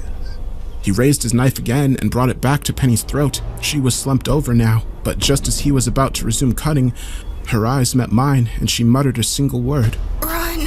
Hearing her speak, I ripped myself from my terror, face streaking with tears and mucus. I charged Carter. Every step towards him, my body seemed to increase in weight, pulling me to the earth. I gripped my teeth and steeled my adrenaline, crashing into Carter just as he was turning towards me, mouth agape in surprise. He slammed into the side of the wall hard, knocking the knife out of his hand. We both went down, and I hit my head against the stone, stunning me. The world spun, and I heard him growling, already beginning to stand. You don't know what you're doing, you fucking idiot. He snarled, grabbing me by the hair and slamming my face into the ground. I bit my tongue and howled in pain, feeling blood fill my mouth. Dizzy, I rolled onto my back and stared up at him. He stepped on my chest and leaned down, his voice raw. You can't stop this. He quickly jumped back and grabbed Penny, pulling her up and across his shoulders. He hoisted them up onto the lip of the well, and silently, they tumbled down into the darkness. They were gone. "No!" I screamed, my voice splintering. I scrambled up, sobbing, pleading, and gripping the side of the well. I looked down into the blackness. I looked down into the well. My eyes went wide, and the world stopped. "Oh no," I whispered. About a year ago, my husband and I decided to spend Thanksgiving at a cabin up north. We found it online through a website we've used in the past and booked it for a week. The owner warned us that it can be hard to get back to in the winter because of the snow. The cabin was located outside of Pinetop, Arizona, way outside. It was 35 miles from the nearest town and 18 miles from the nearest paved road. Aaron and I weren't worried, however, since our Jeep had snow tires and we were bringing chains just in case. We planned on starting a family the following year and wanted one last romantic holiday with just the two of us. We arrived on a Friday afternoon. We had made excellent time on the drive, as there was actually very little snow on the ground. We decided to take a tour of the cabin before we unloaded the car. The cabin, named Paradise Pine, was 3 stories tall and built into the side of a mountain. The top floor was simply the master bedroom, which was connected to a second-story patio balcony via a sliding glass door. The front door was located on the ground floor, along with the kitchen and living room, and the basement housed a washer, a dryer, and a wood furnace that heated the cabin through a large pipe that extended up through all 3 floors. Even though the views through the bay windows were beautiful, the first thing that we noticed when we walked in was that the cabin hadn't been cleaned. Oftentimes, with very rural properties, the owner will offer to waive the $150 cleaning fee if you are willing to clean the place yourself before you depart. Most guests opt to do this, but in the rare occurrence they don't, the owner sends a cleaning crew. The previous tenants in the cabin had clearly decided not to clean, and also not to inform the owner that they were leaving it dirty. Since it was a holiday and a snowstorm was forecasted for early next week, we decided to clean the cabin ourselves and asked the owner to reduce our bill when we left the following Friday. We brought everything in from the Jeep and got to work with dishes and laundry. Afterwards, we made an easy dinner, opened a bottle of wine, and played a few games of billiards on the pool table in the living room. The temperature started to plummet at around 6 in the evening, and I asked my husband, Aaron, to go down and light the furnace in the basement. I went up to the bedroom to wash my face and change into warmer clothes. The bathroom connected to our bedroom was oddly doorless, had a broken mirror, and a torn-down shower curtain. Wow, there's been some cowboys in here. They hadn't even bothered to pick the glass up off the floor before they left. I did so carefully, regretting the stupidity of the drunken idiots who must have stayed here the week before. I took a few photos with my phone and planned to send them to the owner when we got back to town on Monday. I certainly didn't want to be charged for damage inflicted by the previous tenants. I met Aaron on the ground level and told him about the bathroom. Well, that's not the only thing that's broken. The light's out in the basement, and I couldn't find a flashlight. I did manage to find the furnace, though. I squirted some of that cheap vodka your sister sent in there. Threw in a match and hoped for the best. Seems to be working, I stammered through now chattering teeth. I can feel the heat coming through. I held my hands up to the metal pipe that wound its way around the house. Keep the basement door closed, it's freezing down there. One of our favorite things to do when staying at a cabin is to read through all the journal entries of the previous guests. Usually it was just things like, went fishing with the kids, caught a bass, or had a barbecue, played cards with the family. But occasionally you found something more interesting like, got drunk, set a tree on fire. We found the Paradise Pine diary and snuggled up on the couch. Aaron read aloud the first 4 or 5 entries before I decided to take over. We were about halfway through the book when we called it a night and went to bed. The following evening we stayed up late as we had had a long nap that day. The plan had been to go on a hike, but it had been too cold out. Luckily, the furnace in the basement was, to our amazement, still burning. We spent the whole day lazing around the living room. After dinner, Aaron practiced pool while I read aloud from the journal, starting where we had left off. I read for an hour before finally arriving at a journal entry of the guests who had stayed before us. I was very interested in this one. These people had to have a good story. The writer had chosen to format his entries into dates with timestamps. There were over 6 pages, and I could already tell the handwriting sort of disintegrated as the days wore on. Wow, they must have been drunk all weekend. Look how messy this handwriting gets. I held the book up to Aaron. Can you read it? Of course. I'm great at reading other people's shitty handwriting by now. I sent him an impish grin and took another sip of wine before beginning to read. Wow, what a beautiful cabin. My wife and I booked this place for 2 weeks on a whim, and we can't believe how lucky we got. Barely made it back here with the truck. There's snow everywhere, at least a foot deep, and it's below 40 degrees outside. Thankfully, the furnace in the basement is huge, as promised by Marissa, so all 3 floors are warm and cozy.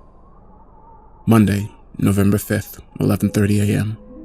We're still snowed in. We'd wanted to run home today to grab a few things we forgot, but that is definitely not happening. The road is unimaginable, so it appears we aren't going anywhere. Looks like we will be spending most of our day inside, drinking mimosas and playing poker. As you can see, we aren't too upset about it. Tuesday, November 6th, 7:25 p.m. My wife Sarah is currently cooking delicious roast chicken, and I'm finally going to start writing. This is the reason we came here, after all, and I refuse to waste the opportunity to cure my writer's block. It's just so gorgeous here, I haven't written a damn thing. I also saw someone walking around the tree line today. I have no idea how they are surviving out there. We won't even go outside. It's 34 degrees last I checked. Wednesday, November 7th, 9 p.m. Today, Sarah and I made a snowman and snow angels. We don't get snow in Scottsdale, so we are taking full advantage of it. I haven't been able to write anything new, but I did edit the previous 2 chapters of my book. I think the beauty of this place is just too distracting. I'm kidding. Sort of. I think we may have neighbors. I was having a cigarette out on the balcony last night, and I saw someone at the tree line again. He is extremely tall, and certainly close enough to say hello, but when I waved, he walked back into the woods. We'll have to ask Marissa about this. She didn't mention any neighbors nearby. Thursday, November 8th, 1 p.m. This morning I woke up to find animal tracks all around the outside of the cabin. I don't know what sort of animal made them. The prints were in the shape of a rectangle, almost like they were made by the end of a 2x4.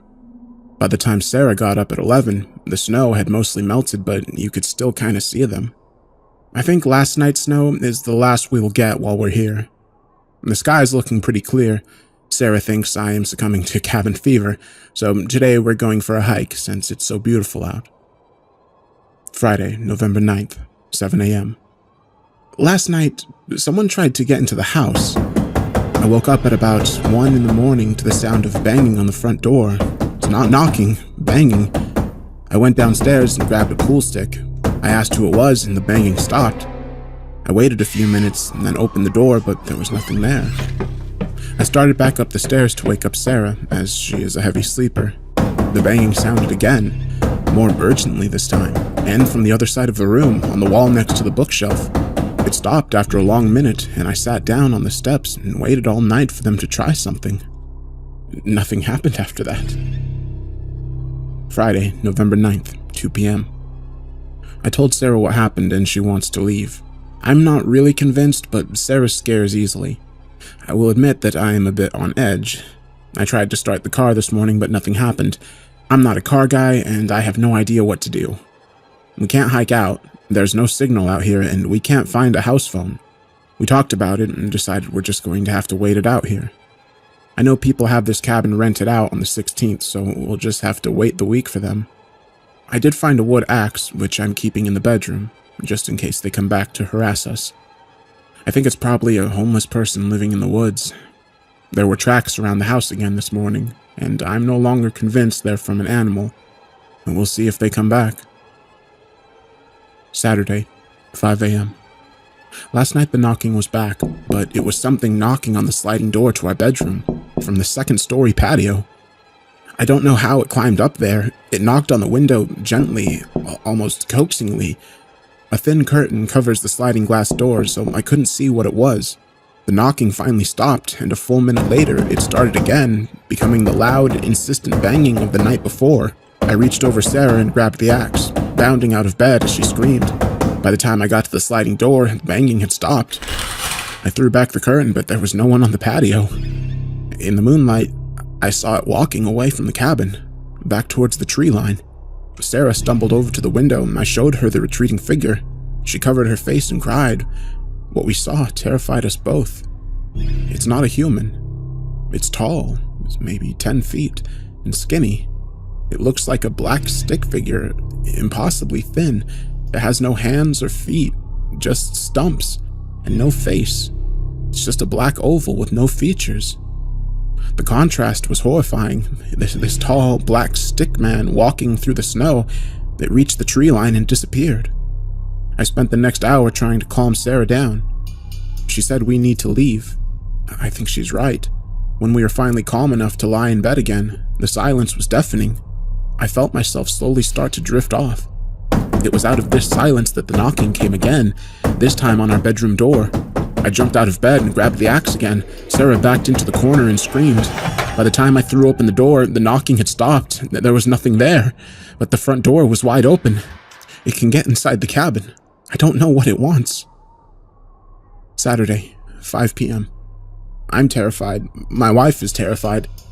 Today I considered setting the car on fire just to see if the smoke would attract someone's attention. Sarah wouldn't let me because it's our only way out, so we packed the car up instead. Maybe when the snow melts more, we'll be able to fix the car. I catch Sarah staring off a lot, and she hasn't said much since she saw the stick man. Seeing the thing, it affected me too. I've been having migraines today, and I've never had a migraine before. I want to protect my wife, but I don't know what to do. I caught Sarah staring at me, almost in a trance earlier.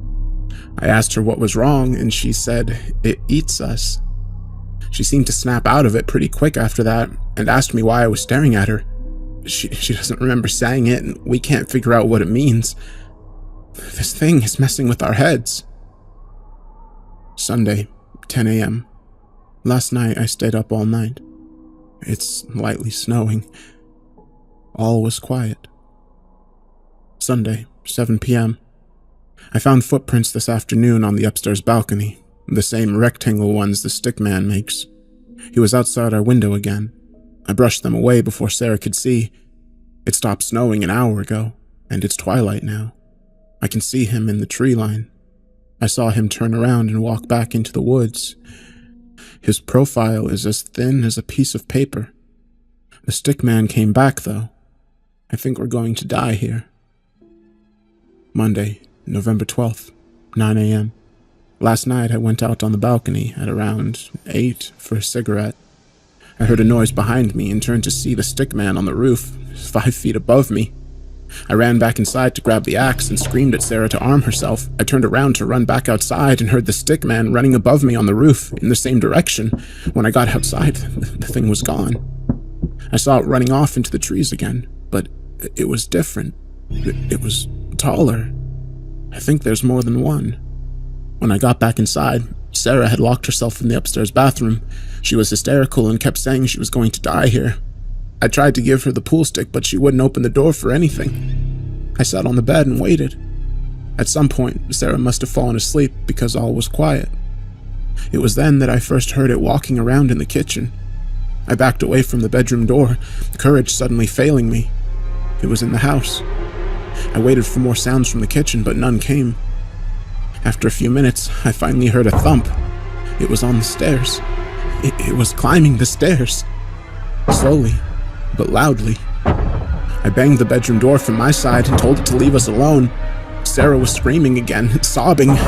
It could hurt me, but I would never let it hurt my family.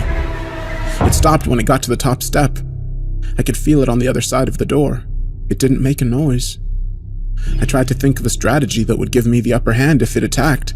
Finally, I decided that if I threw the door open, I would knock the stick man down the stairs.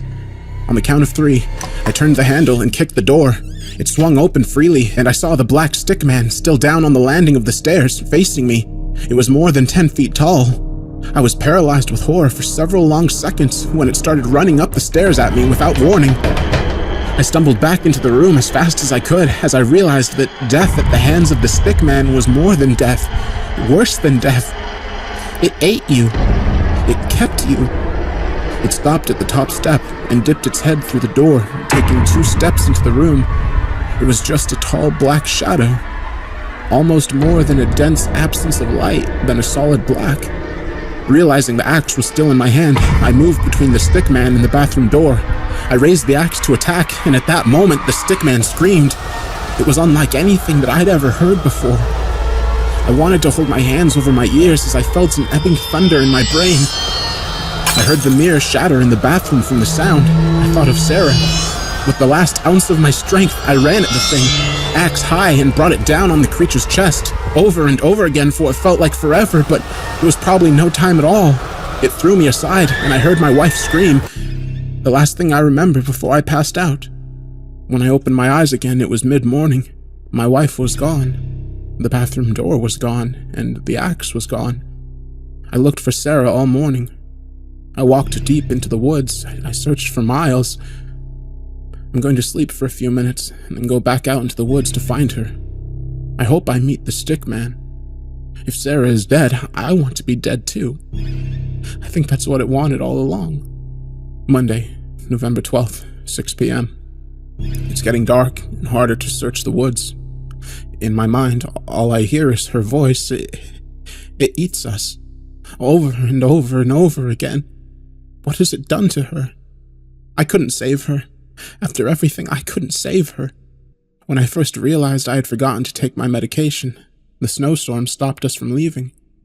But when I saw the stick man, I thought it had been a blessing in disguise.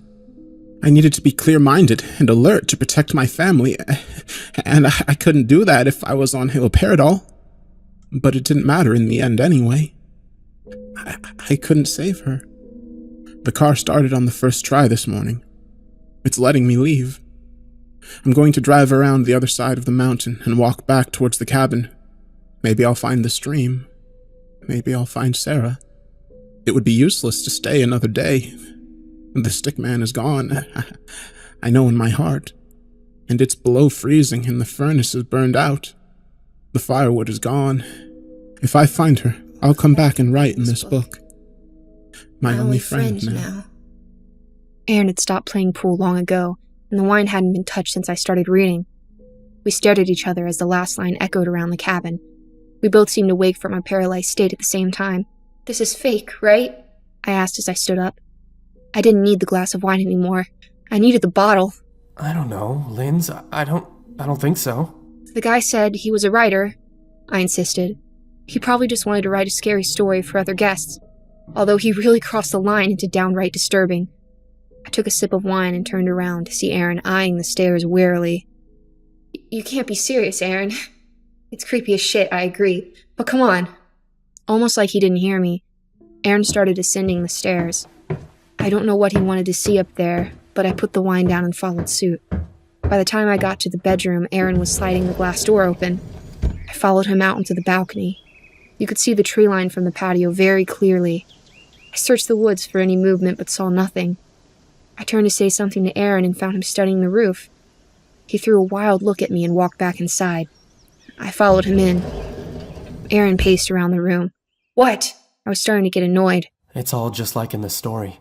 You can see the tree line, the field, and the roof from the balcony. And look, there are hinges, but no door. There should be a door. It's a bathroom. And the mirror? "What?" I interjected. "Was shattered by the stickman's scream?" He was starting to scare me. Aaron was usually the most logical person I knew. The stickman? Did you even pay attention to what you read? There was no stickman. No shit. No, I mean there never was. His last entry about the medication and how they got snowed in and couldn't go back for it, haloperidol. It's used to treat schizophrenia. Lindsay, go read it again. The entire thing is him slowly succumbing to a psychosis, page by page. Hell, his wife knew it was happening. This is madness, Aaron. I walked into the bathroom and looked around. "You think someone died in here 4 days ago?" Aaron shook his head. "Oh my god. If this is real, Aaron, we cleaned up this place top to bottom when we got here. If there was a murder, we destroyed all the evidence." We didn't know. We didn't know that someone died here. "We still don't know. Aaron, where's the body?" I don't know. Maybe it's buried out in the woods. "We need to leave. We need to go get help. Let's take the book to the police and tell them what we found when we got here just to be safe." Okay, Jesus. This guy could come back any time.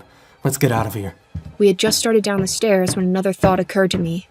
I stopped on the landing. "Aaron." Yeah? He said the fire in the furnace had burned out.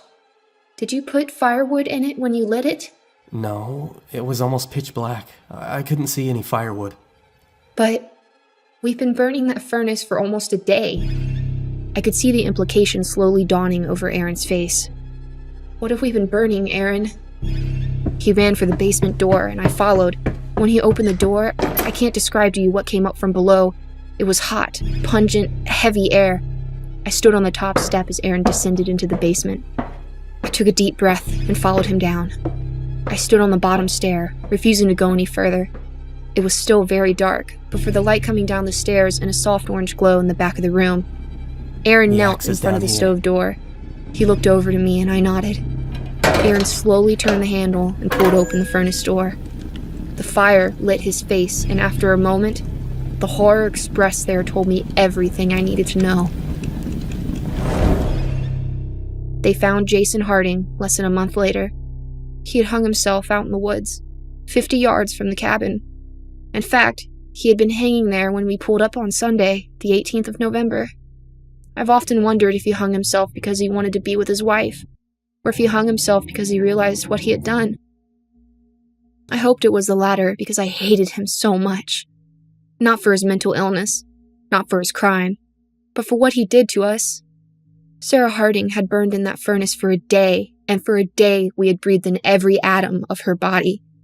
We had kept warm by the flesh of her corpse. Why didn't it smell? We were given a very scientific explanation, citing high burning temperatures, ears of pine infusion, and pieces of wooden door burning in there with her. But it didn't stop the nightmares. The case made headline news, at least locally. Aaron and I managed to prevent our names being associated with Paradise Pine through an anonymity clause on our witness statements. We never told our friends or families we were involved. We tried to forget. Paradise Pine still stands today. It is available for rent, although the name has been changed. The owner insisted on keeping the cabin journal, so the police tore out Jason Harding's pages and gave it back to her. It still sits on the table next to the bookshelf, and tenants still read it and write in their own experiences. Sometimes I wonder if people see those torn pages and wonder what was written on them, and what happened to merit their disappearance. I guess they'll never know that the cabin they're standing in is actually the Paradise Pine.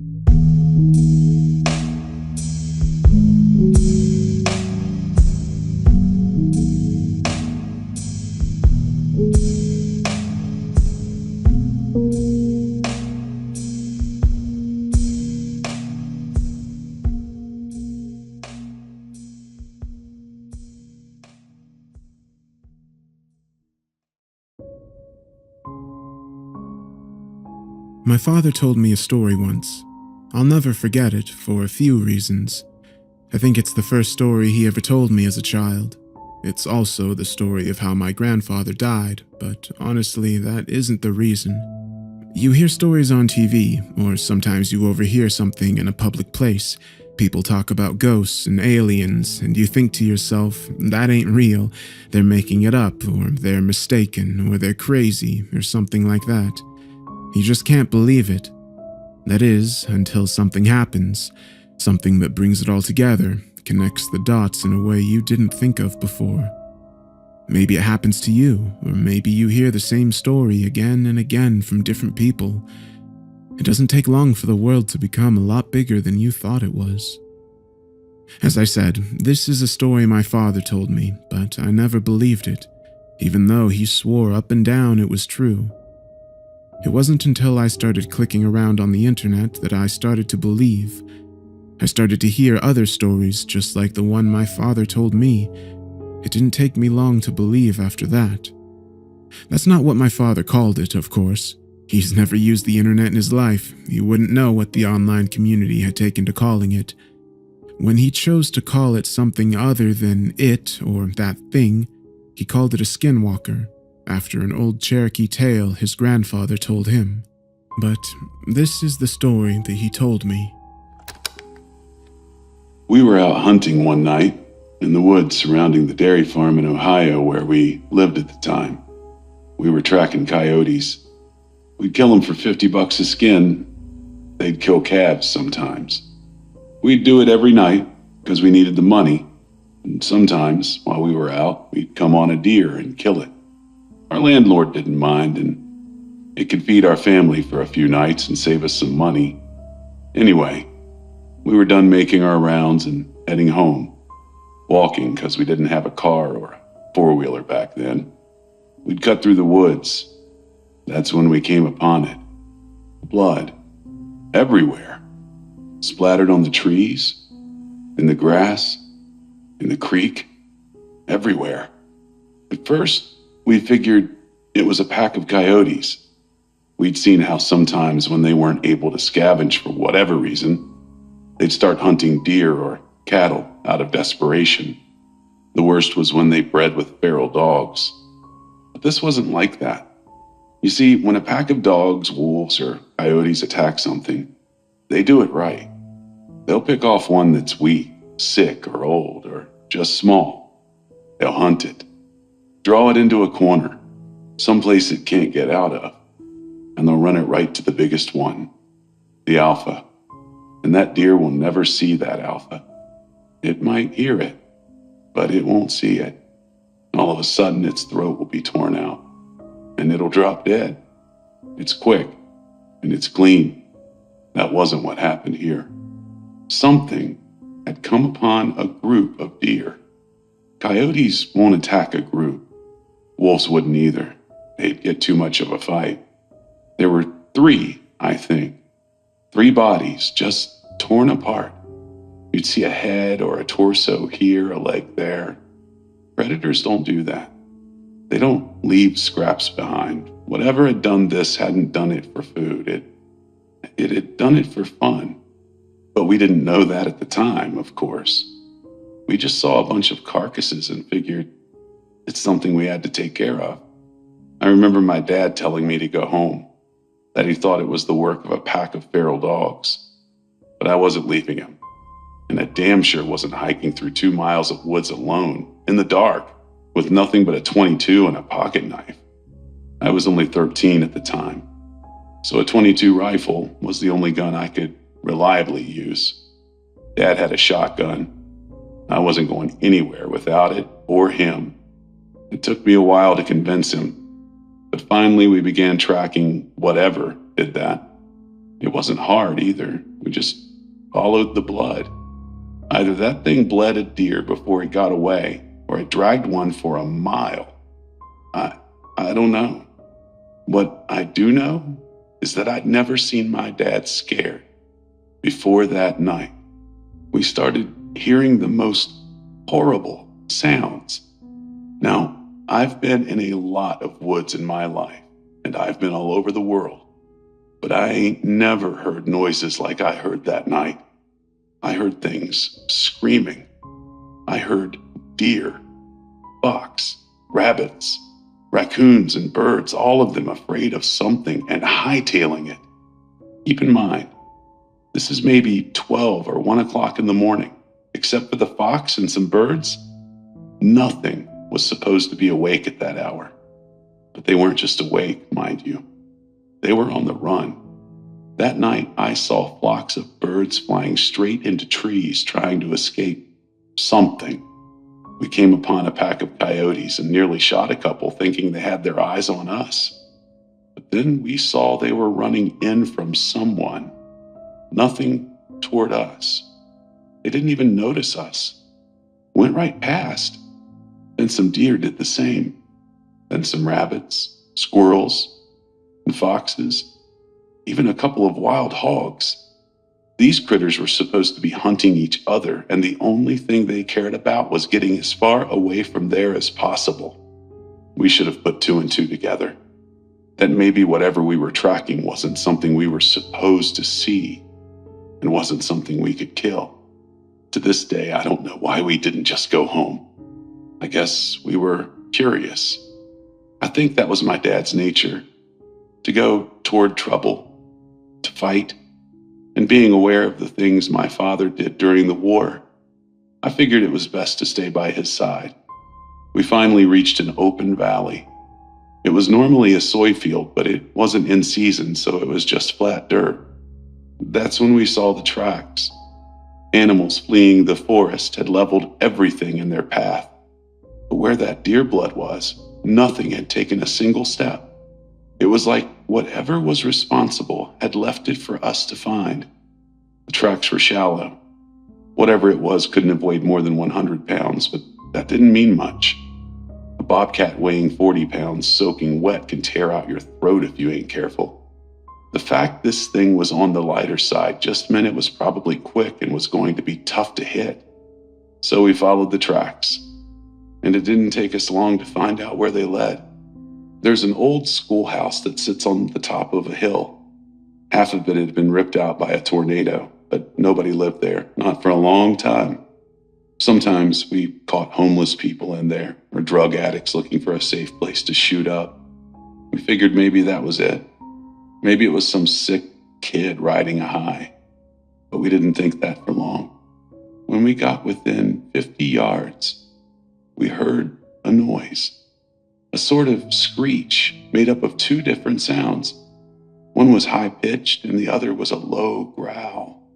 It was making both sounds at the same time, if that makes any sense. We approached to within 20 yards, and we heard another sound, different this time. I remember thinking that it sounded like paper being torn apart while someone was swinging water back and forth in a bucket. Dad looked at me, knelt down, and whispered. He told me I had to stay behind him because we were about to corner our prey. Any animal will fight when it's cornered, especially a predator. But we can tell by the tracks that there's only one. He tells me it's probably a single feral dog, most likely rabbit. The plan, he said, was to sneak up on it while it was eating, shoot it, and then keep shooting till it didn't move anymore, then slit its throat.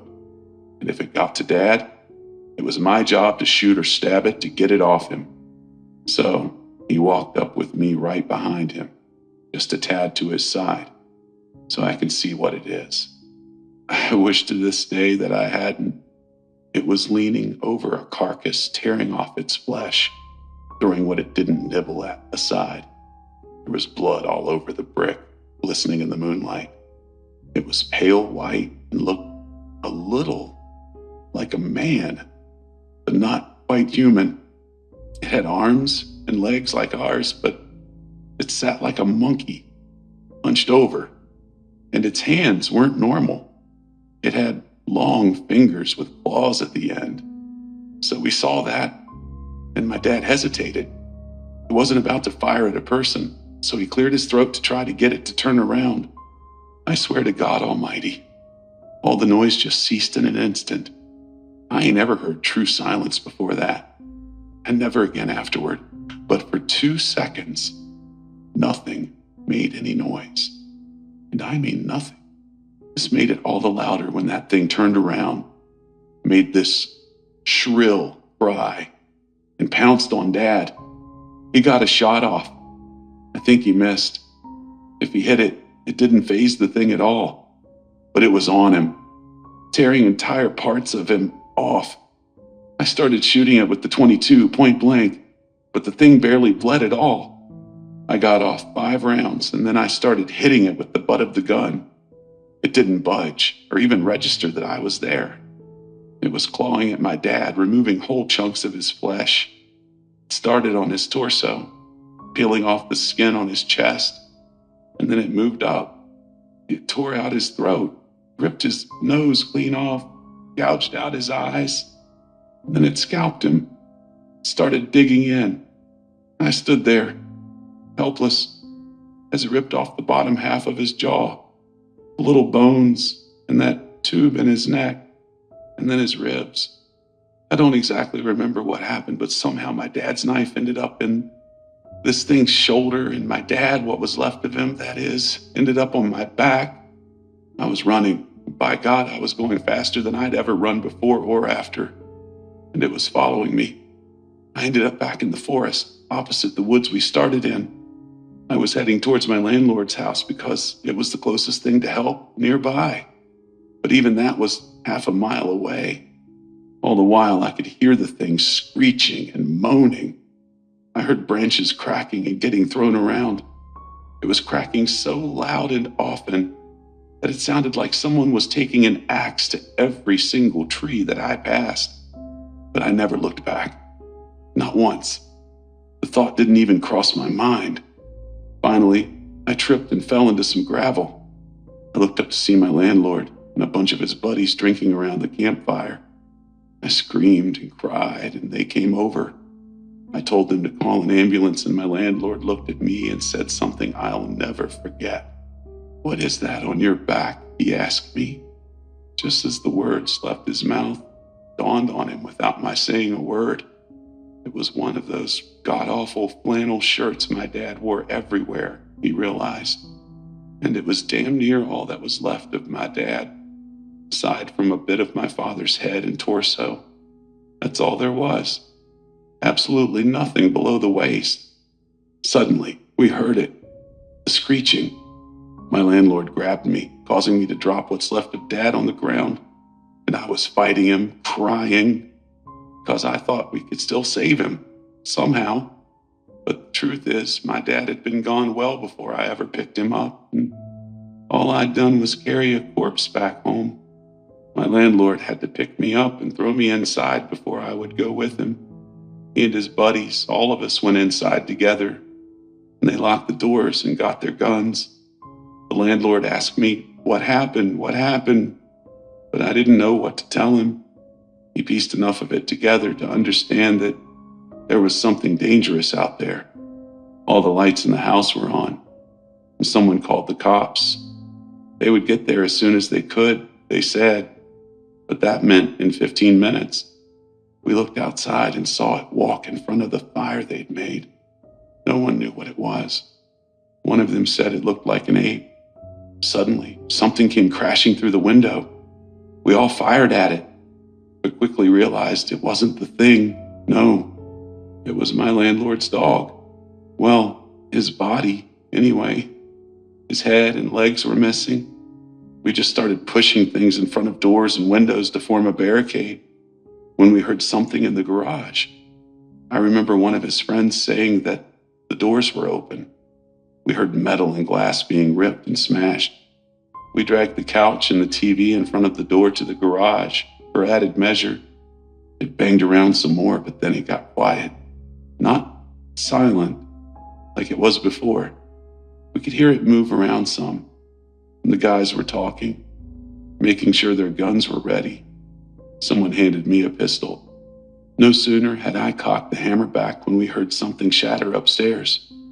Then we heard it screech again, except this time it was louder, and it didn't echo and fade out, because it was inside. We all rushed to the one door that led upstairs, and we got to it just as that thing did. It opened it just a bit, and 4 or 5 men slammed into it. It managed to get its hand through. Someone with a shotgun took care of that, put the barrel right up to its wrist, and pulled the trigger. Blew its hand clean off. That only pissed it off, though. It started shoving that door, clawing. We were on one side, pushing as best we could, and it was on the other, doing the same. The wood wasn't going to hold, so someone told us to keep our heads down. Suddenly, the top half of that door was gone, and my ears were ringing. There were splinters everywhere. 2 or 3 of them had just unloaded on the top of the door. I don't really know where it went after that. The police got there. I was still glued to what was left of the door. The sun was up before they pried me loose. They put me in a hospital for a while. While I was there, a whole lot of people talked to me, but I didn't respond. Not for a long, long time.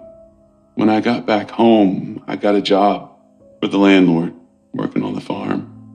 We didn't talk much, not about the thing, but I signed up for the army when I was 19, and he sat me down to drink some scotch as a send-off.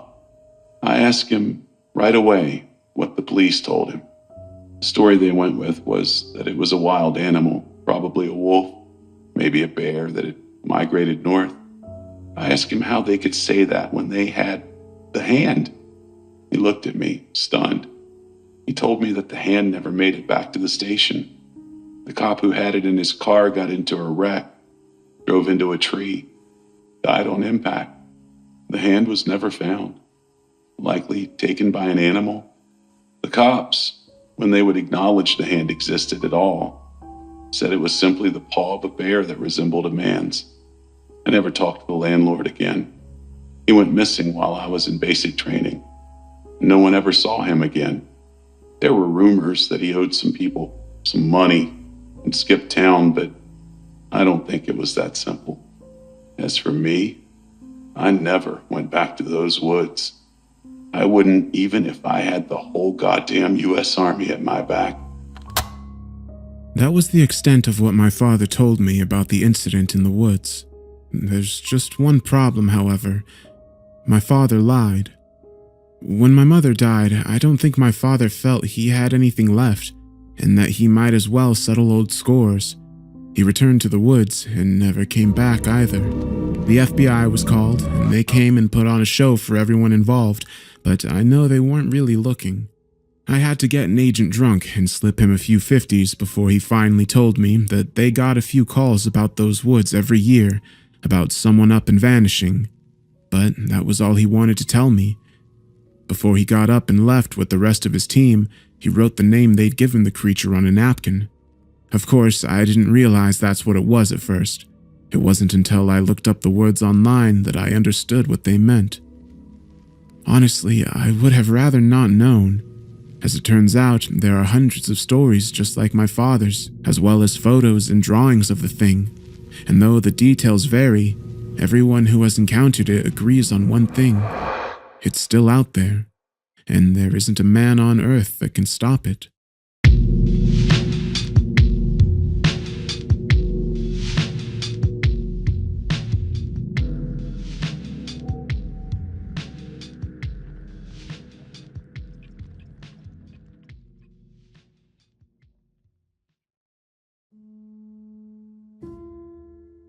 My name is Marcus, and I'm an alcoholic. I know what you're thinking. This is just another sob story about some loser whose life went off the rails after he found the bottle, right? Well, it's not exactly that simple. Bill, my sponsor at Alcoholics Anonymous, suggested that should I ever hope to get clean, I'd have to face my demons, once and for all.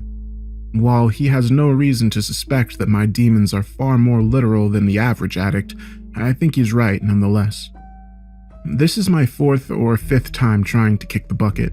I can't say for sure, as so much of my personal history is somewhat cluttered or otherwise hidden beneath the dredges at the bottom of one bottle or another.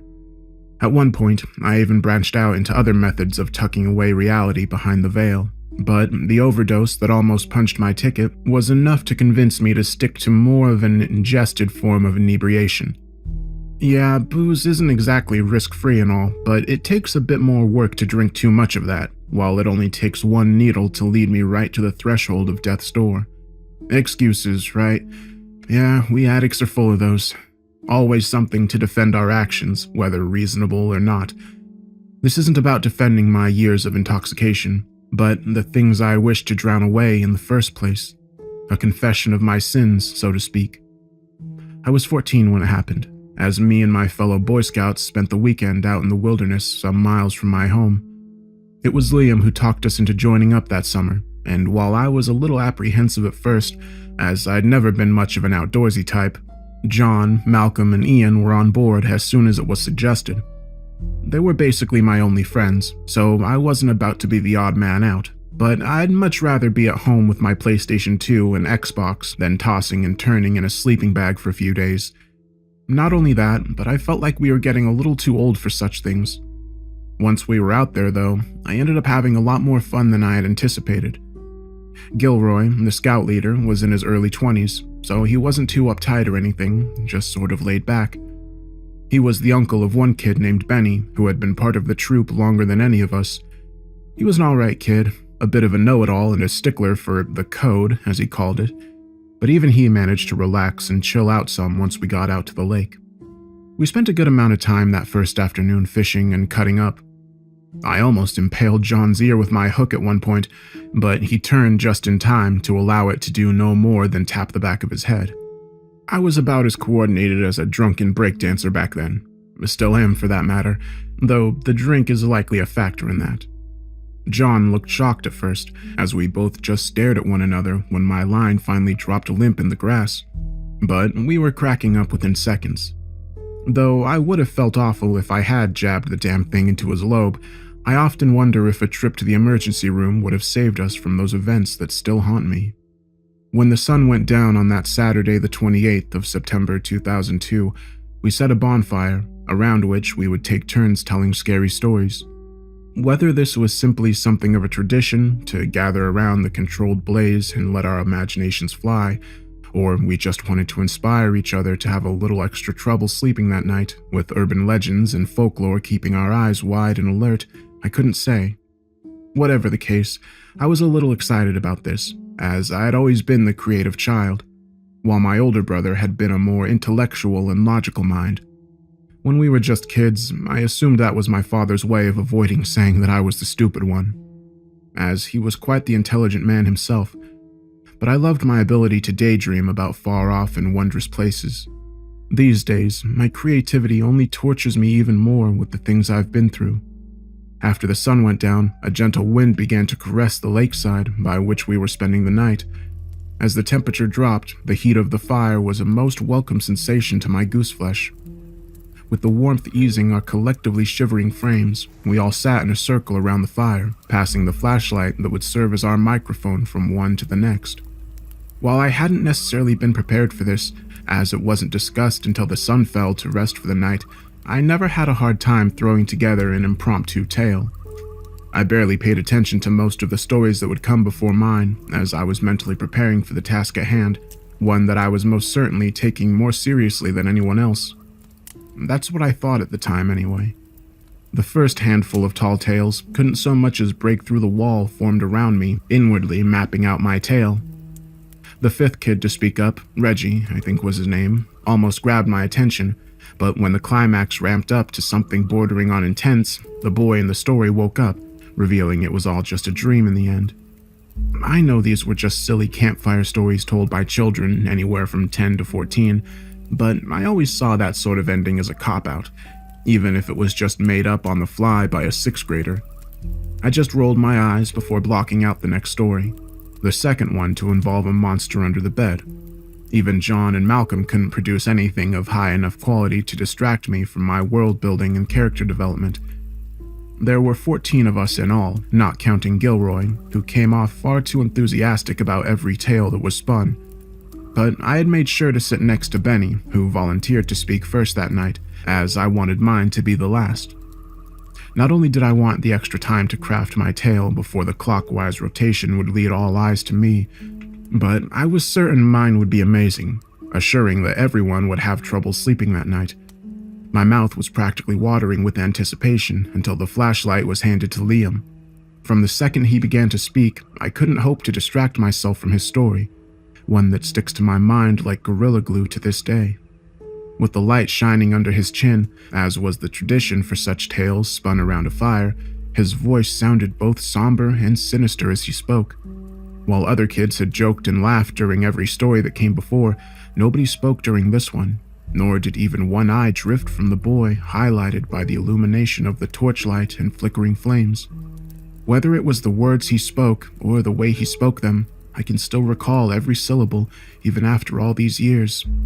He called this tale, The Betrayal of the King. Barnaby King was not a child that any parent hoped for. Not only was he hideously deformed, something that inspired the nurse to scream out when he was brought into this world, but he would prove to be more than a handful to his mother and father. He did not cry when he was born, nor did he scream out from the shocking and jarring transition into this world, only gazed up at his mother with those tiny, black, and empty eyes. While Catherine and Harold King were in equal stages of horror as they stared down at their newborn abomination, they attempted not to reflect this feeling to one another, only to bravely face the cards they had been dealt. As the years passed by, the Kings would turn away visitors to their home, even their parents who had hoped to be part of their grandson's life. While they never explained the reasoning behind why they would refuse them entry to their home, it would never stop their loved ones from trying. It was Harold, more so than Catherine, who would not allow young Barnaby to be seen by any prying eyes. Whether it was shame that inspired this, or simply those fears that he would never speak aloud, his wife was uncertain. Of course, she shared his feelings, regardless of how hard she fought to convince herself that she loved her child. Yes, his nature seemed as grotesque as his face, but she hoped she could find a way to change both aspects for the better someday. By the time Barnaby reached his 10th year in this earth, his parents had confined him to the basement. This was something that they were certain was necessary after he began his late-night outings some months prior. It wasn't until Harold noticed the blood trail leading from the woods behind the house to a mutilated corpse of a squirrel halfway buried next to the patio that he understood something was amiss. The night after Catherine had allowed her sleeping pills to kick in, he stayed awake to keep an eye on things. He snuck out to his tool shed at the rear of the backyard, right next to the tree line, making sure to remain as silent as possible so as not to alert any wildlife to his presence. Though he had a sneaking suspicion of who indeed was responsible for the strewn-apart remains of the forest creature, he desperately hoped he was mistaken. When he saw young Barnaby stealthily creeping from the back door through the split wood of the shed's wall, he felt his back tense with the knowledge that his first impression had been the right one. The boy darted those black eyes from one side to the other as he snuck softly across the yard, hunched over with slick drool seeping from that enlarged and low-hanging underbite. Finding himself reluctant to follow his son into the woods as he watched him pass his view from the shed, Harold realized that he had not fully thought this through. Yes, the boy was small for his age, but his father still wore some scars left in the wake of the jagged teeth from those early years. He couldn't help but feel that should Barnaby not locate something to satiate his hunger, he would turn those ankle biters to his father once more. He still argued with himself that his own flesh and blood could not truly be capable of such a grievous act, regardless of his late-night jaunt into the woods. It was as he waged this inner debate, uncertain of how much time passed that he noticed his son coming back into view. The rabbit he held in between the elongated fingers of his left hand was wriggling and squealing, but the child paid its moans no mind. Harold had to cover his mouth to prevent a similarly pitched shriek from escaping when the boy raised the panic animal to his lips. The horrified sounds of the poor creature combined with the tearing of its fur-lined flesh caused the man hidden away in the shed to close his eyes, lest his dinner retching to the floor expose him. Even covering his ears, he could not fully block away the moist ripping and snapping of bones as Barnaby finished his snack.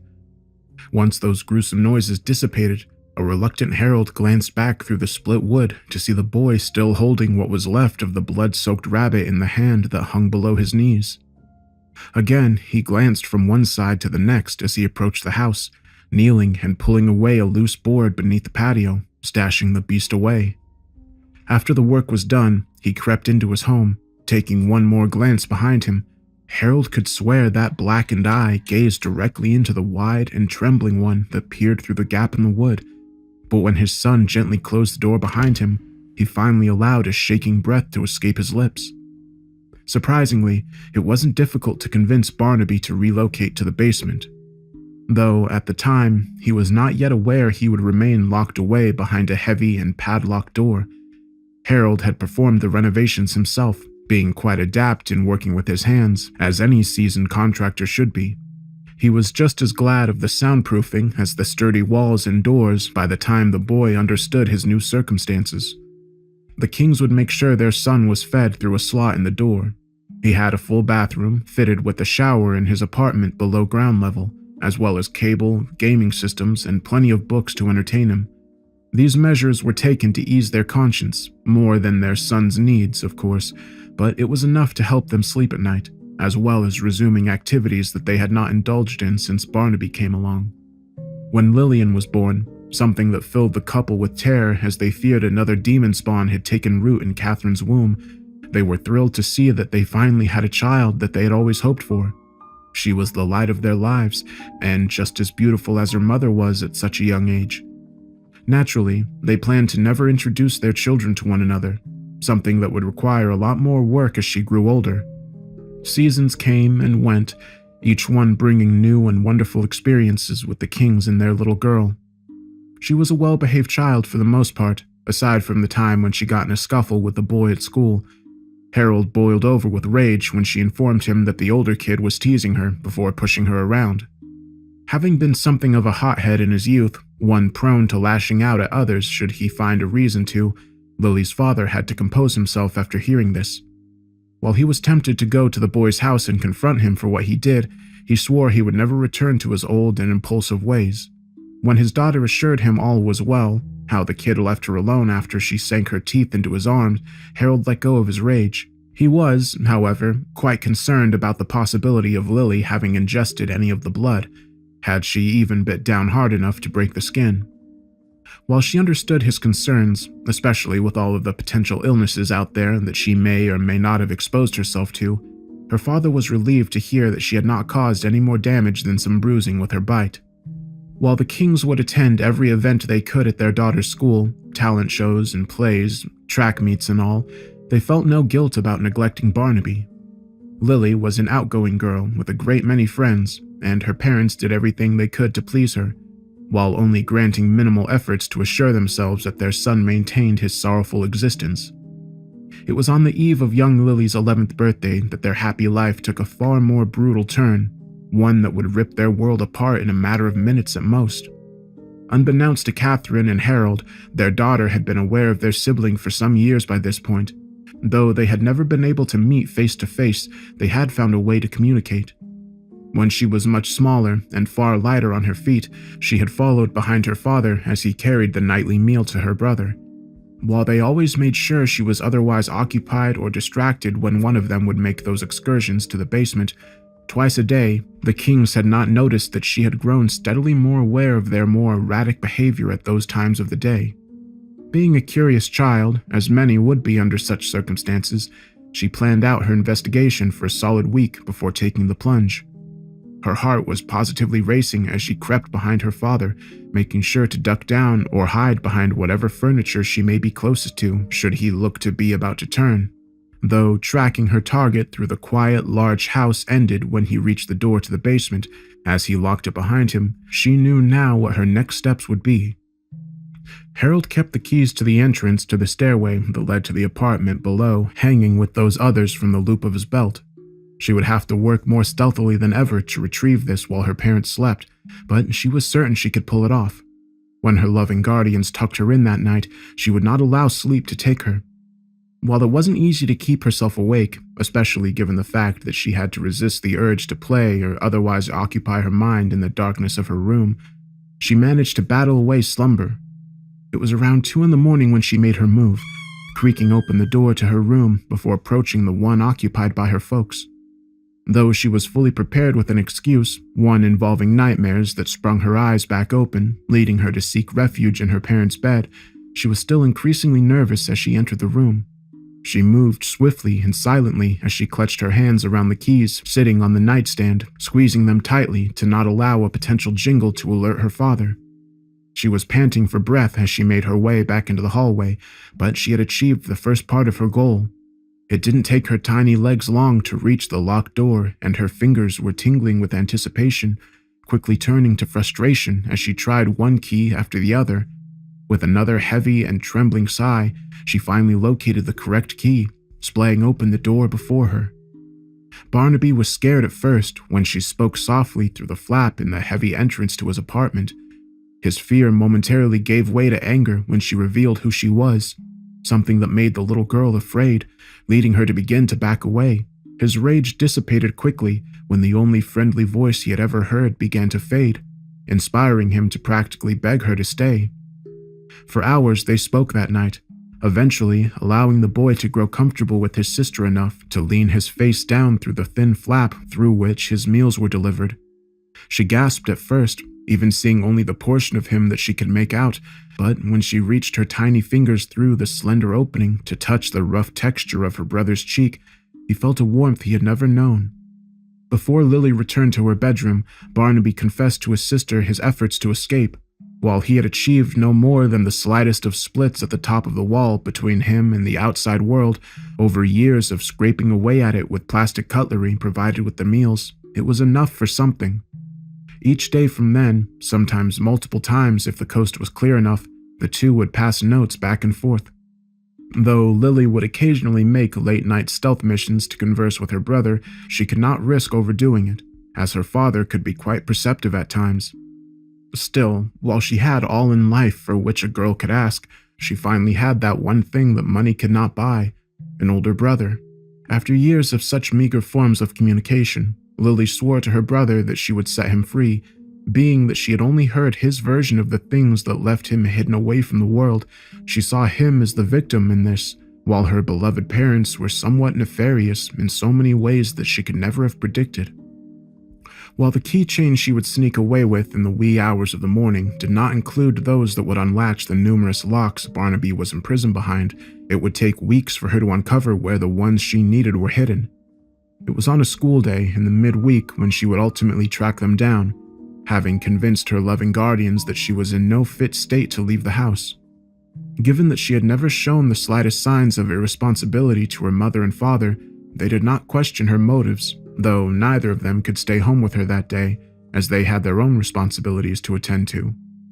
She assured them that she would not need a babysitter, something that took some effort to persuade them, but she could be quite the talented actress when she wanted something badly enough. Having shadowed her father for those weeks leading up to the planned jailbreak, she saw that he would always return to his study after dropping off the daily meals to his son. Though he would close the door behind him, she still managed to take a peek through the keyhole. It was then that she was able to see him inspecting the contents of a drawer to the left of his desk. He only took a glance before closing and locking it, but she assumed it was a ritual of sorts, to ensure the keys to his son's prison remained untouched. Though Harold had his keychain looped to his belt as he reluctantly headed to work that morning, Lily saw no reason to leave things as she found them this time. It would be very clear what had transpired when he would return that evening, that his prisoner had been freed. The crowbar she found amongst the other tools in the garage made quick work of the drawer, even with the desk being seemingly made of quality materials. When she looked upon the only contents, the ring of keys she had hoped to find there, Lily wasted no time in sprinting to the basement, using the crowbar once more to spring open the door at the top of the stairs. Though it took some time to decipher which key went to which lock, that only made her smile that much more genuine when she truly looked upon her brother face to face for the first time. Yes, those small, blackened eyes and low-hanging jaw, lined with needle-thin teeth, unsettled her somewhat, even with the teasing glances through the slot in the bottom of the door. The small, upturned nose and pointed ears, with scraggly, long ginger hair hanging beside them, were equally as jarring, but his expression, if that's what she could call it, only held love behind it. They embraced one another, each leaking tears upon their sibling's shoulder. Barnaby had never known this sensation, to truly feel wanted and adored. All he was familiar with was contempt and hatred for having the nerve to be brought into this world, but Lily only saw her brother with those glossy eyes, not the monster their father knew him to be. It was while they were packing up his belongings, what little he had, that a sound inspired both of their faces to grow cold from blood loss. The front door of the house being unlocked and opened, followed by frenzied curses spitting from their mother's lips when she seemingly saw the basement door ajar. Lily asked her brother to stay behind as she walked up the stairs to find Catherine already standing in the doorway, looking as pale and shocked as the young girl felt. Barnaby heard his sister as she attempted to convince her mother to grant the boy freedom, something she seemed unwilling to hear. He tried to cover his ears to block out the argument between mother and daughter as it grew more frenzied, but it was of little use. Finally, hopeful that he could somehow aid in this debate, he slowly paced up the steps for the first time in years. He walked through the doorway to see his mother on the phone, demanding that her husband return to his home immediately. She screamed so loudly when she turned to see her son that Barnaby thought her hair may just turn white from the shock.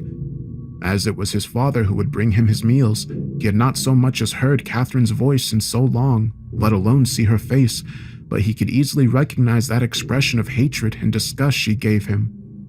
Be it from the trembling of his extremities or just the shame of those old, familiar looks the sight of him would bring, he was only vaguely aware of what happened next, at first anyway. As he and the woman who birthed him stared at one another, each in their own initial stages of anguish, their shared expressions turned to horror when little Lillian leapt on her mother, sinking her teeth into the meaty tissue of her throat. As the blood practically gushed against the walls, Barnaby fell to his knees, barely able to wrap his mind around what he was witnessing. When his sister pulled her head back, tearing away the grizzled, sticky fibers, her mother just glared at her in shock as she fell to the floor. "What did you do?" Barnaby asked, shaking his head from side to side. "It was the only way, my love," she replied, wiping her mouth with the back of her arm, smearing her mother's blood across her cheek in the process. She still looked upon her brother with loving affection, even as her face began to contort and her body grew. "I'll show you how to do it if you want," she said as her appearance finalized its transition, leaving her a carbon copy of the woman who lay dead on the floor. "You don't have to live like that. Not if you don't want to." She lay her hand on the mutated face of her brother, allowing him to convince himself for a moment that his mother had finally accepted him. Though she had already dragged the body to the basement when their father arrived back home. She had not a chance to clean away the shimmering crimson puddle left in its wake, nor the drag marks that led to the door. Harold demanded to know what had happened, terrified that Barnaby had gotten loose and devoured his darling baby girl.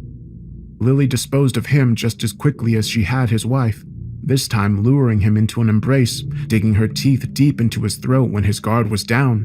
Her brother had not witnessed this one, as he lingered in the basement with the remnants of his mother, something he had not the slightest desire to be trapped beside.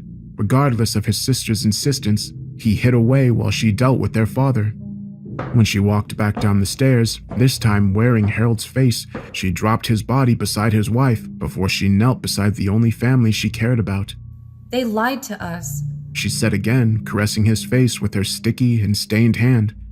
"They would never let you lose. It had to be done." Barnaby did not speak, only gazed with his tiny black eyes as wide as they were capable of growing. After Lily dipped her hand into the pool of blood surrounding her mother, she held it to her brother's face. "It's easy," she said, pulling his recoiling head back to face her. I learned it long ago, what we can do. I know you can do it too. As she pressed her other hand onto the low-hanging jaw, she poured the blood cupped in her palm. When Barnaby attempted to turn away and spit out the foul-tasting fluid, she slapped his mouth back shut, holding it in place until he swallowed. It took some hours, as well as a lot of convincing from his sister, some debating, retching, and even arguing, but by the time night fell, the boy stood his mother's image, while Lily maintained her father's form. "Anyone you drink, you can become them," she said, mimicking Harold's voice. "That's what I've found anyway. Never tried an animal, but it might work too." Barnaby nodded, only replying to her when expected. Though she had lied to her father about breaking the skin of the older boy who bullied her when she was younger, she was well aware of what his concerns truly were at the time. When she gazed into the bathroom mirror after fleeing from the child as he attempted to stop the flow of blood, she saw not herself, but the boy she left leaking fluids onto the ground. She never understood why Harold King had turned his back on what she believed him to be, the exact things she and her brother were, but it was this neglect of their God-given gifts that fueled the hatred she grew towards him. Had he allowed his children to learn what they were capable of at an earlier age, her brother need never have been locked away from the world, as he could have taken any face he chose, rather than being led to believe he was a monster this whole time. Though Barnaby had despised his parents for as long as he could remember, he never wanted this. He was ashamed of these instincts that led him to feed on the wildlife behind their home when he was far too young to understand why. Admittedly, he could have never predicted this, but he would not continue to be part of it. That much he swore to himself. Some hours after the two laid down to rest, Lily back in her bedroom, having returned to her smaller proportions, and Barnaby still wearing his mother's face, he crept out into the night, not unlike how he had in his younger years. He would not seek out anything to fulfill those once forgotten urges, nor would he return to the house in which he had been imprisoned. While he did love his sister, he could not stay with her, not after witnessing what she was capable of. The young girl was heartbroken when she awoke the following morning to find no trace of her beloved brother. Her temper raged, inspiring her to beat holes in the walls and tip and break the furniture her parents had worked hard to accumulate. As time went on, she grew bitter and resentful of the one she had set free, the one she had killed for. She swore she would track him down someday and make him pay for leaving her alone, something she was now so close to, she could practically smell his fear. Every eye around the campfire was glued to Liam when he finished his tale, as he cut his gaze from one of us to the next with the madness and fury behind his reddening stare. I finally understood that this was not simply some story he made up for the sake of scaring his fellow scouts, but that Lillian King herself sat before us, hidden away behind the boy I called a friend. I couldn't help but wonder as he continued to drift his widened eyes from one of us to the next if this was the same kid I had known for a few years now, or if Lillian had recently claimed his image for herself.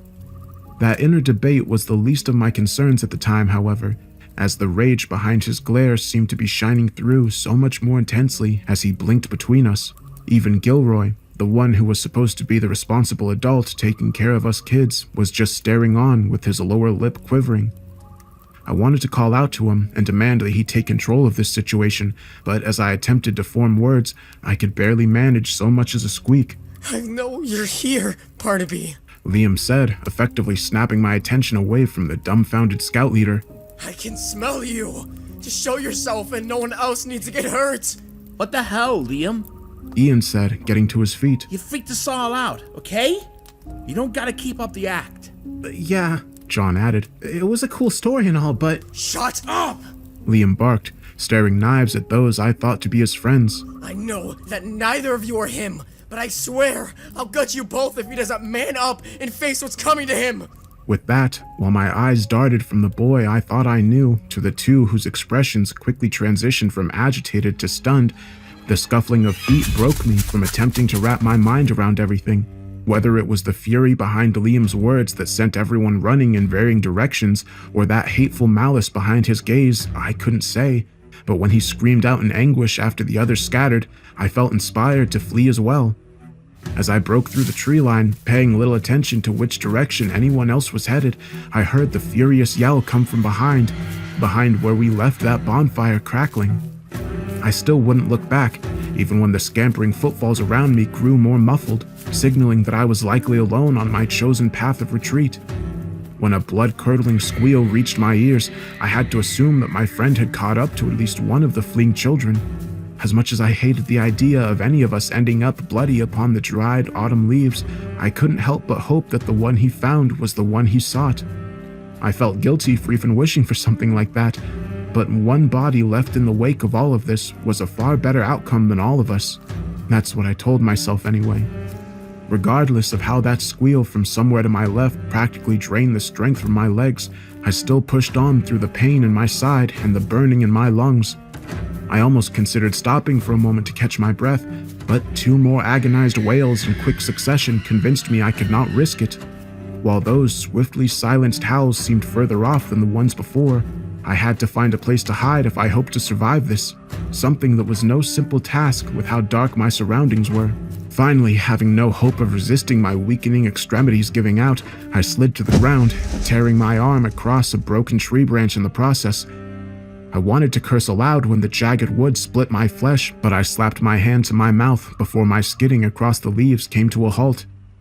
As I lay there, gripping one hand around my leaking wound and the other over my mouth, biting down to keep from screaming from the pain and fear, I could make out another sound over that of my quickly paced heartbeat. The feet crunching across the dried leaves belonged to more than one person, but I couldn't tell if they ran side by side or if one was chasing the other.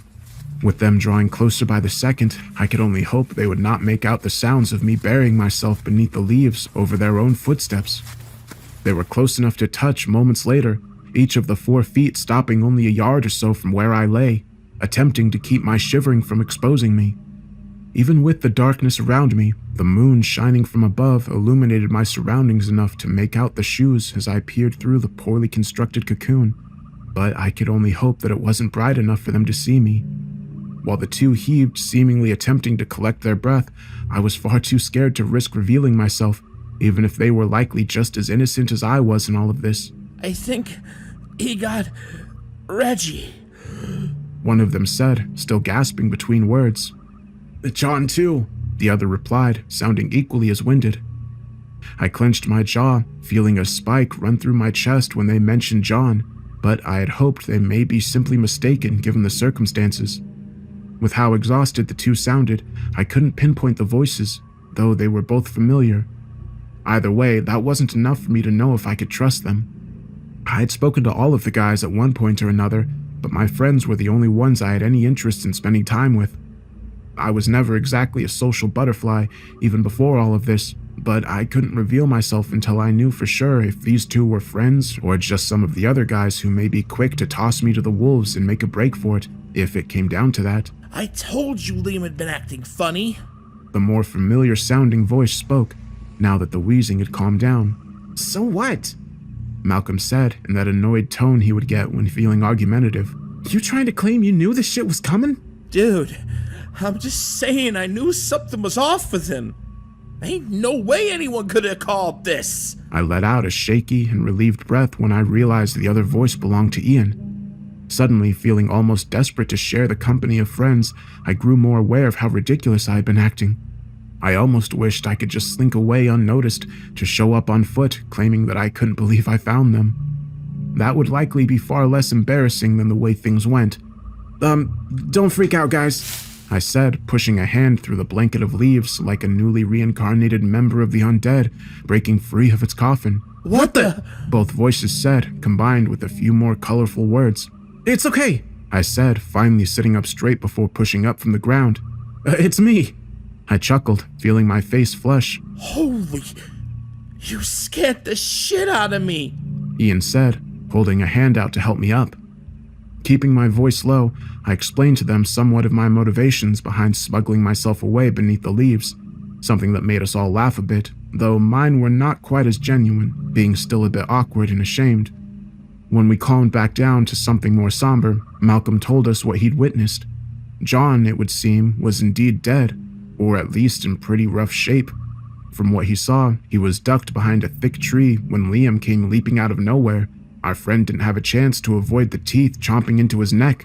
I just knew I was screwed when he was done with them, Malcolm said, staring down at his feet. I stayed tucked behind that tree, feeling like I was gonna puke. I just knew he was coming for me when I heard him stomping closer, but when someone yelled from a ways off, he took off after him. I didn't move again until I was sure he'd gone. Then I just didn't stop running until I came across Ian. Damn, they gave me a heart attack too, Ian said, gripping his chest. Ian had seen Liam tackling Reggie from a distance, but he didn't stick around to see what happened next. We all got silent for a few minutes, each of us reflecting on our shame for leaving our friends behind. It was that very thing that left us so distracted when someone else came plundering towards us. Run! He's coming! Run! He screamed for us to run as he pushed through the trees. Before I had a chance to fully take in the sight of the only adult who had shared our company tearing through the branches, I felt him slam into me. Having paid little attention to my surroundings, what I could make out of them anyway, I was not only shocked by the impact of the shaggy-haired, lanky man, but of the steep hill we found ourselves rolling down seconds later. Ian called after me, only moments before his ear-piercing shriek interrupted whatever he had hoped to say next. In all honesty, I can't say whether it was he or Malcolm who released that agonized wail, but that would be an unnecessary debate when the other joined in. When the twin chorus of horrified howls turned to gargled coughs and sputters, I was barely aware of the snapping of my ribs against the rocks and twigs I rolled across. When our tumble came to a halt, I felt my consciousness struggling to hold on, before everything faded before my eyes. Somewhere in the back of my mind, I was screaming out to my body, begging it to reawaken before my old friend caught up with me. When my eyes blinked back open, I was immediately aware of the significant amount of pain my body was in, as well as the guy my limbs were intertwined with. From where we lay now, sprawled out at the base of the hill, there was far less light, making my new surroundings all the more hidden behind the darkness, but the pain I was in was clear as day. You okay? I said, wincing from the agony screaming from my ribs as I nudged Gilroy. Huh? I think so, he replied, slipping his legs from mine. I felt around the ground, hoping to find it level enough to attempt to push my broken body from its grip, but when I finally got to my feet, I was sure my eyes were playing tricks on me, or that the darkness was messing with my head. When I turned my gaze to that of the scout leader, the one I and my fellow scouts had put our faith in, I did not see the shaggy-haired, skinny man, but my own spitting image staring back at me. What the hell? He said, backing away from me, holding his hands out before him. No way, I replied, unable to think of anything else to say, other than questioning why he was backing away from me when he was the one who stole my face. As we just stared at one another, both of us wearing the same slack-jawed expression, something in the back of my mind was yelling at me to start running again. While just about every inch of my body was in pain, I knew I had to convince my legs to get moving. Not only was I fully aware that I was face to face with Barnaby King, but I was certain that his vengeful sister would not simply have taken for granted that her work here was done. It was as my mind was conjuring these facts, wrestling through the clutter of everything else this night had presented me with, that I felt the breath on the back of my neck. You're the only one left now. A voice spoke from behind me, not that of my friend, but a more feminine one. You could have made this so much easier. You know that, right? It's your fault they're all dead. The voice was emotionless, yet graveled in a way, youthful and aged at the same time. Though I was frozen in place, as was the other kid wearing my skin, I felt my body seemingly move of its own accord, turning in place to look upon what was surely to be the last thing I ever saw. While my subconscious fought to sprint away from my inevitable demise, my eyes' desperation to see what had become of Liam took the wheel. When they met the empty stare of what stood there, the horror of what I looked upon threatened to stop my heart before Lillian King would have the opportunity to. I couldn't tell if the thing was smiling or if it was just the effect of that exaggerated underbite hanging low with those needle-like teeth stained with the blood of my fellow scouts. It looked like the face of an anglerfish, but with slightly pointed ears in place of the fins on each side. Those small, spherical black eyes glared into me with nothing remotely human behind them. I felt my feet shuffling against the dried leaves that still wore my blood, steadily backing away from this creature as its body heaved with breath, contorting the stretched and torn uniform that was wrapped around its slender and hunched frame. I couldn't take my eyes off it, even when it began to move closer, closing the small gap I had made between us with 2 long strides. "Lillian?" I said, almost hoping I could reason with it. It nodded in response, not so much as blinking those hauntingly dark eyes. Had she altered the story she told us to switch her and her brother's places? Was she the deformed and forgotten one, while he was the favored child of her parents? Could this be the true form of whatever her father truly was? What he was ashamed to have passed on to his son? At the end of the day, when all of this was said and done, I suppose none of these questions would matter. As soon as I felt those lengthy teeth dug into my already shredded shoulder, I knew my curiosities would die with me. She wasn't aggressive with her bite. In all honesty, there was something of a tenderness to the way she drooped one hand over the side she wasn't chewing on, with her other pressed to my lower back. When she pulled back, tearing away a strip of my flesh with her, allowing the blood to gush from the open wound, I closed my eyes as I fell to my knees. "Run!" my clone called out as he attacked my would-be murderer, pushing me back as he tackled her, saving me from her following attack. Though my shirt was heavily dampened by the constant flow of my bodily fluids, I needed no second demand to encourage me to get moving. It wasn't easy to push one leg in front of the other, not at first anyway. It was more the shock of everything that had only just occurred than the pain at the moment. Likely the blood loss was a factor as well, but even as my ruined shoulder collided with the thick trunk of a tree, I continued forcing myself forward, not so much as looking back.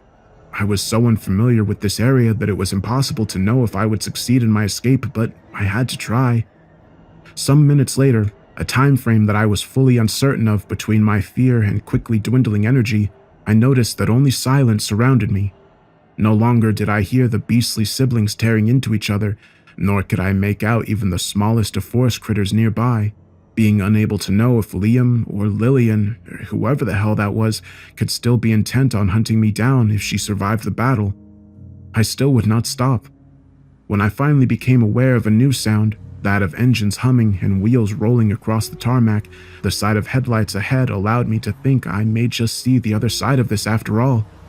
I almost sprinted right into the road when I cleared the tree line, skidding to a halt before I met the front end of a speeding sedan. I screamed out with every ounce of energy I had, praying to the gods to allow my pleas to be heard by someone, or anyone.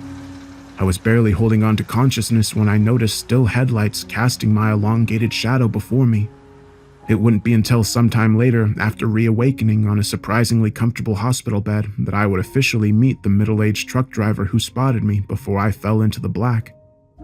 Over the following days, I would recall the devastating events of that ill-fated camping trip to a variety of official-looking individuals, 2 police officers being the first, as soon as my doctor cleared me to answer their questions.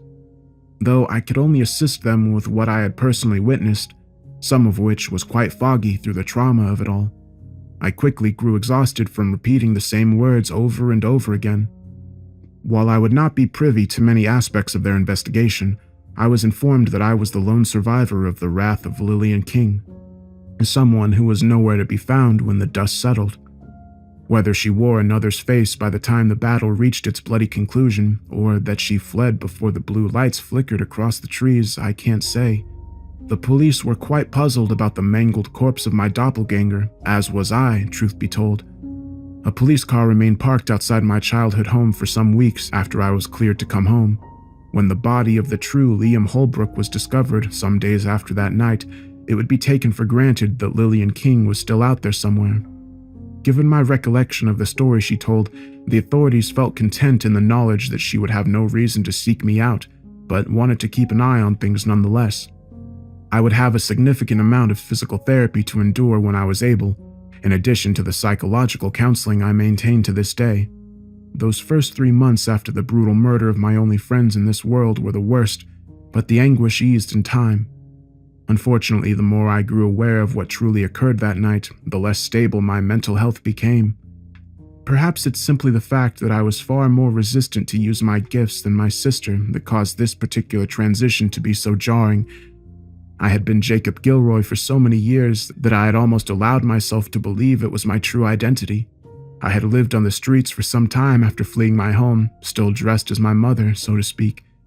Having been cooped up in that basement for so long, I had not the slightest understanding of how to make it in this world, so I ended up amongst my fellow lost souls.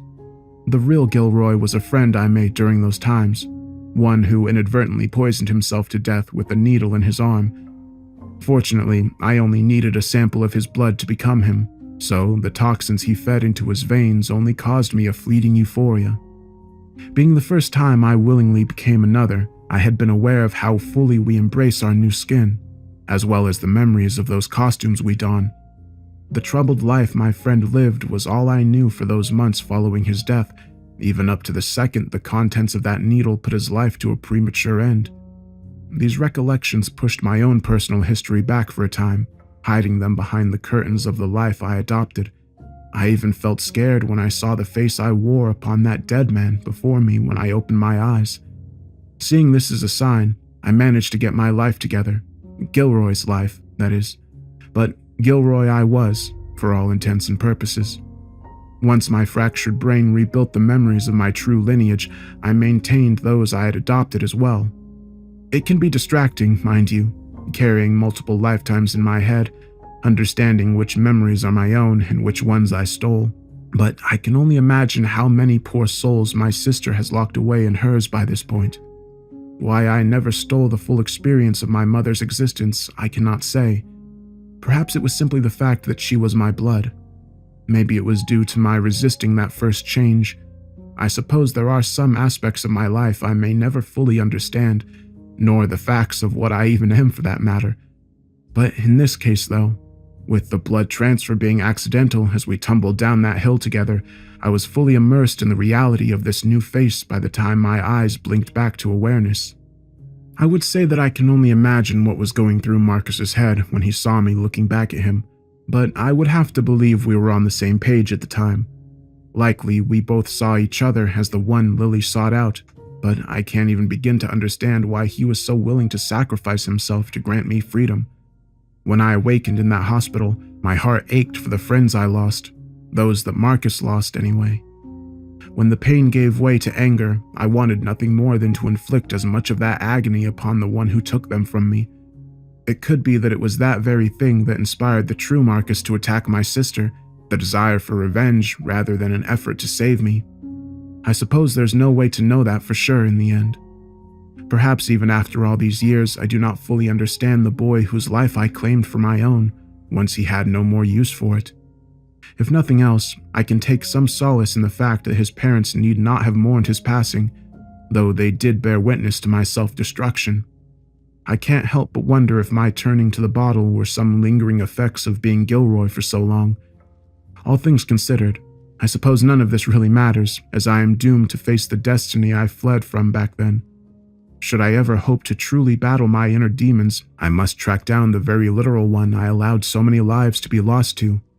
Whichever way it goes, should I survive this encounter or not, it will never bring back those I let fall to my sister's lust for revenge.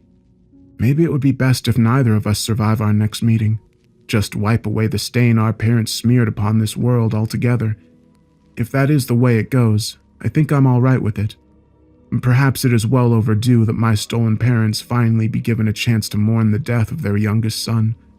That's probably the least I can do for them. I think when all is said and done, we must all face our demons in the end, no matter how far we run or how hard we try to hide from them. These things cannot be avoided.